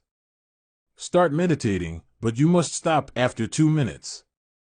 Study Arabic, but you must stop after 2 minutes. It's not a strategy for starting, it's the whole thing. Your habit can only last 120 seconds. One of my readers used this strategy to lose over 100 pounds. In the beginning, he went to the gym each day, but he told himself he wasn't allowed to stay for more than 5 minutes. He would go to the gym, exercise for 5 minutes, and leave as soon as his time was up. After a few weeks, he looked around and thought, well, I'm always coming here anyway. I might as well start staying a little longer. A few years later, the weight was gone. Journaling provides another example. Nearly everyone can benefit from getting their thoughts out of their head and onto paper, but most people give up after a few days or avoid it entirely because journaling feels like a chore. *, the secret is to always stay below the point where it feels like work. Greg McEwen, a leadership consultant from the United Kingdom, built a daily journaling habit by specifically writing less than he felt like. He always stopped journaling before it seemed like a hassle. Ernest Hemingway believed in similar advice for any kind of writing. The best way is to always stop when you are going good, he said. Strategies like this work for another reason, too. They reinforce the identity you want to build. If you show up at the gym 5 days in a row, even if it's just for 2 minutes, you are casting votes for your new identity. You're not worried about getting in shape. You're focused on becoming the type of person who doesn't miss workouts. You're taking the smallest action that confirms the type of person you want to be. We rarely think about change this way because everyone is consumed by the end goal. But 1 push-up is better than not exercising. 1 minute of guitar practice is better than none at all. 1 minute of reading is better than never picking up a book. It's better to do less than you hope than to do nothing at all. At some point, once you've established the habit and you're showing up each day, you can combine the 2-minute rule with a technique we call habit shaping to scale your habit back up toward your ultimate goal. Start by mastering the first 2 minutes of the smallest version of the behavior. Then, advance to an intermediate step and repeat the process, focusing on just the first 2 minutes and mastering that stage before moving on to the next level. Eventually, you'll end up with the habit you had originally hoped to build while still keeping your focus where it should be, on the first 2 minutes of the behavior. Examples of habit shaping. Becoming an early riser. Phase 1. Be home by 10 p.m. every night. Phase 2. Have all devices, TV, phone, etc., turned off by 10 p.m. every night. Phase 3. Be in bed by 10 p.m. every night, reading a book, talking with your partner. Phase 4. Lights off by 10 p.m. every night. Phase 5. Wake up at 6 a.m. every day. Becoming vegan. Phase 1. Start eating vegetables at each meal. Phase 2. Stop eating animals with 4 legs, cow, pig, lamb, etc. Phase 3. Stop eating animals with 2 legs, chicken, turkey, etc. Phase 4. Stop eating animals with no legs, fish, clams, scallops, etc. Phase 5. Stop eating all animal products, eggs, milk, cheese. Starting to exercise. Phase 1. Change into workout clothes. Phase 2. Step out the door, try taking a walk. Phase 3. Drive to the gym, exercise for 5 minutes, and leave. Phase 4. Exercise for 15 minutes at least once per week. Phase 5. Exercise 3 times per week. Nearly any larger life goal can be transformed into a 2-minute behavior. I want to live a healthy and long life greater than I need to stay in shape, greater than I need to exercise, greater than I need to change into my workout clothes. I want to have a happy marriage, greater than I need to be a good partner, greater than I should do something each day to make my partner's life easier, greater than I should meal plan for next week. Whenever you are struggling to stick with a habit, you can employ the 2-minute rule. It's a simple way to make your habits easy. Chapter Summary. Habits can be completed in a few seconds, but continue to impact your behavior for minutes or hours afterward. Many habits occur at decisive moments, choices that are like a fork in the road, and either send you in the direction of a productive day or an unproductive one. The 2-minute rule states, when you start a new habit, it should take less than 2 minutes to do. The more you ritualize the beginning of a process, the more likely it becomes that you can slip into the state of deep focus that is required to do great things. Standardize before you optimize. You can't improve a habit that doesn't exist. Chapter 14. How to make good habits inevitable and bad habits impossible. In the summer of 1830, Victor Hugo was facing an impossible deadline. 12 months earlier, the French author had promised his publisher a new book. But instead of writing, he spent that year pursuing other projects, entertaining guests, and delaying his work. Frustrated, Hugo's publisher responded by setting a deadline less than 6 months away. The book had to be finished by February 1831. Hugo concocted a strange plan to beat his procrastination. He collected all of his clothes and asked an assistant to lock them away in a large chest. He was left with nothing to wear except a large shawl. Lacking any suitable clothing to go outdoors, he remained in his study and wrote furiously during the fall and winter of 1830. The Hunchback of Notre Dame was published 2 weeks early on January 14, 1831. Sometimes success is less about making good habits easy and more about making bad habits hard. This is an inversion of the third law of behavior change: make it difficult. If you find yourself continually struggling to follow through on your plans, then you can take a page from Victor Hugo and make your bad habits more difficult by creating what psychologists call a commitment device. A commitment device is a choice you make in the present that controls your actions in the future. It is a way to lock in future behavior, bind you to good habits, and restrict you from bad ones. When Victor Hugo shut his clothes away so he could focus on writing, he was creating a commitment device. There are many ways to create a commitment device.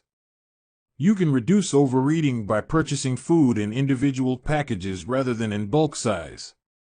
You can voluntarily ask to be added to the banned list at casinos and online poker sites to prevent future gambling sprees. I've even heard of athletes who have to wait for a competition choosing to leave their wallets at home during the week before weigh-in so they won't be tempted to buy fast food. As another example, my friend and fellow habits expert Nir Eyal purchased an outlet timer, which is an adapter that he plugged in between his internet router and the power outlet. At 10 p.m. each night, the outlet timer cuts off the power to the router. When the internet goes off, everyone knows it is time to go to bed. Commitment devices are useful because they enable you to take advantage of good intentions before you can fall victim to temptation. Whenever I'm looking to cut calories, for example, I will ask the waiter to split my meal and box half of it to go before the meal is served. If I waited until the meal came out and told myself I'll just eat half, it would never work. The key is to change the task such that it requires more work to get out of the good habit than to get started on it. If you're feeling motivated to get in shape, schedule a yoga session and pay ahead of time. If you're excited about the business you want to start, email an entrepreneur you respect and set up a consulting call. When the time comes to act, the only way to bail is to cancel the meeting, which requires effort and may cost money. Commitment devices increase the odds that you'll do the right thing in the future by making bad habits difficult in the present. However, we can do even better. We can make good habits inevitable and bad habits impossible. How to automate a habit and never think about it again. John Henry Patterson was born in Dayton, Ohio, in 1844. He spent his childhood doing chores on the family farm and working shifts at his father's sawmill. After attending college at Dartmouth, Patterson returned to Ohio and opened a small supply store for coal miners. It seemed like a good opportunity. The store faced little competition and enjoyed a steady stream of customers, but still struggled to make money. That was when Patterson discovered his employees were stealing from him. In the mid-1800s, employee theft was a common problem. Receipts were kept in an open drawer and could easily be altered or discarded. There were no video cameras to review behavior and no software to track transactions. Unless you were willing to hover over your employees every minute of the day, or to manage all transactions yourself, it was difficult to prevent theft. As Patterson mulled over his predicament, he came across an advertisement for a new invention called Ritty's Incorruptible Cashier. Designed by fellow Dayton resident James Ritty, it was the first cash register. The machine automatically locked the cash and receipts inside after each transaction. Patterson bought two for $50 each. Employee theft at his store vanished overnight. In the next 6 months, Patterson's business went from losing money to making $5,000 in profit, the equivalent of more than $100,000 today. Patterson was so impressed with the machine that he changed businesses. He bought the rights to Ritty's invention and opened the National Cash Register Company. 10 years later, National Cash Register had over 1,000 employees and was on its way to becoming one of the most successful businesses of its time. The best way to break a bad habit is to make it impractical to do. Increase the friction until you don't even have the option to act. The brilliance of the cash register was that it automated ethical behavior by making stealing practically impossible. Rather than trying to change the employees, it made the preferred behavior automatic. Some actions, like installing a cash register, pay off again and again. These one-time choices require a little bit of effort up front but create increasing value over time. I'm fascinated by the idea that a single choice can deliver returns again and again, and I surveyed my readers on their favorite one-time actions that lead to better long-term habits. The table on the following page shares some of the most popular answers. I'd wager that if the average person were to simply do half of the one-time actions on this list, even if they didn't give another thought to their habits, most would find themselves living a better life a year from now. These one-time actions are a straightforward way to employ the third law of behavior change. They make it easier to sleep well, eat healthy, be productive, save money, and generally live better. One-time actions that lock in good habits. Nutrition. Buy a water filter to clean your drinking water. Use smaller plates to reduce caloric intake. Sleep. Buy a good mattress. Get blackout curtains. Remove your television from your bedroom. Productivity. Unsubscribe from emails. Turn off notifications and mute group chats. Set your phone to silent. Use email filters to clear up your inbox. Delete games and social media apps on your phone. Happiness. Get a dog. Move to a friendly, social neighborhood. General health. Get vaccinated. Buy good shoes to avoid back pain. Buy a supportive chair or standing desk. Finance. Enroll in an automatic savings plan. Set up automatic bill pay. Cut cable service. Ask service providers to lower your bills. Of course, there are many ways to automate good habits and eliminate bad ones. Typically, they involve putting technology to work for you. Technology can transform actions that were once hard, annoying, and complicated into behaviors that are easy, painless, and simple. It is the most reliable and effective way to guarantee the right behavior. This is particularly useful for behaviors that happen too infrequently to become habitual. Things you have to do monthly or yearly, like rebalancing your investment portfolio, are never repeated frequently enough to become a habit, so they benefit in particular from technology remembering to do them for you. Other examples include medicine. Prescriptions can be automatically refilled. Personal finance. Employees can save for retirement with an automatic wage deduction. Cooking. Meal delivery services can do your grocery shopping. Productivity. Social media browsing can be cut off with a website blocker. When you automate as much of your life as possible, you can spend your effort on the tasks machines cannot do yet. Each habit that we hand over to the authority of technology frees up time and energy to pour into the next stage of growth. As mathematician and philosopher Alfred North Whitehead wrote, civilization advances by extending the number of operations we can perform without thinking about them. Of course, the power of technology can work against us as well. Binge watching becomes a habit because you have to put more effort in to stop looking at the screen than to continue doing so. Instead of pressing a button to advance to the next episode, Netflix or YouTube will autoplay it for you. All you have to do is keep your eyes open. Technology creates a level of convenience that enables you to act on your smallest whims and desires. At the mere suggestion of hunger, you can have food delivered to your door. At the slightest hint of boredom, you can get lost in the vast expanse of social media. When the effort required to act on your desires becomes effectively zero, you can find yourself slipping into whatever impulse arises at the moment. The downside of automation is that we can find ourselves jumping from easy task to easy task without making time for more difficult, but ultimately more rewarding, work.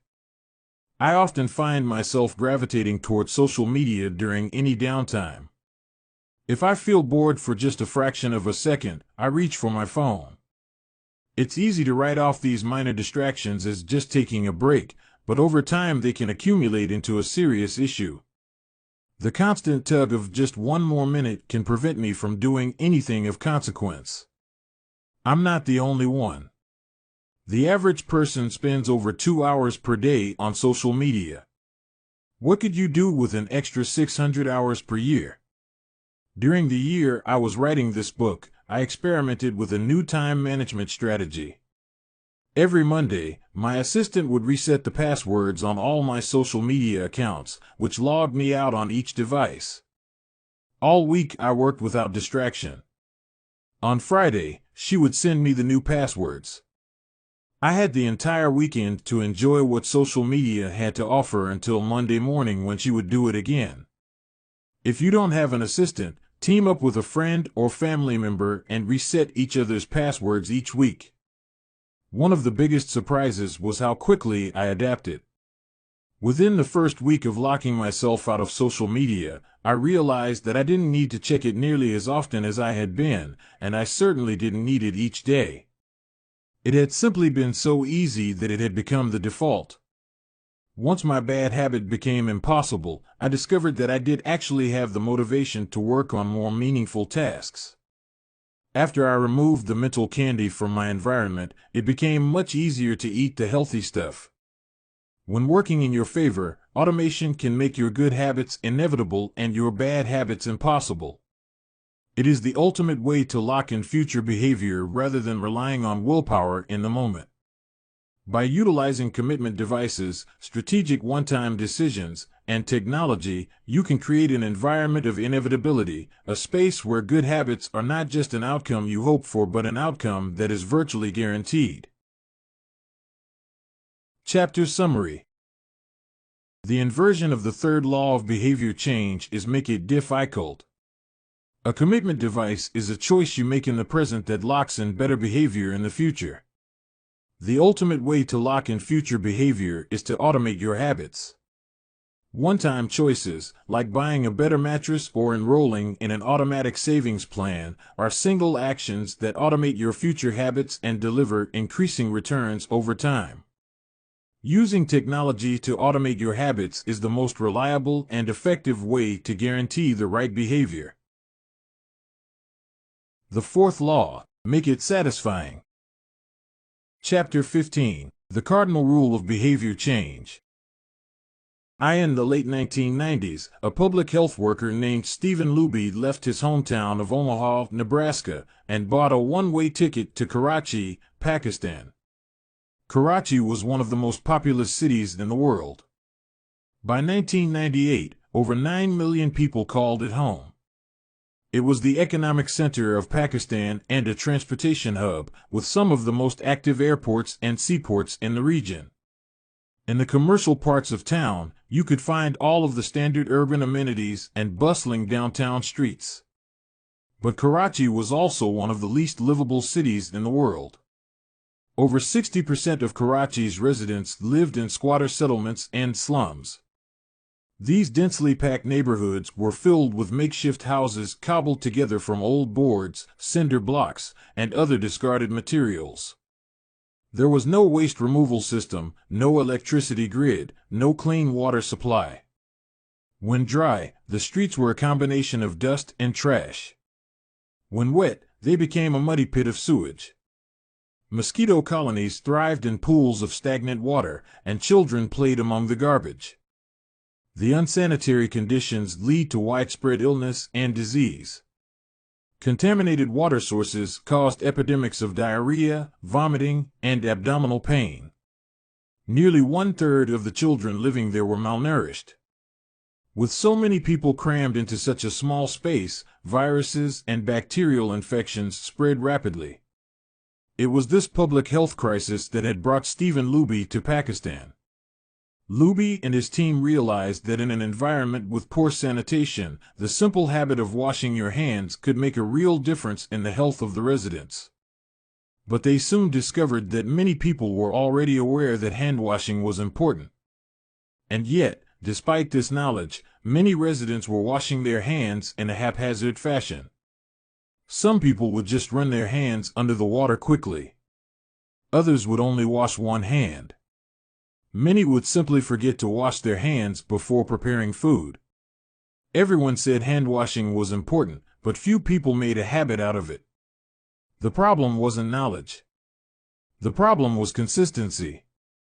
That was when Luby and his team partnered with Procter & Gamble to supply the neighborhood with Safeguard soap. Compared to your standard bar of soap, using Safeguard was a more enjoyable experience. In Pakistan, Safeguard was a premium soap, Luby told me. The study participants commonly mentioned how much they liked it.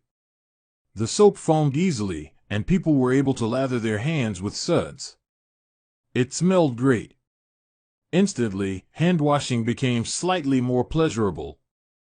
I see the goal of hand washing promotion not as behavior change, but as habit adoption, Luby said. It is a lot easier for people to adopt a product that provides a strong positive sensory signal, for example the mint taste of toothpaste, than it is to adopt a habit that does not provide pleasurable sensory feedback, like flossing one's teeth. The marketing team at Procter & Gamble talked about trying to create a positive hand-washing experience. Within months, the researchers saw a rapid shift in the health of children in the neighborhood. The rate of diarrhea fell by 52%, pneumonia by 48%, and impetigo, a bacterial skin infection, by 35%. The long-term effects were even better. We went back to some of the households in Karachi 6 years after, Luby told me. Over 95% of households who had been given the soap for free and encouraged to wash their hands had a hand-washing station with soap and water available when our study team visited. We had not given any soap to the intervention group for over 5 years, but during the trial they had become so habituated to wash their hands that they had maintained the practice. It was a powerful example of the fourth and final law of behavior change: make it satisfying. We are more likely to repeat a behavior when the experience is satisfying. This is entirely logical. Feelings of pleasure, even minor ones like washing your hands with soap that smells nice and lathers well, are signals that tell the brain, this feels good. Do this again, next time.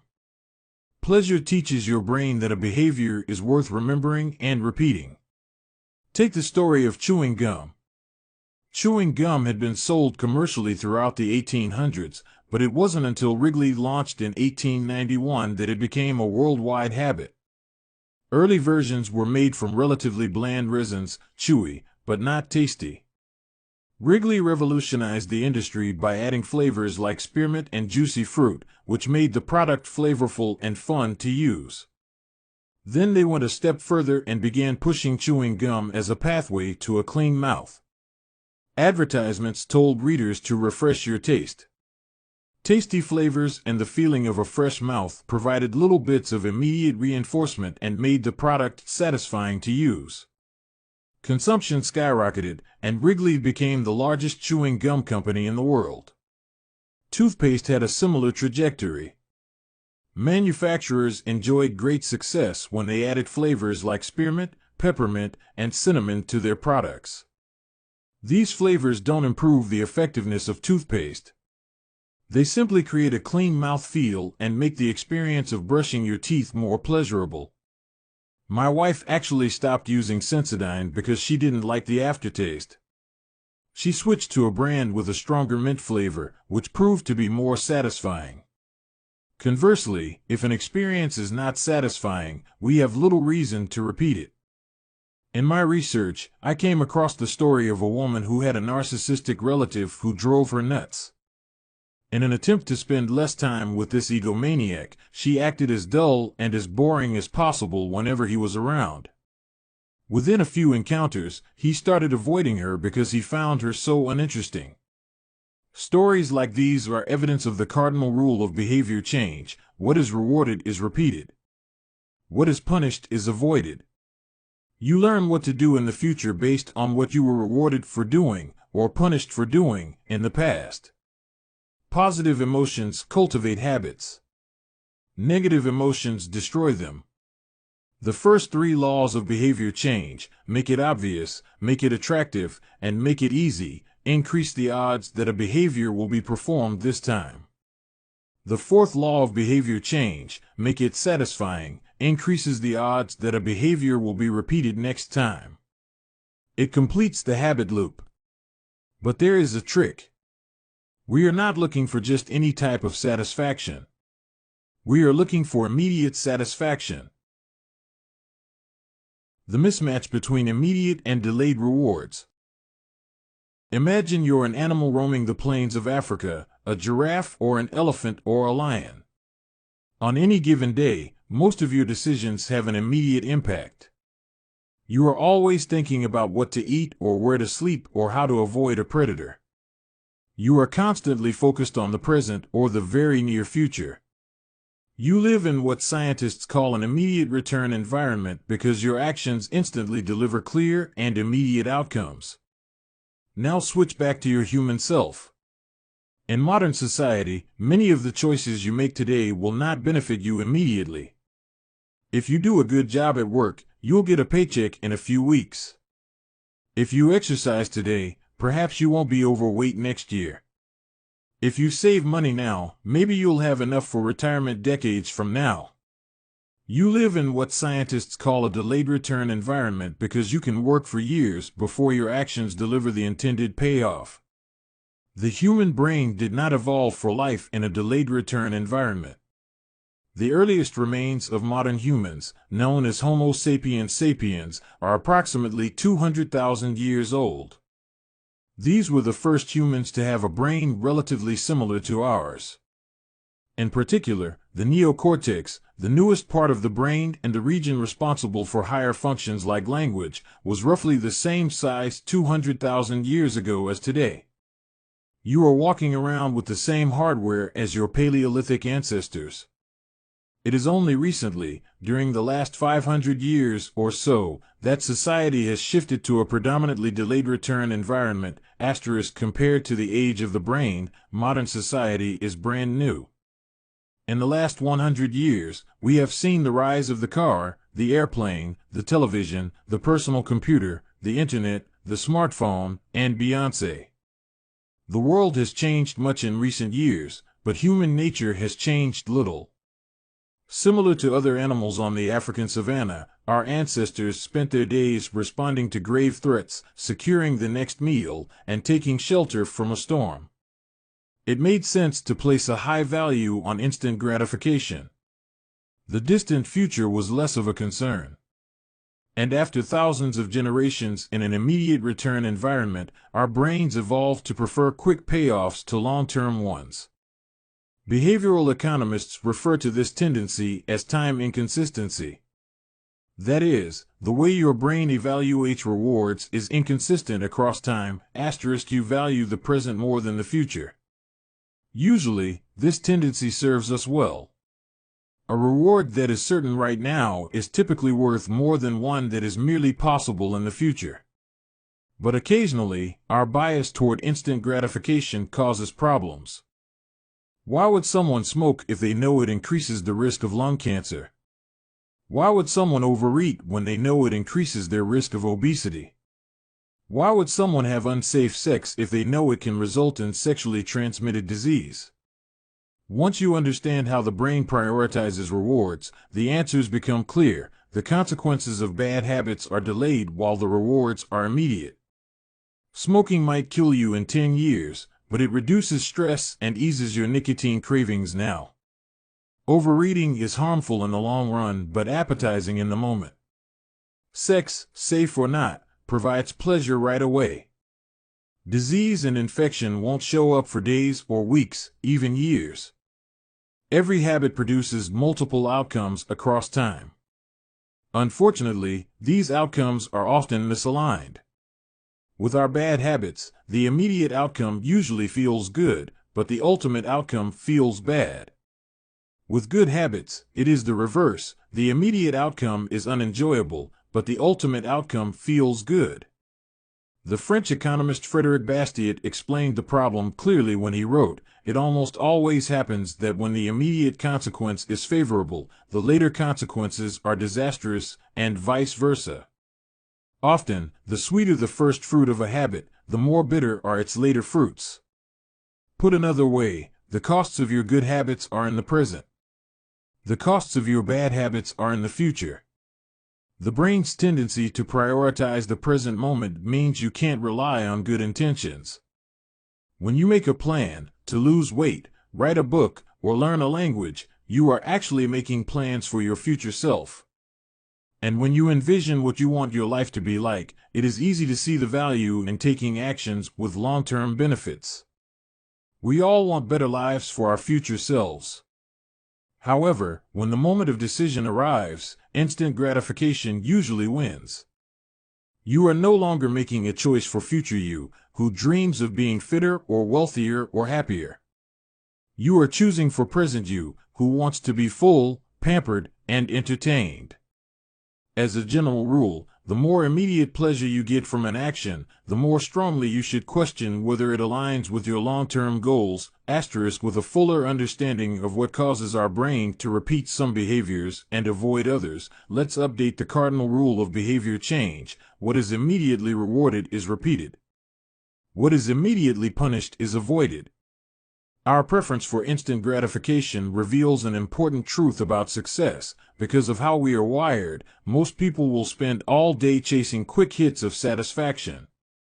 The road less traveled is the road of delayed gratification. If you're willing to wait for the rewards, you'll face less competition and often get a bigger payoff. As the saying goes, the last mile is always the least crowded.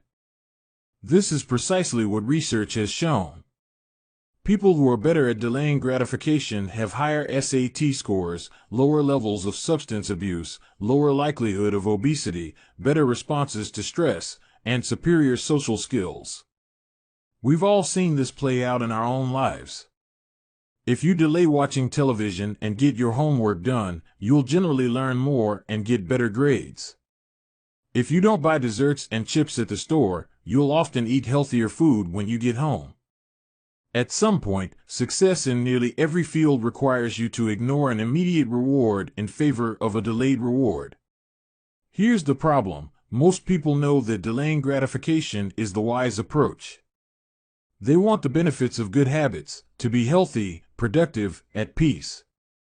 But these outcomes are seldom top of mind at the decisive moment. Thankfully, it's possible to train yourself to delay gratification, but you need to work with the grain of human nature, not against it.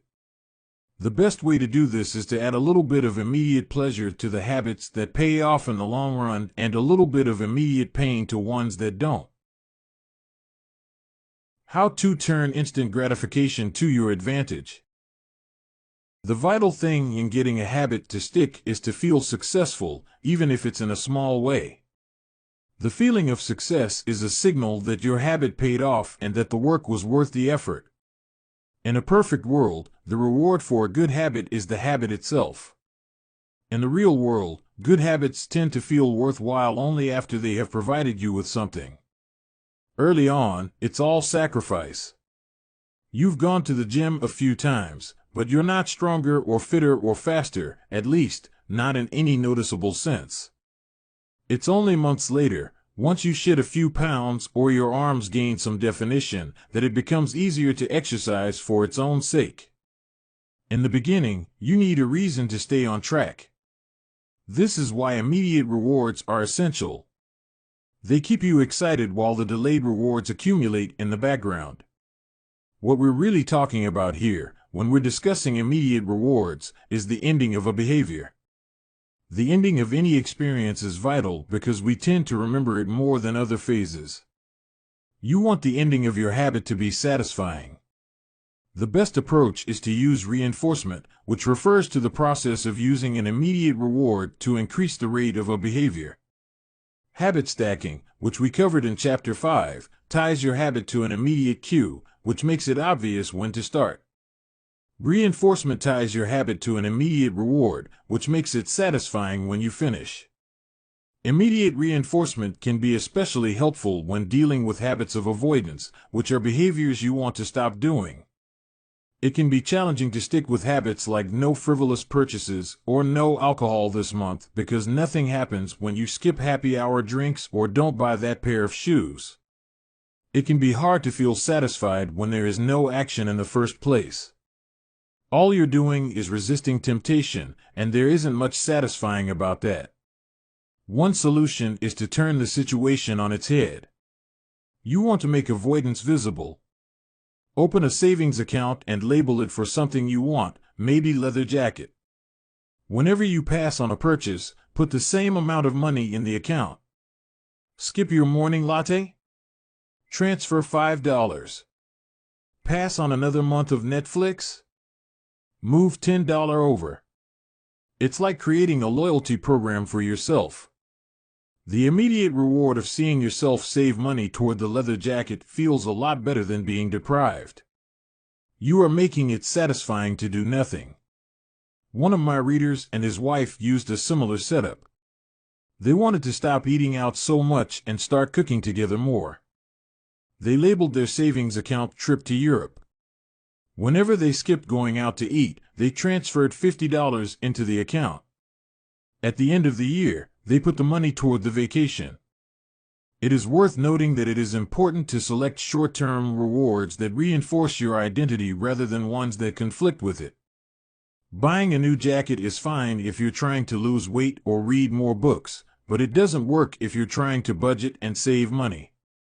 Instead, taking a bubble bath or going on a leisurely walk are good examples of rewarding yourself with free time, which aligns with your ultimate goal of more freedom and financial independence. Similarly, if your reward for exercising is eating a bowl of ice cream, then you're casting votes for conflicting identities, and it ends up being a wash. Instead, maybe your reward is a massage, which is both a luxury and a vote toward taking care of your body. Now the short-term reward is aligned with your long-term vision of being a healthy person. Eventually, as intrinsic rewards like a better mood, more energy, and reduced stress kick in, you will become less concerned with chasing the secondary reward.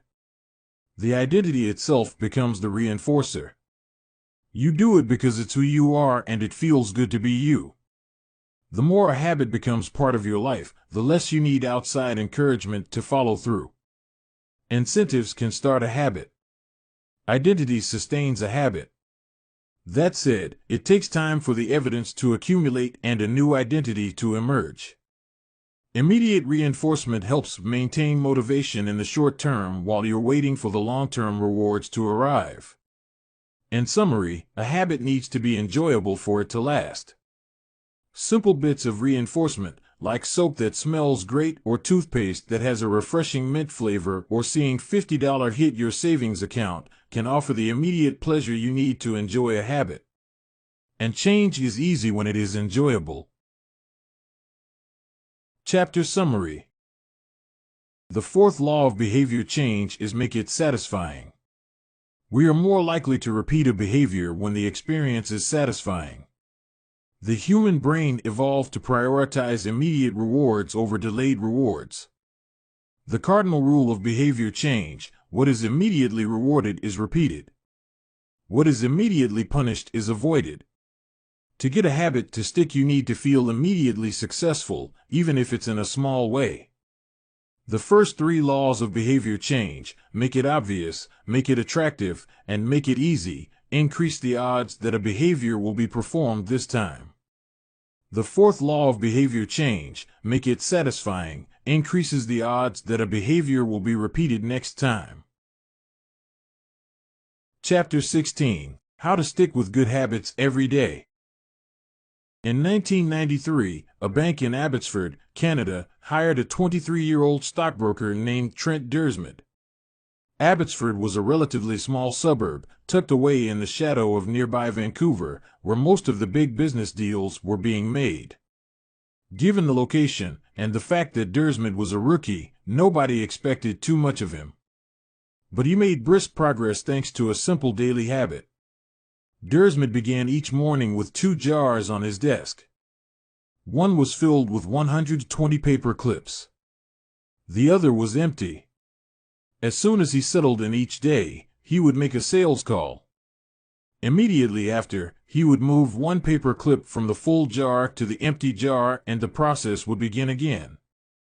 Every morning I would start with 120 paper clips in 1 jar, and I would keep dialing the phone until I had moved them all to the second jar, he told me.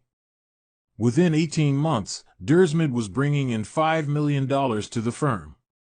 By age 24, he was making $75,000 per year, the equivalent of $125,000 today. Not long after, he landed a 6-figure job with another company. I like to refer to this technique as the paperclip strategy, and, over the years, I've heard from readers who have employed it in a variety of ways. One woman shifted a hairpin from one container to another whenever she wrote a page of her book. Another man moved a marble from one bin to the next after each set of push-ups. Making progress is satisfying, and visual measures, like moving paper clips or hairpins or marbles, provide clear evidence of your progress. As a result, they reinforce your behavior and add a little bit of immediate satisfaction to any activity.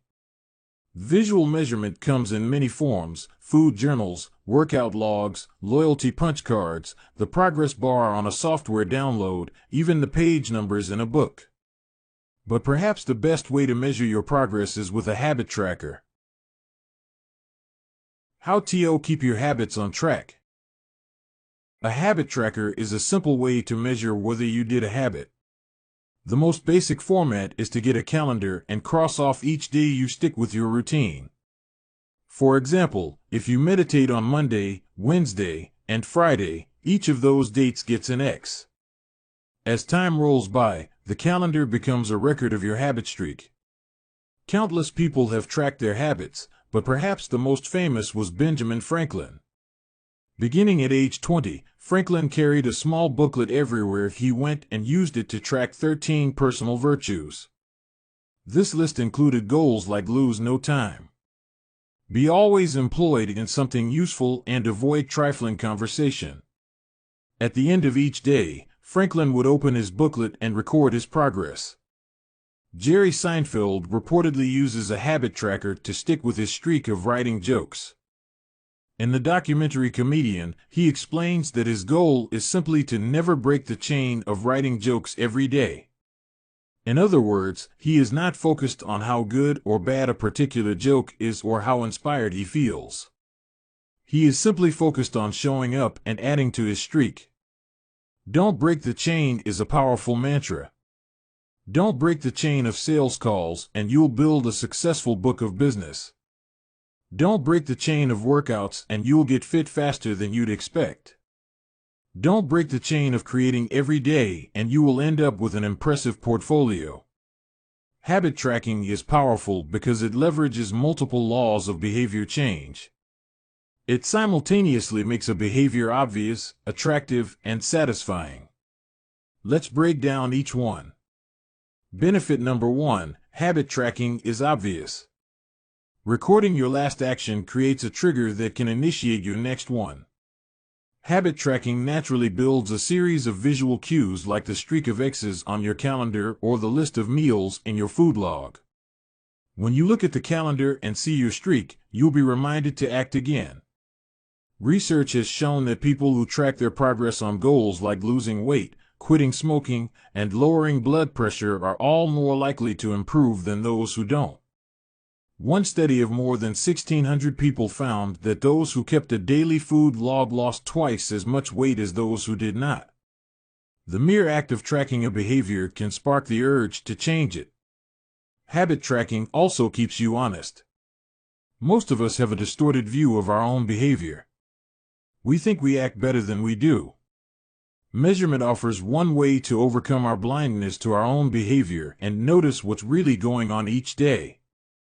One glance at the paper clips in the container and you immediately know how much work you have, or haven't, been putting in. When the evidence is right in front of you, you are less likely to lie to yourself. Benefit number 2, habit tracking is attractive. The most effective form of motivation is progress. When we get a signal that we are moving forward, we become more motivated to continue down that path. In this way, habit tracking can have an addictive effect on motivation. Each small win feeds your desire. This can be particularly powerful on a bad day. When you're feeling down, it's easy to forget about all the progress you have already made. Habit tracking provides visual proof of your hard work, a subtle reminder of how far you've come.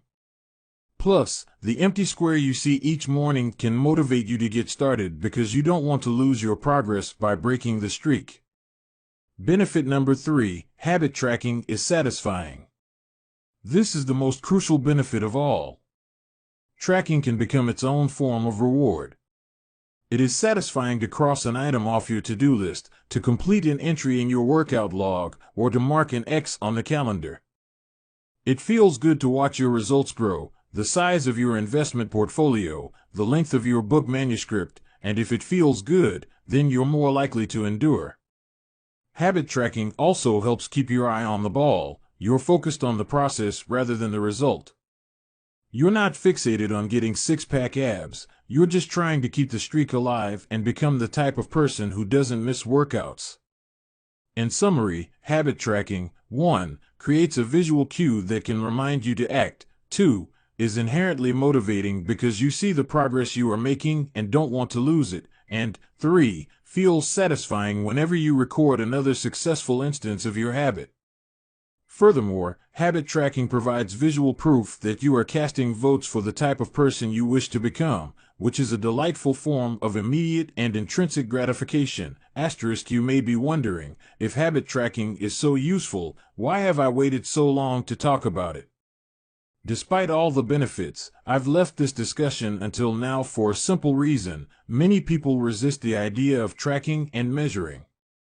It can feel like a burden because it forces you into two habits, the habit you're trying to build and the habit of tracking it. Counting calories sounds like a hassle when you're already struggling to follow a diet. Writing down every sales call seems tedious when you've got work to do. It feels easier to say, "I'll just eat less," or "I'll try harder," or "I'll remember to do it." People inevitably tell me things like, "I have a decision journal, but I wish I used it more." Or, "I recorded my workouts for a week, but then quit." I've been there myself. I once made a food log to track my calories. I managed to do it for one meal and then gave up. Tracking isn't for everyone, and there is no need to measure your entire life. But nearly anyone can benefit from it in some form, even if it's only temporary. What can we do to make tracking easier?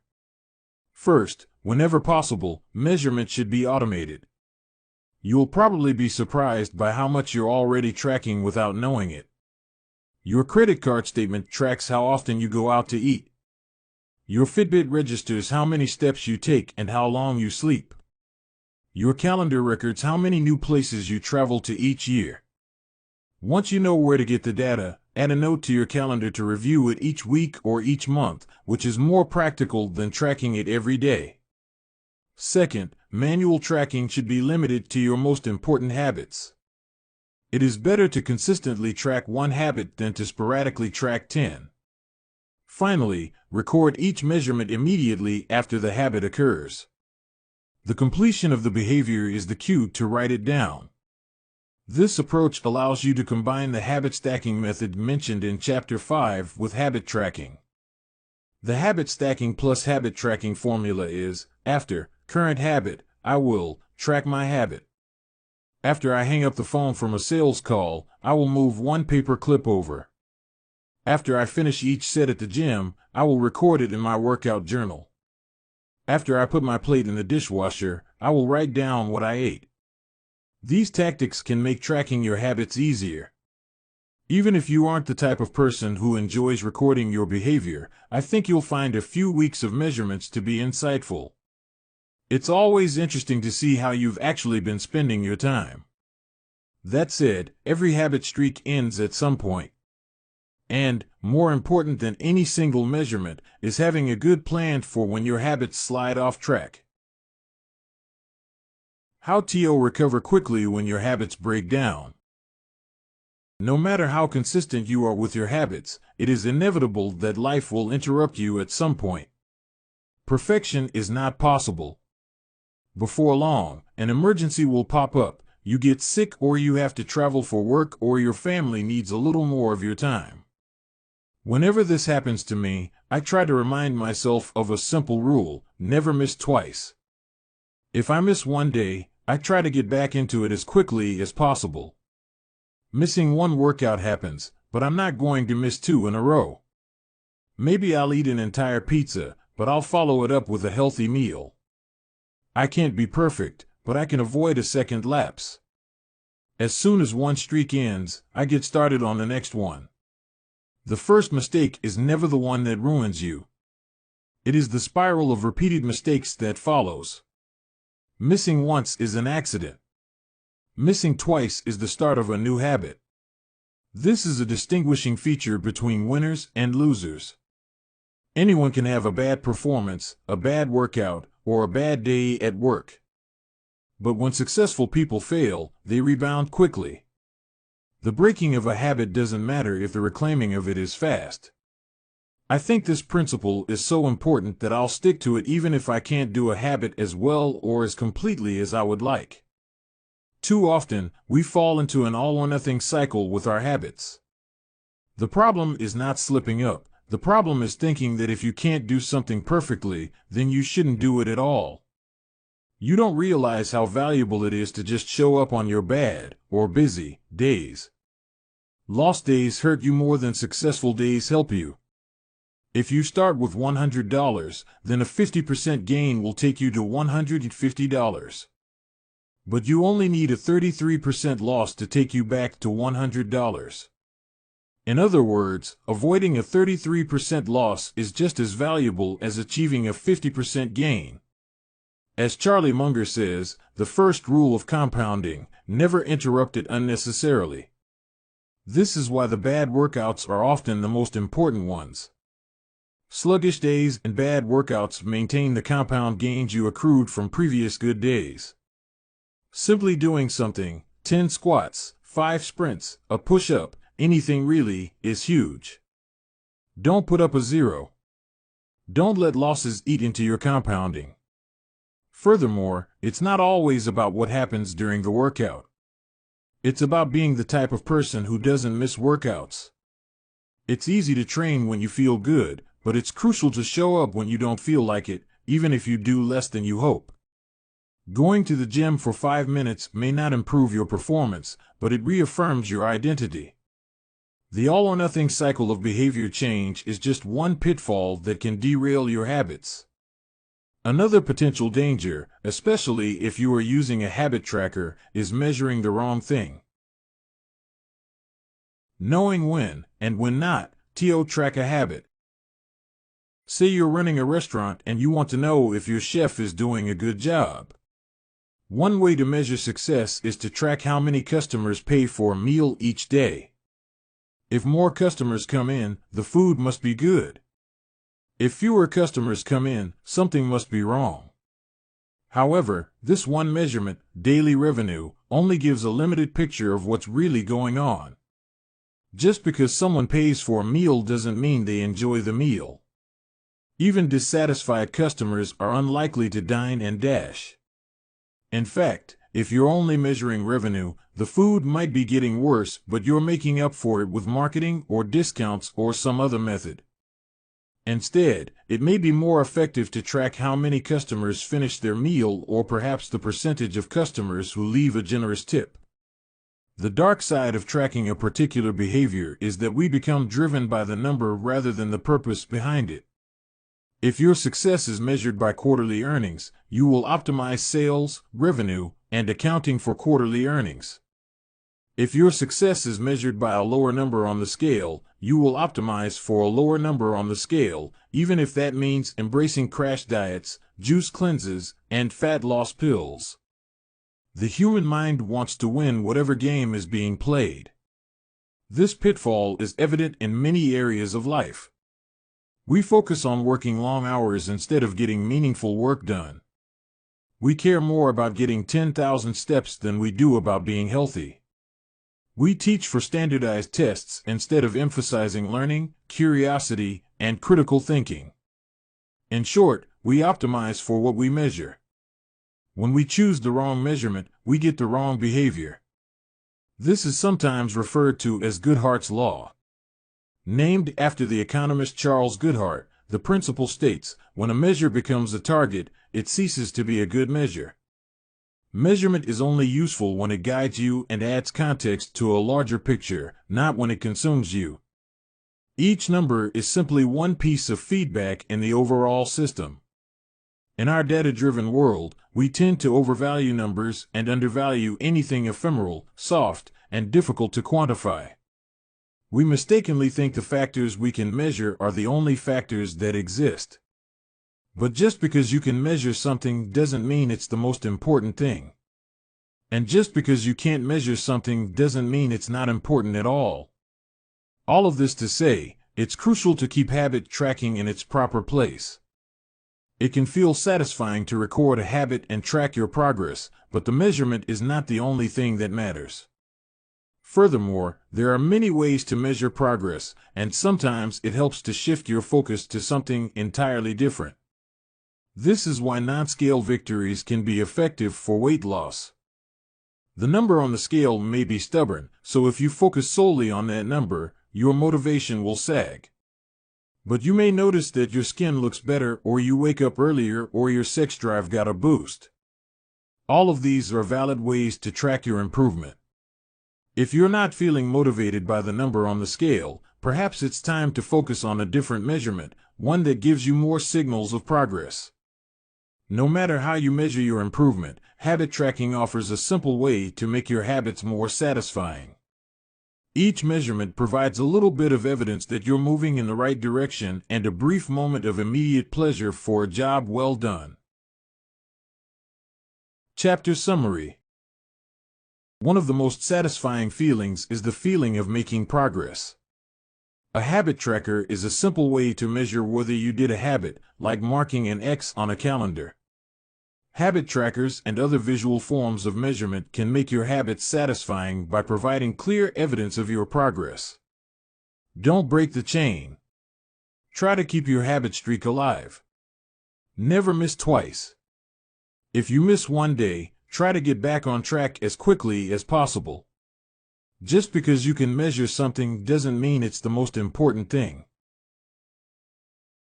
Chapter 17. How an accountability partner can change everything. After serving as a pilot in World War II, Roger Fisher attended Harvard Law School and spent 34 years specializing in negotiation and conflict management. He founded the Harvard Negotiation Project and worked with numerous countries and world leaders on peace resolutions, hostage crises, and diplomatic compromises.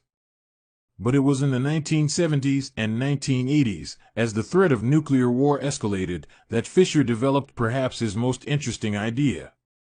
At the time, Fisher was focused on designing strategies that could prevent nuclear war, and he had noticed a troubling fact. Any sitting president would have access to launch codes that could kill millions of people but would never actually see anyone die because he would always be thousands of miles away. My suggestion was quite simple, he wrote in 1981. Put that nuclear code number in a little capsule, and then implant that capsule right next to the heart of a volunteer. The volunteer would carry with him a big, heavy butcher knife as he accompanied the president. If ever the president wanted to fire nuclear weapons, the only way he could do so would be for him first, with his own hands, to kill one human being. The president says, "George, I'm sorry, but tens of millions must die." He has to look at someone and realize what death is, what an innocent death is. Blood on the White House carpet. It's reality brought home. When I suggested this to friends in the Pentagon, they said, "My God, that's terrible. Having to kill someone would distort the president's judgment. He might never push the button." Throughout our discussion of the fourth law of behavior change, we have covered the importance of making good habits immediately satisfying. Fisher's proposal is an inversion of the fourth law, make it immediately unsatisfying. Just as we are more likely to repeat an experience when the ending is satisfying, we are also more likely to avoid an experience when the ending is painful. Pain is an effective teacher. If a failure is painful, it gets fixed. If a failure is relatively painless, it gets ignored. The more immediate and more costly a mistake is, the faster you will learn from it. The threat of a bad review forces a plumber to be good at his job. The possibility of a customer never returning makes restaurants create good food. The cost of cutting the wrong blood vessel makes a surgeon master human anatomy and cut carefully. When the consequences are severe, people learn quickly. The more immediate the pain, the less likely the behavior. If you want to prevent bad habits and eliminate unhealthy behaviors, then adding an instant cost to the action is a great way to reduce their odds. We repeat bad habits because they serve us in some way, and that makes them hard to abandon. The best way I know to overcome this predicament is to increase the speed of the punishment associated with the behavior. There can't be a gap between the action and the consequences. As soon as actions incur an immediate consequence, behavior begins to change. Customers pay their bills on time when they are charged a late fee. Students show up to class when their grade is linked to attendance. We'll jump through a lot of hoops to avoid a little bit of immediate pain. There is, of course, a limit to this. If you're going to rely on punishment to change behavior, then the strength of the punishment must match the relative strength of the behavior it is trying to correct. To be productive, the cost of procrastination must be greater than the cost of action. To be healthy, the cost of laziness must be greater than the cost of exercise.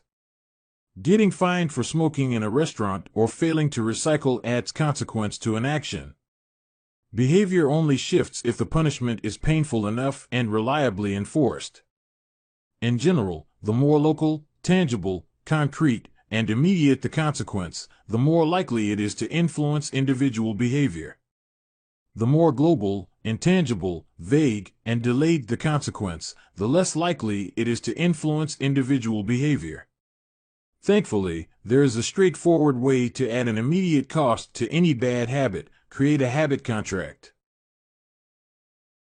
The habit contract. The first seatbelt law was passed in New York on December 1, 1984. At the time, just 14% of people in the United States regularly wore a seatbelt, but that was all about to change.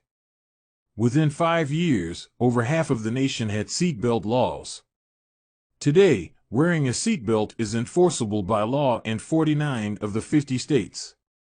And it's not just the legislation, the number of people wearing seatbelts has changed dramatically as well. In 2016, over 88% of Americans buckled up each time they got in a car. In just over 30 years, there was a complete reversal in the habits of millions of people. Laws and regulations are an example of how government can change our habits by creating a social contract. As a society, we collectively agree to abide by certain rules and then enforce them as a group.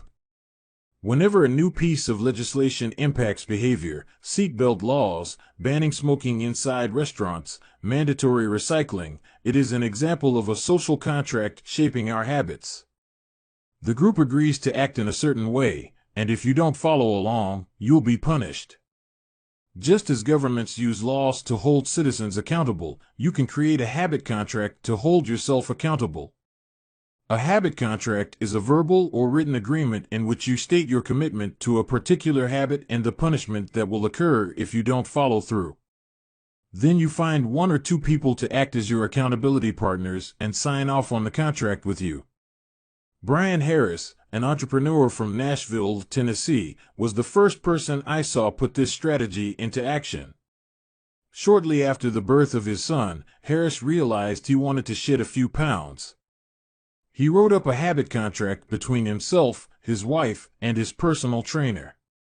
The first version read, Brian's number 1 objective for Q1 of 2017 is to start eating correctly again so he feels better, looks better, and is able to hit his long-term goal of 200 pounds at 10% body fat. Below that statement, Harris laid out a roadmap for achieving his ideal outcome. Phase number 1, get back to a strict slow-carb diet in Q1. Phase number 2, start a strict macronutrient tracking program in Q2. Phase number 3, refine and maintain the details of his diet and workout program in Q3. Finally, he wrote out each of the daily habits that would get him to his goal. For example, write down all food that he consumes each day and weigh himself each day. And then he listed the punishment if he failed. If Brian doesn't do these 2 items, then the following consequence will be enforced. he will have to dress up each workday and each Sunday morning for the rest of the quarter. Dress up is defined as not wearing jeans, t-shirts, hoodies, or shorts. He will also give Joey, his trainer, $200 to use as he sees fit if he misses one day of logging food. At the bottom of the page, Harris, his wife, and his trainer all signed the contract. My initial reaction was that a contract like this seemed overly formal and unnecessary, especially the signatures. But Harris convinced me that signing the contract was an indication of seriousness. "Anytime I skip this part," he said, "I start slacking almost immediately." 3 months later, after hitting his targets for Q1, Harris upgraded his goals. The consequences escalated, too. If he missed his carbohydrate and protein targets, he had to pay his trainer $100. And if he failed to weigh himself, he had to give his wife $500 to use as she saw fit. Perhaps most painfully, if he forgot to run sprints, he had to dress up for work every day and wear an Alabama hat the rest of the quarter, the bitter rival of his beloved Auburn team. The strategy worked. With his wife and trainer acting as accountability partners, and with the habit contract clarifying exactly what to do each day, Harris lost the weight * to make bad habits unsatisfying. Your best option is to make them painful in the moment. Creating a habit contract is a straightforward way to do exactly that. Even if you don't want to create a full-blown habit contract, simply having an accountability partner is useful. The comedian Margaret Cho writes a joke or song every day.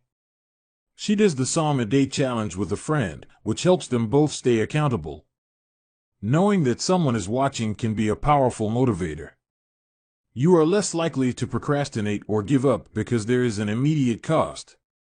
If you don't follow through, perhaps they'll see you as untrustworthy or lazy. Suddenly, you are not only failing to uphold your promises to yourself, but also failing to uphold your promises to others. You can even automate this process. Thomas Frank, an entrepreneur in Boulder, Colorado, wakes up at 5:55 each morning. And if he doesn't, he has a tweet automatically scheduled that says, "It's 6:10 and I'm not up because I'm lazy." Reply to this for $5 via PayPal, limit 5, assuming my alarm didn't malfunction. We are always trying to present our best selves to the world. We comb our hair and brush our teeth and dress ourselves carefully because we know these habits are likely to get a positive reaction. We want to get good grades and graduate from top schools to impress potential employers and mates and our friends and family. We care about the opinions of those around us because it helps if others like us. This is precisely why getting an accountability partner or signing a habit contract can work so well. Chapter Summary. The inversion of the fourth law of behavior change is make it unsatisfying. We are less likely to repeat a bad habit if it is painful or unsatisfying. An accountability partner can create an immediate cost to inaction. We care deeply about what others think of us, and we do not want others to have a lesser opinion of us. A habit contract can be used to add a social cost to any behavior. It makes the costs of violating your promises public and painful. Knowing that someone else is watching you can be a powerful motivator. Advanced Tactics: How to go from being merely good to being truly great. Chapter 18. The Truth About Talent, When Genes Matter and When They Don't. Many people are familiar with Michael Phelps, who is widely considered to be one of the greatest athletes in history. Phelps has won more Olympic medals not only than any swimmer but also more than any Olympian in any sport. Fewer people know the name Hisham El Guru, but he was a fantastic athlete in his own right. El Guru is a Moroccan runner who holds 2 Olympic gold medals and is one of the greatest middle-distance runners of all time.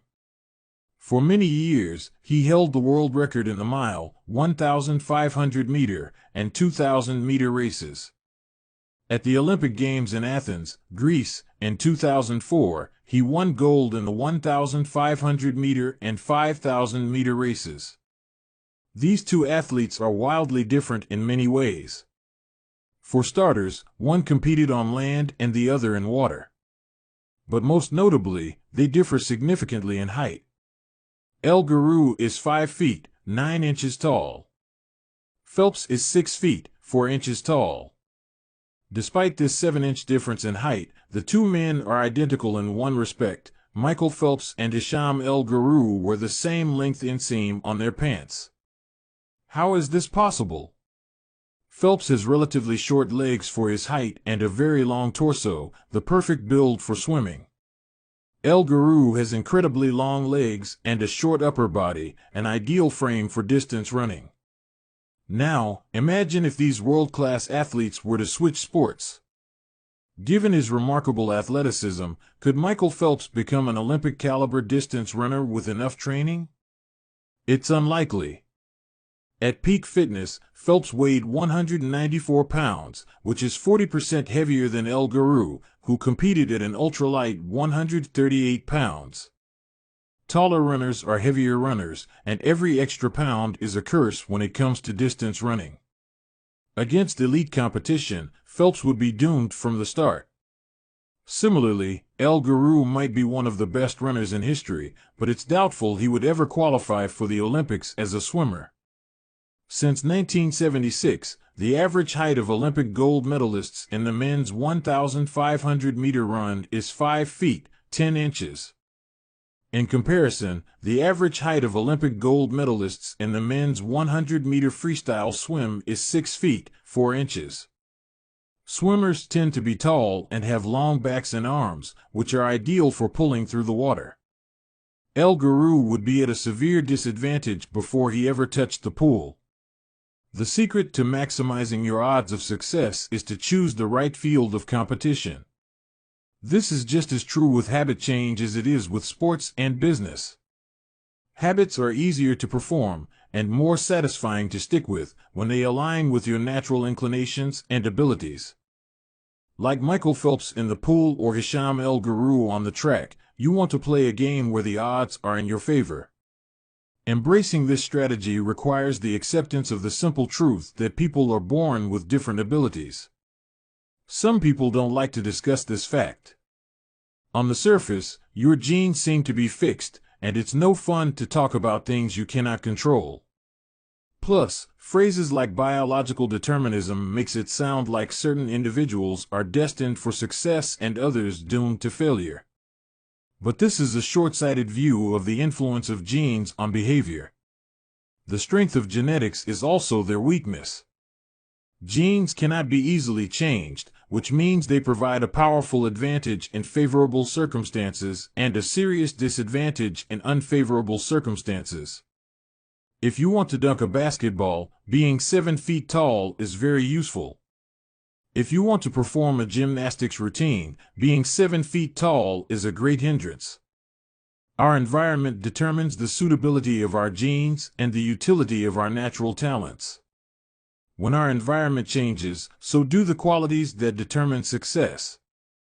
This is true not just for physical characteristics, but for mental ones as well. I'm smart if you ask me about habits and human behavior, not so much when it comes to knitting, rocket propulsion, or guitar chords. Competence is highly dependent on context. The people at the top of any competitive field are not only well-trained, they are also well-suited to the task. And this is why, if you want to be truly great, selecting the right place to focus is crucial. In short, genes do not determine your destiny. They determine your areas of opportunity. As physician Gabor Mate notes, genes can predispose, but they don't predetermine. The areas where you are genetically predisposed to success are the areas where habits are more likely to be satisfying. The key is to direct your effort toward areas that both excite you and match your natural skills, to align your ambition with your ability. The obvious question is, how do I figure out where the odds are in my favor? How do I identify the opportunities and habits that are right for me? The first place we will look for an answer is by understanding your personality. How your personality influences your habits. Your genes are operating beneath the surface of every habit. Indeed, beneath the surface of every behavior.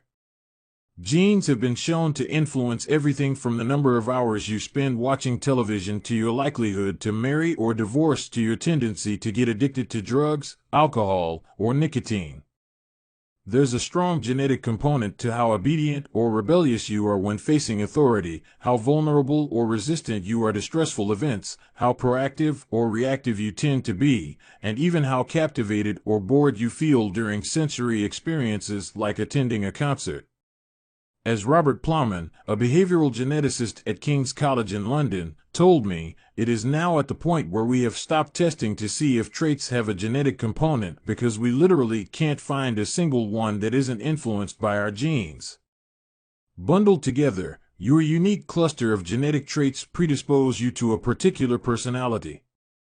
Your personality is the set of characteristics that is consistent from situation to situation. The most proven scientific analysis of personality traits is known as the Big Five, which breaks them down into 5 spectrums of behavior. 1. Openness to experience, from curious and inventive on one end to cautious and consistent on the other. 2. Conscientiousness, organized and efficient to easygoing and spontaneous. 3. Extroversion, outgoing and energetic to solitary and reserved. You likely know them as extroverts versus introverts. 4. Agreeableness, friendly and compassionate to challenging and detached. 5. Neuroticism, anxious and sensitive to confident, calm, and stable. All 5 characteristics have biological underpinnings. Extroversion, for instance, can be tracked from birth. If scientists play a loud noise in the nursing ward, some babies turn toward it while others turn away. When the researchers tracked these children through life, they found that the babies who turned toward the noise were more likely to grow up to be extroverts. Those who turned away were more likely to become introverts. People who are high in agreeableness are kind, considerate, and warm. They also tend to have higher natural oxytocin levels, a hormone that plays an important role in social bonding, increases feelings of trust, and can act as a natural antidepressant. You can easily imagine how someone with more oxytocin might be inclined to build habits like writing thank you notes or organizing social events. As a third example, consider neuroticism, which is a personality trait all people possess to various degrees. People who are high in neuroticism tend to be anxious and worry more than others. This trait has been linked to hypersensitivity of the amygdala, the portion of the brain responsible for noticing threats. In other words, people who are more sensitive to negative cues in their environment are more likely to score high in neuroticism. Our habits are not solely determined by our personalities, but there is no doubt that our genes nudge us in a certain direction. Our deeply rooted preferences make certain behaviors easier for some people than for others. You don't have to apologize for these differences or feel guilty about them, but you do have to work with them. A person who scores lower on conscientiousness, for example, will be less likely to be orderly by nature and may need to rely more heavily on environment design to stick with good habits. As a reminder for the less conscientious readers among us, environment design is a strategy we discussed in chapters 6 and 12. The takeaway is that you should build habits that work for your personality. People can get ripped working out like a bodybuilder, but if you prefer rock climbing or cycling or rowing, then shape your exercise habit around your interests. If your friend follows a low-carb diet, but you find that low-fat works for you, then more power to you. If you want to read more, don't be embarrassed if you prefer steamy romance novels over nonfiction. Read whatever fascinates you. You don't have to build the habits everyone tells you to build. Choose the habit that best suits you, not the one that is most popular. There is a version of every habit that can bring you joy and satisfaction. Find it. Habits need to be enjoyable if they are going to stick. This is the core idea behind the 4th law. Tailoring your habits to your personality is a good start, but this is not the end of the story. Let's turn our attention to finding and designing situations where you're at a natural advantage. How to find a game where the odds are in your favor. Learning to play a game where the odds are in your favor is critical for maintaining motivation and feeling successful. In theory, you can enjoy almost anything. In practice, you are more likely to enjoy the things that come easily to you. People who are talented in a particular area tend to be more competent at that task and are then praised for doing a good job. They stay energized because they are making progress where others have failed, and because they get rewarded with better pay and bigger opportunities, which not only makes them happier but also propels them to produce even higher quality work. It's a virtuous cycle. Pick the right habit and progress is easy. Pick the wrong habit and life is a struggle. How do you pick the right habit? The first step is something we covered in the third law: make it easy. In many cases, when people pick the wrong habit, it simply means they picked a habit that was too difficult. When a habit is easy, you are more likely to be successful. When you are successful, you are more likely to feel satisfied. However, there is another level to consider. In the long run, if you continue to advance and improve, any area can become challenging. At some point, you need to make sure you're playing the right game for your skill set. How do you figure that out? The most common approach is trial and error. Of course, there's a problem with this strategy: life is short. You don't have time to try every career, date every eligible bachelor, or play every musical instrument.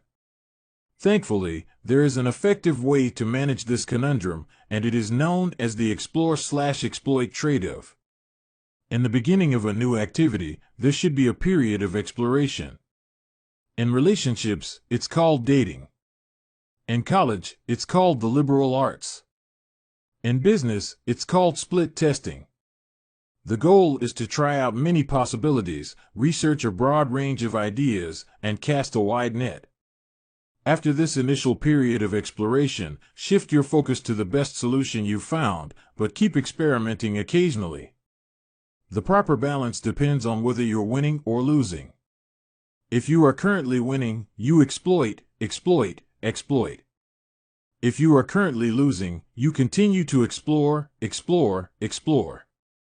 In the long run, it is probably most effective to work on the strategy that seems to deliver the best results about 80 to 90% of the time and keep exploring with the remaining 10 to 20%. Google famously asks employees to spend 80% of the workweek on their official job and 20% on projects of their choice, which has led to the creation of blockbuster products like AdWords and Gmail. The optimal approach also depends on how much time you have. If you have a lot of time, like someone at the beginning of their career, it makes more sense to explore because once you find the right thing, you still have a good amount of time to exploit it. If you're pressed for time, say, as you come up on the deadline for a project, you should implement the best solution you've found so far and get some results. As you explore different options, there are a series of questions you can ask yourself to continually narrow in on the habits and areas that will be most satisfying to you. What feels like fun to me, but work to others? The mark of whether you are made for a task is not whether you love it, but whether you can handle the pain of the task easier than most people. When are you enjoying yourself while other people are complaining? The work that hurts you less than it hurts others is the work you were made to do. What makes me lose track of time? Flow is the mental state you enter when you are so focused on the task at hand that the rest of the world fades away. This blend of happiness and peak performance is what athletes and performers experience when they are in the zone. It is nearly impossible to experience a flow state and not find the task satisfying, at least to some degree. Where do I get greater returns than the average person? We are continually comparing ourselves to those around us, and a behavior is more likely to be satisfying when the comparison is in our favor. When I started writing at jamesclear.com, my email list grew very quickly. I wasn't quite sure what I was doing well, but I knew that results seemed to be coming faster for me than for some of my colleagues, which motivated me to keep writing. What comes naturally to me?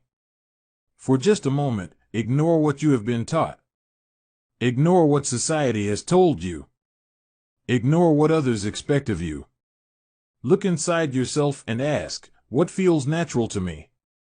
When have I felt alive? When have I felt like the real me? No internal judgments or people-pleasing. No second-guessing or self-criticism. Just feelings of engagement and enjoyment. Whenever you feel authentic and genuine, you are headed in the right direction. To be honest, some of this process is just luck. Michael Phelps and Hisham El Guru were lucky to be born with a rare set of abilities that are highly valued by society and to be placed in the ideal environment for those abilities. We all have limited time on this planet, and the truly great among us are the ones who not only work hard, but also have the good fortune to be exposed to opportunities that favor us. But what if you don't want to leave it up to luck? If you can't find a game where the odds are stacked in your favor, create one. Scott Adams, the cartoonist behind Dilbert, says, everyone has at least a few areas in which they could be in the top 25% with some effort. In my case, I can draw better than most people, but I'm hardly an artist. And I'm not any funnier than the average stand-up comedian who never makes it big, but I'm funnier than most people. The magic is that few people can draw well and write jokes. It's the combination of the two that makes what I do so rare. And when you add in my business background, suddenly I had a topic that few cartoonists could hope to understand without living it. When you can't win by being better, you can win by being different. By combining your skills, you reduce the level of competition, which makes it easier to stand out. You can shortcut the need for a genetic advantage, or for years of practice, by rewriting the rules. A good player works hard to win the game everyone else is playing. A great player creates a new game that favors their strengths and avoids their weaknesses. In college, I designed my own major, biomechanics, which was a combination of physics, chemistry, biology, and anatomy. I wasn't smart enough to stand out among the top physics or biology majors, so I created my own game. And because it suited me, I was only taking the courses I was interested in. Studying felt like less of a chore. It was also easier to avoid the trap of comparing myself to everyone else. After all, nobody else was taking the same combination of classes, so who could say if they were better or worse? Specialization is a powerful way to overcome the accident of bad genetics. The more you master a specific skill, the harder it becomes for others to compete with you. Many bodybuilders are stronger than the average arm wrestler, but even a massive bodybuilder may lose at arm wrestling because the arm wrestling champ has very specific strength. Even if you're not the most naturally gifted, you can often win by being the best in a very narrow category. Boiling water will soften a potato but harden an egg. You can't control whether you're a potato or an egg, but you can decide to play a game where it's better to be hard or soft. If you can find a more favorable environment, you can transform the situation from one where the odds are against you to one where they are in your favor. How to get the most out of your genes. Our genes do not eliminate the need for hard work. They clarify it. They tell us what to work hard on. Once we realize our strengths, we know where to spend our time and energy. We know which types of opportunities to look for and which types of challenges to avoid. The better we understand our nature, the better our strategy can be. Biological differences matter. Even so, it's more productive to focus on whether you are fulfilling your own potential than comparing yourself to someone else. The fact that you have a natural limit to any specific ability has nothing to do with whether you are reaching the ceiling of your capabilities. People get so caught up in the fact that they have limits that they rarely exert the effort required to get close to them. Furthermore, genes can't make you successful if you're not doing the work. Yes, it's possible that the ripped trainer at the gym has better genes, but if you haven't put in the same reps, it's impossible to say if you have been dealt a better or worse genetic hand. Until you work as hard as those you admire, don't explain away their success as luck. In summary, one of the best ways to ensure your habits remain satisfying over the long run is to pick behaviors that align with your personality and skills. Work hard on the things that come easy. Chapter Summary. The secret to maximizing your odds of success is to choose the right field of competition. Pick the right habit and progress is easy. Pick the wrong habit and life is a struggle. Genes cannot be easily changed, which means they provide a powerful advantage in favorable circumstances and a serious disadvantage in unfavorable circumstances. Habits are easier when they align with your natural abilities. Choose the habits that best suit you. Play a game that favors your strengths. If you can't find a game that favors you, create one. Genes do not eliminate the need for hard work. They clarify it. They tell us what to work hard on. Chapter 19. The Goldilocks Rule: How to Stay Motivated in Life and Work. In 1955, Disneyland had just opened in Anaheim, California, when a 10-year-old boy walked in and asked for a job. Labor laws were loose back then, and the boy managed to land a position selling guidebooks for 50 cents apiece. Within a year, he had transitioned to Disney's Magic Shop, where he learned tricks from the older employees. He experimented with jokes and tried out simple routines on visitors. Soon he discovered that what he loved was not performing magic, but performing in general. He set his sights on becoming a comedian. Beginning in his teenage years, he started performing in little clubs around Los Angeles. The crowds were small and his act was short. He was rarely on stage for more than 5 minutes. Most of the people in the crowd were too busy drinking or talking with friends to pay attention. One night, he literally delivered his stand-up routine to an empty club. It wasn't glamorous work, but there was no doubt he was getting better. His first routines would only last 1 or 2 minutes. By high school, his material had expanded to include a 5-minute act and, a few years later, a 10-minute show. At 19, he was performing weekly for 20 minutes at a time. He had to read 3 poems during the show just to make the routine long enough, but his skills continued to progress. He spent another decade experimenting, adjusting, and practicing. He took a job as a television writer and, gradually, he was able to land his own appearances on talk shows. By the mid-1970s, he had worked his way into being a regular guest on The Tonight Show and Saturday Night Live. Finally, after nearly 15 years of work, the young man rose to fame. He toured 60 cities in 63 days. Then 72 cities in 80 days. Then 85 cities in 90 days. He had 18,695 people attend one show in Ohio. Another 45,000 tickets were sold for his 3-day show in New York. He catapulted to the top of his genre and became one of the most successful comedians of his time. His name is Steve Martin. Martin's story offers a fascinating perspective on what it takes to stick with habits for the long run. Comedy is not for the timid. It is hard to imagine a situation that would strike fear into the hearts of more people than performing alone on stage and failing to get a single laugh. And yet Steve Martin faced this fear every week for 18 years. In his words, 10 years spent learning, 4 years spent refining, and 4 years as a wild success. Why is it that some people, like Martin, stick with their habits, whether practicing jokes or drawing cartoons or playing guitar, while most of us struggle to stay motivated? How do we design habits that pull us in rather than ones that fade away? Scientists have been studying this question for many years. While there is still much to learn, one of the most consistent findings is that the way to maintain motivation and achieve peak levels of desire is to work on tasks of just manageable difficulty. The human brain loves a challenge, but only if it is within an optimal zone of difficulty. If you love tennis and try to play a serious match against a 4-year-old, you will quickly become bored. It's too easy. You will win every point. In contrast, if you play a professional tennis player like Roger Federer or Serena Williams, you will quickly lose motivation because the match is too difficult.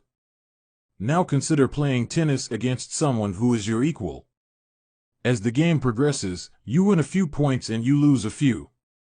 You have a good chance of winning, but only if you really try. Your focus narrows, distractions fade away, and you find yourself fully invested in the task at hand. This is a challenge of just manageable difficulty, and it is a prime example of the Goldilocks rule. The Goldilocks rule states that humans experience peak motivation when working on tasks that are right on the edge of their current abilities. Not too hard. Not too easy. Just right. The Goldilocks rule. Martin's comedy career is an excellent example of the Goldilocks rule in practice. Each year, he expanded his comedy routine, but only by a minute or two.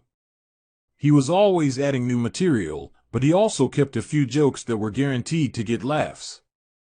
There were just enough victories to keep him motivated and just enough mistakes to keep him working hard. When you're starting a new habit, it's important to keep the behavior as easy as possible so you can stick with it even when conditions aren't perfect. This is an idea we covered in detail while discussing the third law of behavior change. Once a habit has been established, however, it's important to continue to advance in small ways. These little improvements and new challenges keep you engaged. And if you hit the Goldilocks zone just right, you can achieve a flow state. A flow state is the experience of being in the zone and fully immersed in an activity. Scientists have tried to quantify this feeling. They found that to achieve a state of flow, a task must be roughly 4% beyond your current ability. In real life, it's typically not feasible to quantify the difficulty of an action in this way, but the core idea of the Goldilocks rule remains: working on challenges of just manageable difficulty, something on the perimeter of your ability, seems crucial for maintaining motivation. Improvement requires a delicate balance. You need to regularly search for challenges that push you to your edge while continuing to make enough progress to stay motivated. Behaviors need to remain novel in order for them to stay attractive and satisfying. Without variety, we get bored. And boredom is perhaps the greatest villain on the quest for self-improvement. How to stay focused when you get bored working on your goals. After my baseball career ended, I was looking for a new sport. I joined a weightlifting team, and one day an elite coach visited our gym. He had worked with thousands of athletes during his long career, including a few Olympians. I introduced myself, and we began talking about the process of improvement. What's the difference between the best athletes and everyone else? I asked.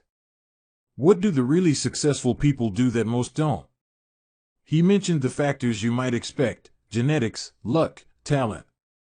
But then he said something I wasn't expecting. At some point it comes down to who can handle the boredom of training every day, doing the same lifts over and over and over. His answer surprised me because it's a different way of thinking about work ethic. People talk about getting amped up to work on their goals. Whether it's business or sports or art, you hear people say things like, "It all comes down to passion," or "You have to really want it." As a result, many of us get depressed when we lose focus or motivation because we think that successful people have some bottomless reserve of passion.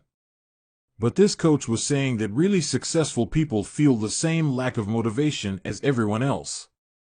The difference is that they still find a way to show up despite the feelings of boredom. Mastery requires practice. But the more you practice something, the more boring and routine it becomes. Once the beginner gains have been made and we learn what to expect, our interest starts to fade. Sometimes it happens even faster than that. All you have to do is hit the gym a few days in a row or publish a couple of blog posts on time, and letting one day slip doesn't feel like much. Things are going well. It's easy to rationalize taking a day off because you're in a good place. The greatest threat to success is not failure but boredom. We get bored with habits because they stop delighting us. the outcome becomes expected. And as our habits become ordinary, we start derailing our progress to seek novelty. Perhaps this is why we get caught up in a never-ending cycle, jumping from one workout to the next, one diet to the next, one business idea to the next. As soon as we experience the slightest dip in motivation, we begin seeking a new strategy, even if the old one was still working. As Machiavelli noted, men desire novelty to such an extent that those who are doing well wish for a change as much as those who are doing badly. Perhaps this is why many of the most habit-forming products are those that provide continuous forms of novelty. Video games provide visual novelty. Porn provides sexual novelty. Junk foods provide culinary novelty. Each of these experiences offer continual elements of surprise. In psychology, this is known as a variable reward. Slot machines are the most common real-world example. A gambler hits the jackpot every now and then, but not at any predictable interval. The pace of rewards varies. This variance leads to the greatest spike of dopamine, enhances memory recall, and accelerates habit formation. Variable rewards won't create a craving. That is, you can't take a reward people are uninterested in, give it to them at a variable interval, and hope it will change their mind, but they are a powerful way to amplify the cravings we already experience because they reduce boredom. The sweet spot of desire occurs at a 50-50 split between success and failure. Half of the time you get what you want. Half of the time you don't. You need just enough winning to experience satisfaction and just enough wanting to experience desire. This is one of the benefits of following the Goldilocks rule. If you're already interested in a habit, working on challenges of just manageable difficulty is a good way to keep things interesting. Of course, not all habits have a variable reward component, and you wouldn't want them to. If Google only delivered a useful search result some of the time, I would switch to a competitor pretty quickly. If Uber only picked up half of my trips, I doubt I'd be using that service much longer. And if I flossed my teeth each night and only sometimes ended up with a clean mouth, I think I'd skip it. Variable rewards or not, no habit will stay interesting forever. At some point, everyone faces the same challenge on the journey of self-improvement. You have to fall in love with boredom. We all have goals that we would like to achieve and dreams that we would like to fulfill, but it doesn't matter what you are trying to become better at. If you only do the work when it's convenient or exciting, then you'll never be consistent enough to achieve remarkable results. I can guarantee that if you manage to start a habit and keep sticking to it, there will be days when you feel like quitting. When you start a business, there will be days when you don't feel like showing up. When you're at the gym, there will be sets that you don't feel like finishing. When it's time to write, there will be days that you don't feel like typing. But stepping up when it's annoying or painful or draining to do so, that's what makes the difference between a professional and an amateur. Professionals stick to the schedule, amateurs let life get in the way. Professionals know what is important to them and work toward it with purpose. Amateurs get pulled off course by the urgencies of life. David Kane, an author and meditation teacher, encourages his students to avoid being fair-weather meditators. Similarly, you don't want to be a fair-weather athlete or a fair-weather writer or a fair-weather anything. When a habit is truly important to you, you have to be willing to stick to it in any mood. Professionals take action even when the mood isn't right. They might not enjoy it, but they find a way to put the reps in. There have been a lot of sets that I haven't felt like finishing, but I've never regretted doing the workout. There have been a lot of articles I haven't felt like writing, but I've never regretted publishing on schedule. There have been a lot of days I've felt like relaxing, but I've never regretted showing up and working on something that was important to me. The only way to become excellent is to be endlessly fascinated by doing the same thing over and over. You have to fall in love with boredom. Chapter Summary. The Goldilocks rule states that humans experience peak motivation when working on tasks that are right on the edge of their current abilities. The greatest threat to success is not failure but boredom. As habits become routine, they become less interesting and less satisfying. We get bored. Anyone can work hard when they feel motivated. It's the ability to keep going when work isn't exciting that makes the difference. Professionals stick to the schedule, amateurs let life get in the way. Chapter 20: The Downside of Creating Good Habit. Habits create the foundation for mastery. In chess, it is only after the basic movements of the pieces have become automatic that a player can focus on the next level of the game. Each chunk of information that is memorized opens up the mental space for more effortful thinking.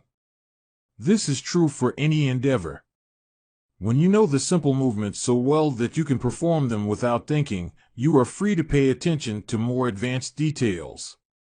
In this way, habits are the backbone of any pursuit of excellence. However, the benefits of habits come at a cost. At first, each repetition develops fluency, speed, and skill.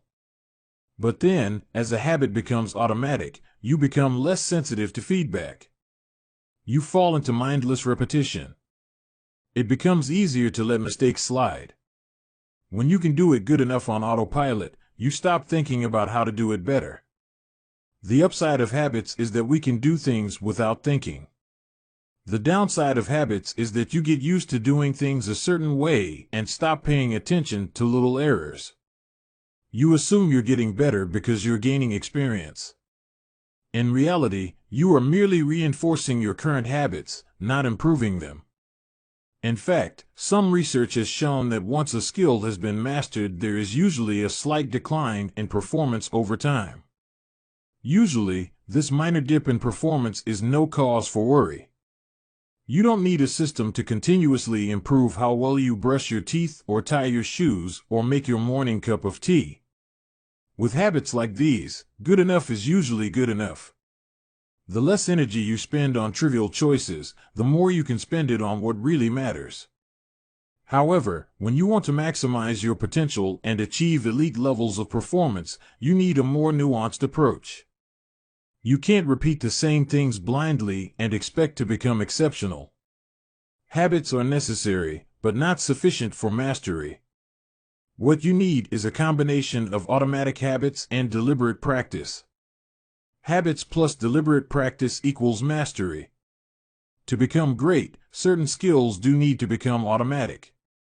Basketball players need to be able to dribble without thinking before they can move on to mastering layups with their non-dominant hand. Surgeons need to repeat the first incision so many times that they could do it with their eyes closed, so that they can focus on the hundreds of variables that arise during surgery. But after one habit has been mastered, you have to return to the effortful part of the work and begin building the next habit. Mastery is the process of narrowing your focus to a tiny element of success, repeating it until you have internalized the skill, and then using this new habit as the foundation to advance to the next frontier of your development.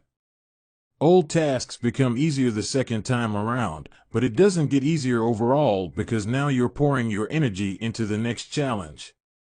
Each habit unlocks the next level of performance. It's an endless cycle. Mastering one habit. Although habits are powerful, what you need is a way to remain conscious of your performance over time, so you can continue to refine and improve. It is precisely at the moment when you begin to feel like you have mastered a skill, right when things are starting to feel automatic and you are becoming comfortable, that you must avoid slipping into the trap of complacency. The solution? Establish a system for reflection and review. How to review your habits and make adjustments. In 1986, the Los Angeles Lakers had one of the most talented basketball teams ever assembled, but they are rarely remembered that way. The team started the 1985 to 1986 NBA season with an astounding 29-5 record. The pundits were saying that we might be the best team in the history of basketball, head coach Pat Riley said after the season.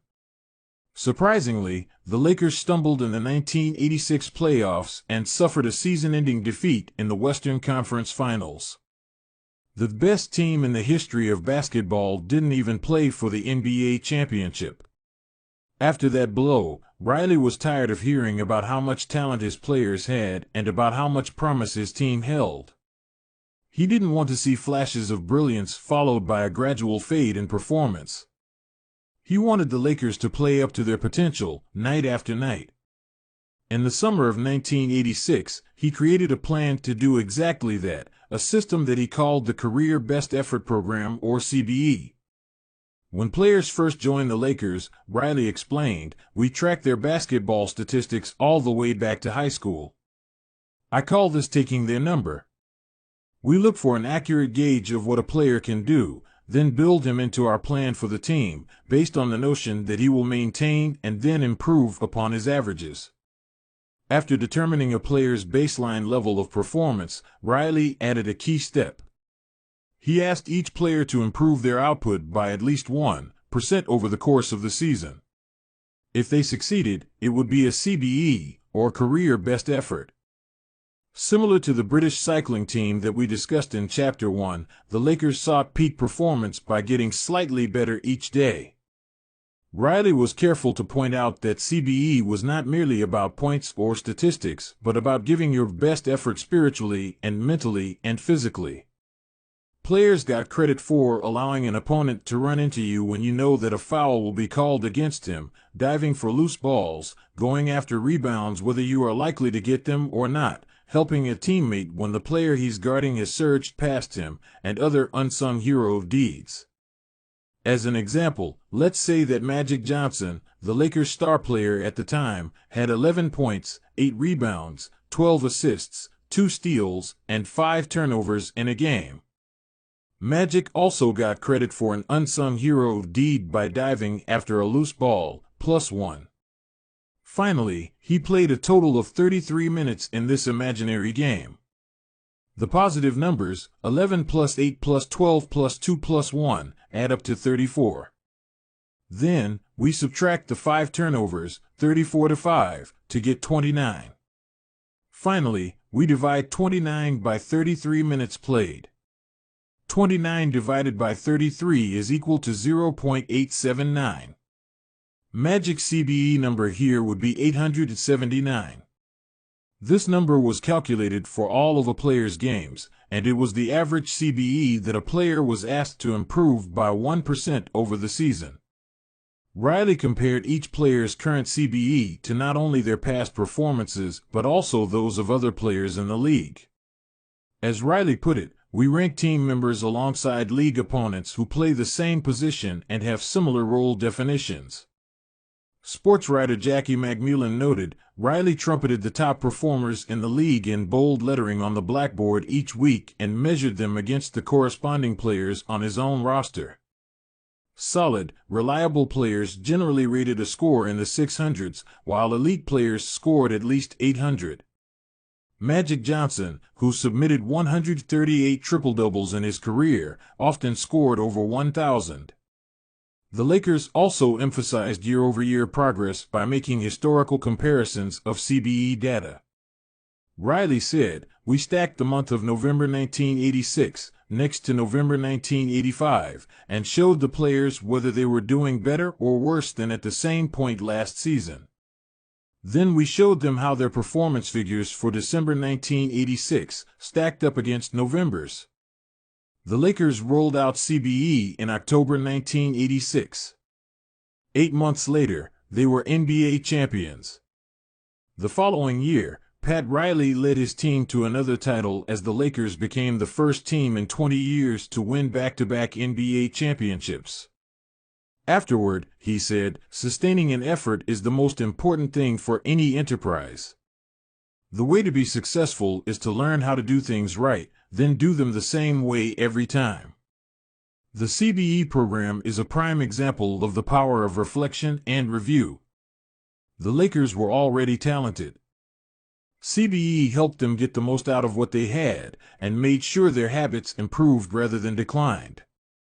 Reflection and review enables the long-term improvement of all habits because it makes you aware of your mistakes and helps you consider possible paths for improvement. Without reflection, we can make excuses, create rationalizations, and lie to ourselves. We have no process for determining whether we are performing better or worse compared to yesterday. Top performers in all fields engage in various types of reflection and review, and the process doesn't have to be complex. Kenyan runner Eliud Kipchoge is one of the greatest marathoners of all time and an Olympic gold medalist. He still takes notes after every practice in which he reviews his training for the day and searches for areas that can be improved. Similarly, gold medal swimmer Katie Ledecky records her wellness on a scale of 1 to 10 and includes notes on her nutrition and how well she slept. She also records the times posted by other swimmers. At the end of each week, her coach goes over her notes and adds his thoughts. It's not just athletes either.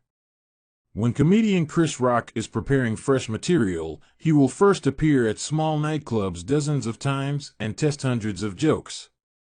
He brings a notepad on stage and records which bits go over well and where he needs to make adjustments. The few killer lines that survive will form the backbone of his new show. I know of executives and investors who keep a decision journal in which they record the major decisions they make each week, why they made them, and what they expect the outcome to be. They review their choices at the end of each month or year to see where they were correct and where they went wrong. Improvement is not just about learning habits, it's also about fine-tuning them. Reflection and review ensures that you spend your time on the right things and make course corrections whenever necessary, like Pat Riley adjusting the effort of his players on a nightly basis. You don't want to keep practicing a habit if it becomes ineffective. Personally, I employ two primary modes of reflection and review. Each December, I perform an annual review, in which I reflect on the previous year. I tally my habits for the year by counting up how many articles I published, how many workouts I put in, how many new places I visited, and more. Then, I reflect on my progress, or lack thereof, by answering 3 questions. 1. What went well this year? 2. What didn't go so well this year? 3. What did I learn? 6 months later, when summer rolls around, I conduct an integrity report. Like everyone, I make a lot of mistakes. My integrity report helps me realize where I went wrong and motivates me to get back on course. I use it as a time to revisit my core values and consider whether I have been living in accordance with them. This is when I reflect on my identity and how I can work toward being the type of person I wish to become. My yearly integrity report answers 3 questions. 1. What are the core values that drive my life and work? 2. How am I living and working with integrity right now? 3. How can I set a higher standard in the future? These 2 reports don't take very long, just a few hours per year, but they are crucial periods of refinement. They prevent the gradual slide that happens when I don't pay close attention. They provide an annual reminder to revisit my desired identity and consider how my habits are helping me become the type of person I wish to be. They indicate when I should upgrade my habits and take on new challenges, and when I should dial my efforts back and focus on the fundamentals. Reflection can also bring a sense of perspective. Daily habits are powerful because of how they compound, but worrying too much about every daily choice is like looking at yourself in the mirror from an inch away. You can see every imperfection and lose sight of the bigger picture. There is too much feedback. Conversely, never reviewing your habits is like never looking in the mirror. You aren't aware of easily fixable flaws, a spot on your shirt, a bit of food in your teeth. There is too little feedback. Periodic reflection and review is like viewing yourself in the mirror from a conversational distance. You can see the important changes you should make without losing sight of the bigger picture. You want to view the entire mountain range, not obsess over each peak and valley. Finally, reflection and review offers an ideal time to revisit one of the most important aspects of behavior change, identity. How to break the beliefs that hold you back. In the beginning, repeating a habit is essential to build up evidence of your desired identity. As you latch onto that new identity, however, those same beliefs can hold you back from the next level of growth.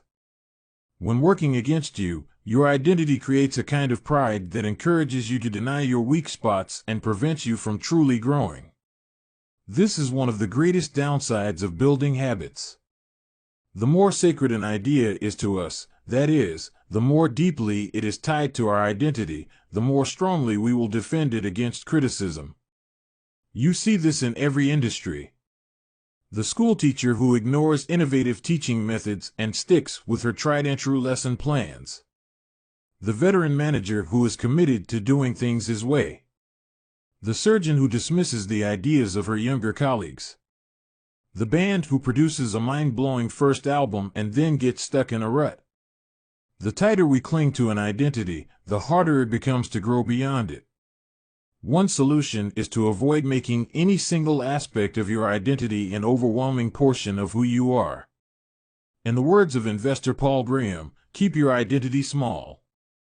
The more you let a single belief define you, the less capable you are of adapting when life challenges you. If you tie everything up in being the point guard or the partner at the firm or whatever else, then the loss of that facet of your life will wreck you. If you're a vegan and then develop a health condition that forces you to change your diet, you'll have an identity crisis on your hands. When you cling too tightly to one identity, you become brittle. Lose that one thing and you lose yourself. For most of my young life, being an athlete was a major part of my identity.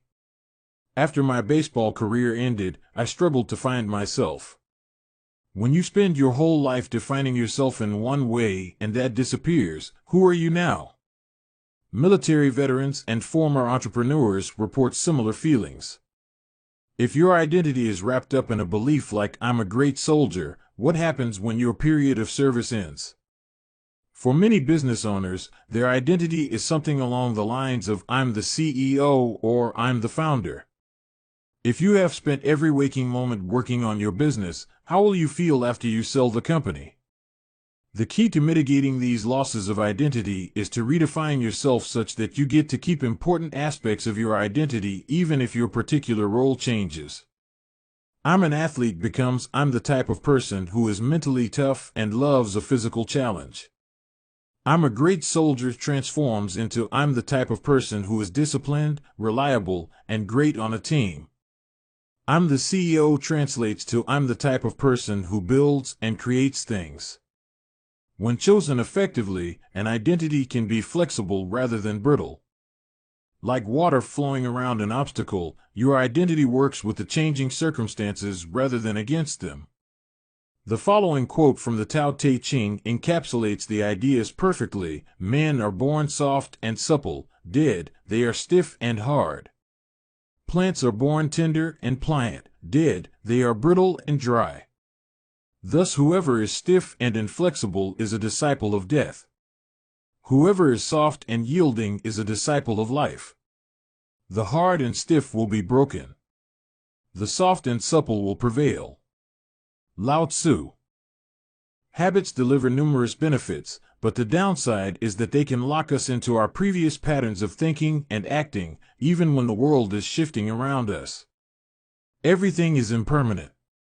Life is constantly changing, so you need to periodically check in to see if your old habits and beliefs are still serving you.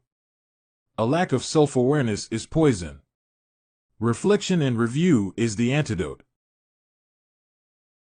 Chapter Summary. The upside of habits is that we can do things without thinking. The downside is that we stop paying attention to little errors. Habits plus deliberate practice equals mastery. Reflection and review is a process that allows you to remain conscious of your performance over time. The tighter we cling to an identity, the harder it becomes to grow beyond it. Conclusion. The secret to results that last here is an ancient Greek parable known as the Sorite's paradox, which talks about the effect one small action can have when repeated enough times. One formulation of the paradox goes as follows: can one coin make a person rich? If you give a person a pile of 10 coins, you wouldn't claim that he or she is rich. But what if you add another? And another? And another? At some point, you will have to admit that no one can be rich unless one coin can make him or her so. We can say the same about atomic habits. Can one tiny change transform your life? It's unlikely you would say so. But what if you made another? And another? And another? At some point, you will have to admit that your life was transformed by one small change. The holy grail of habit change is not a single 1% improvement, but 1,000 of them. It's a bunch of atomic habits stacking up, each one a fundamental unit of the overall system. In the beginning, small improvements can often seem meaningless because they get washed away by the weight of the system. Just as one coin won't make you rich, one positive change like meditating for 1 minute or reading one page each day is unlikely to deliver a noticeable difference. Gradually, though, as you continue to layer small changes on top of one another, the scales of life start to move.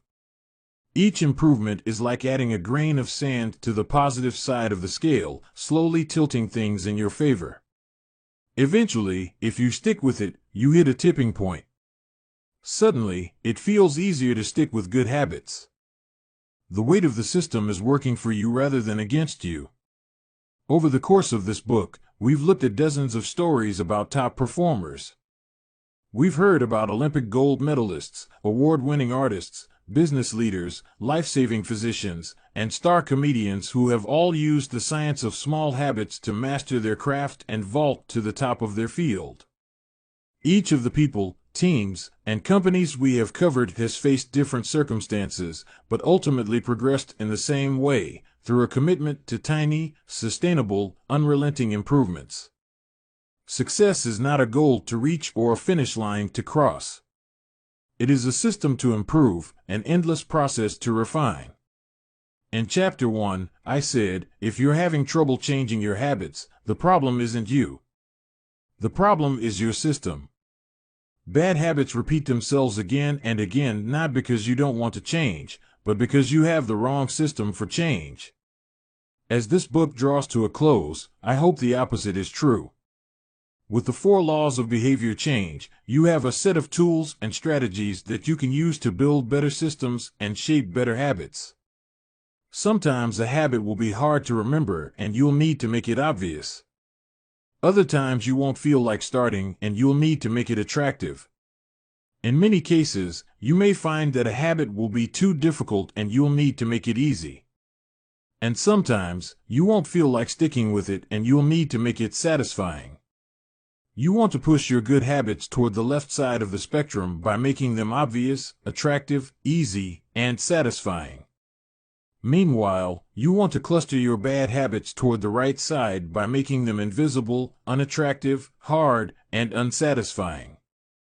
This is a continuous process. There is no finish line. There is no permanent solution. Whenever you're looking to improve, you can rotate through the 4 laws of behavior change until you find the next bottleneck. Make it obvious. Make it attractive. Make it easy. Make it satisfying. Round and round. Always looking for the next way to get 1% better. The secret to getting results that last is to never stop making improvements. It's remarkable what you can build if you just don't stop. It's remarkable the business you can build if you don't stop working. It's remarkable the body you can build if you don't stop training.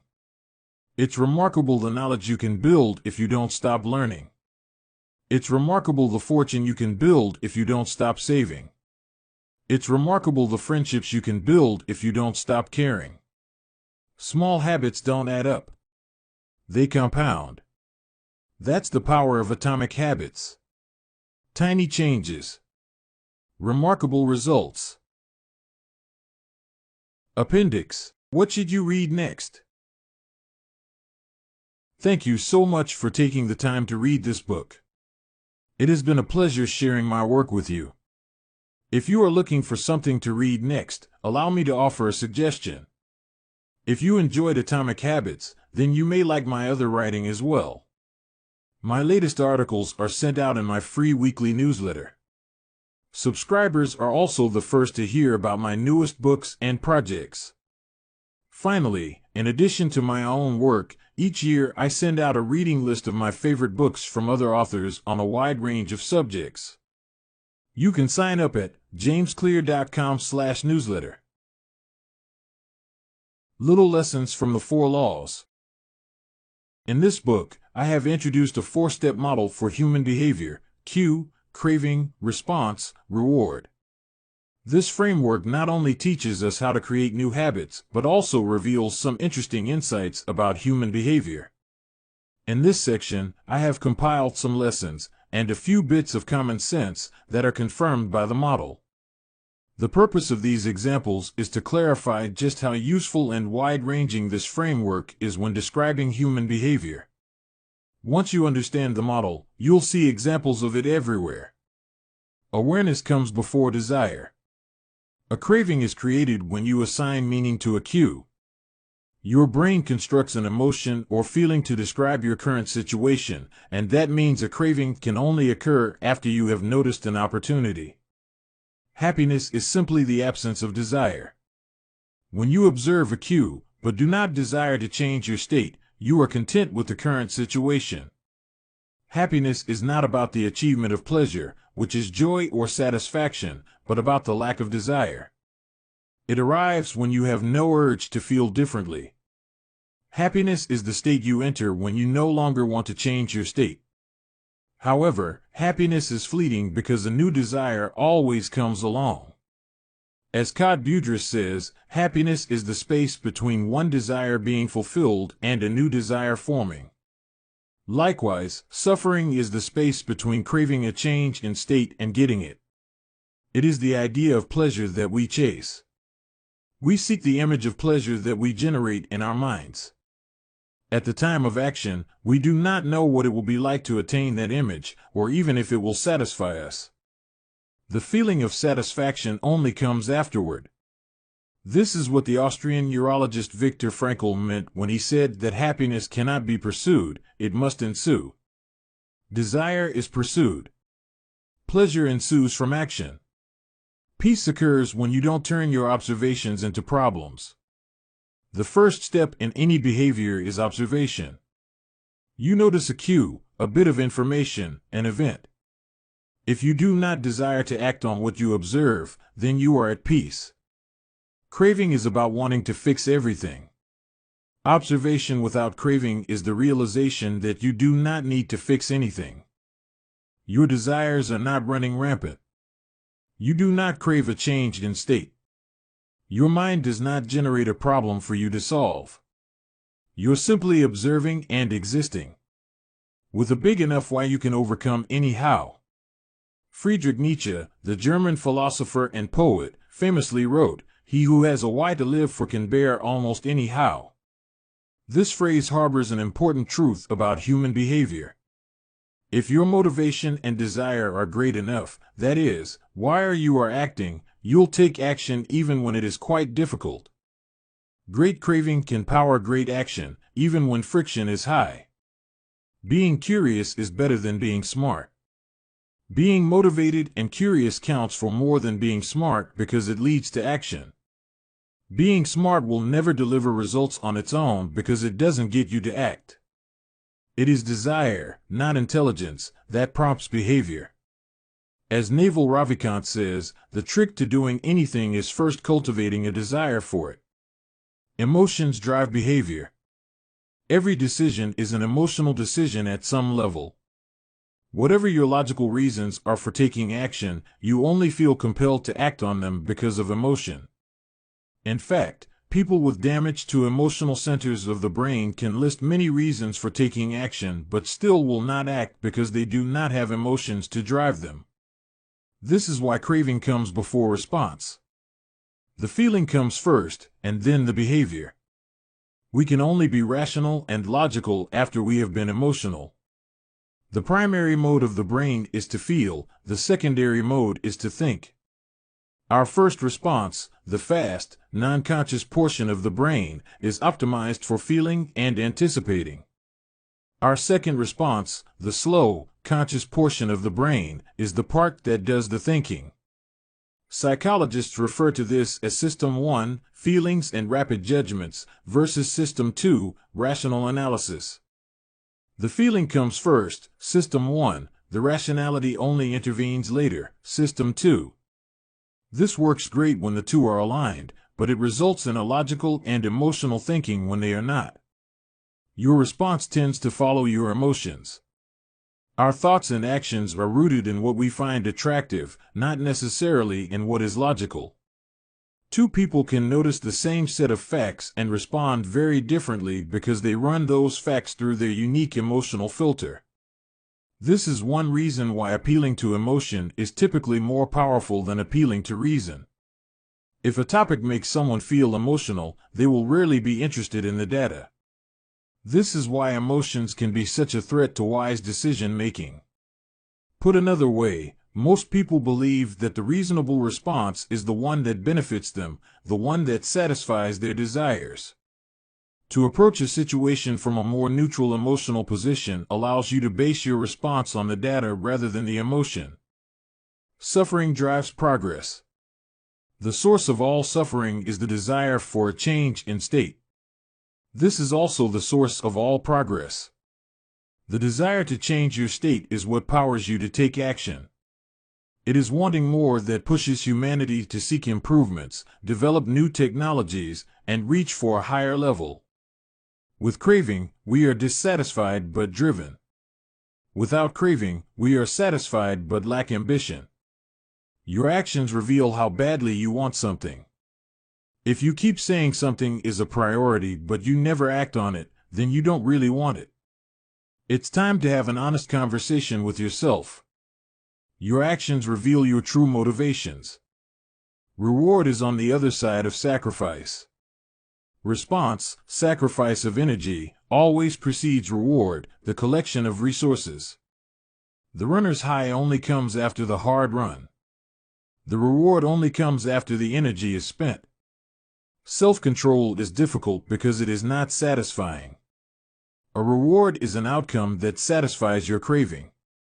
This makes self-control ineffective because inhibiting our desires does not usually resolve them. Resisting temptation does not satisfy your craving, it just ignores it. It creates space for the craving to pass. Self-control requires you to release a desire rather than satisfy it. Our expectations determine our satisfaction. The gap between our cravings and our rewards determines how satisfied we feel after taking action. If the mismatch between expectations and outcomes is positive, surprise and delight, then we are more likely to repeat a behavior in the future. If the mismatch is negative, disappointment and frustration, then we are less likely to do so. For example, if you expect to get $10 and get $100, you feel great. If you expect to get $100 and get $10, you feel disappointed. Your expectation changes your satisfaction. An average experience preceded by high expectations is a disappointment. An average experience preceded by low expectations is a delight. When liking and wanting are approximately the same, you feel satisfied. Satisfaction equals liking, wanting. This is the wisdom behind Seneca's famous quote, "Being poor is not having too little, it is wanting more." If your wants outpace your likes, you'll always be unsatisfied. You're perpetually putting more weight on the problem than the solution. Happiness is relative. When I first began sharing my writing publicly, it took me 3 months to get 1,000 subscribers. When I hit that milestone, I told my parents and my girlfriend. We celebrated. I felt excited and motivated. A few years later, I realized that 1,000 people were signing up each day. And yet I didn't even think to tell anyone. It felt normal. I was getting results 90 times faster than before, but experiencing little pleasure over it. It wasn't until a few days later that I realized how absurd it was that I wasn't celebrating something that would have seemed like a pipe dream just a few years before. The pain of failure correlates to the height of expectation. When desire is high, it hurts to not like the outcome. Failing to attain something you want hurts more than failing to attain something you didn't think much about in the first place.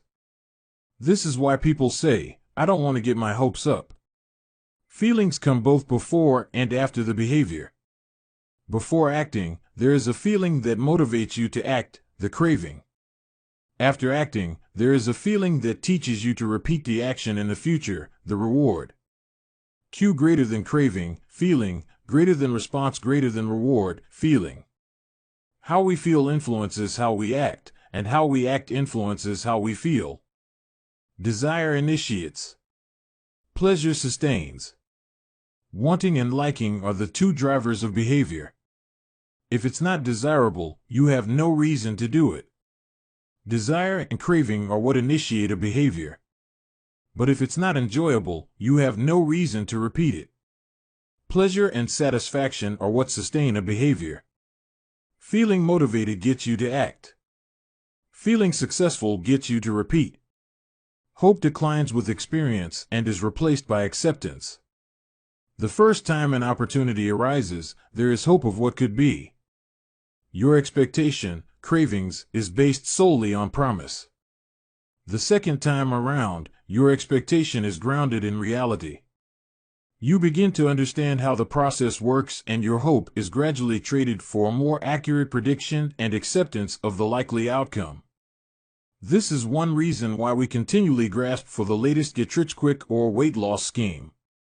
New plans offer hope because we don't have any experiences to ground our expectations. New strategies seem more appealing than old ones because they can have unbounded hope. As Aristotle noted, youth is easily deceived because it is quick to hope. Perhaps this can be revised to youth is easily deceived because it only hopes. There is no experience to root the expectation in. In the beginning, hope is all you have. Acknowledgements. I have relied heavily on others during the creation of this book. Before anyone else, I must thank my wife, Christy, who has been indispensable throughout this process. She has played every role a person can play in the writing of a book: spouse, friend, fan, critic, editor, researcher, therapist. It is no exaggeration to say this book would not be the same without her. It might not exist at all. Like everything in our life, we did it together. Second, I am grateful to my family, not only for their support and encouragement on this book, but also for believing in me no matter what project I happen to be working on. I have benefited from many years of support from my parents, grandparents, and siblings. In particular, I want my mom and dad to know that I love them. It is a special feeling to know that your parents are your greatest fans. Third, to my assistant, Lindsay Nichols. At this point, her job defies description, as she has been asked to do nearly everything one could imagine for a small business. Thankfully, her skills and talents are more powerful than my questionable management style. Some sections of this book are as much hers as they are mine. I am deeply grateful for her help. As for the content and writing of the book, I have a long list of people to thank. To start, there are a few people from whom I have learned so much that it would be a crime to not mention them by name. Leo Babauta, Charles Duhigg, Nir Eyal, and B.J. Fogg have each influenced my thoughts on habits in meaningful ways. Their work and ideas can be found sprinkled throughout this text. If you enjoyed this book, I'd encourage you to read their writing as well. At various stages of writing, I benefited from the guidance of many fine editors. Thanks to Peter Guzzardi for walking me through the early stages of the writing process and for a kick in the pants when I really needed it. I am indebted to Blake Atwood and Robin Delabo for transforming my ugly and insanely long first drafts into a tight, readable manuscript. And I am thankful to Anne Barngrover for her ability to add a little class and poetic style to my writing.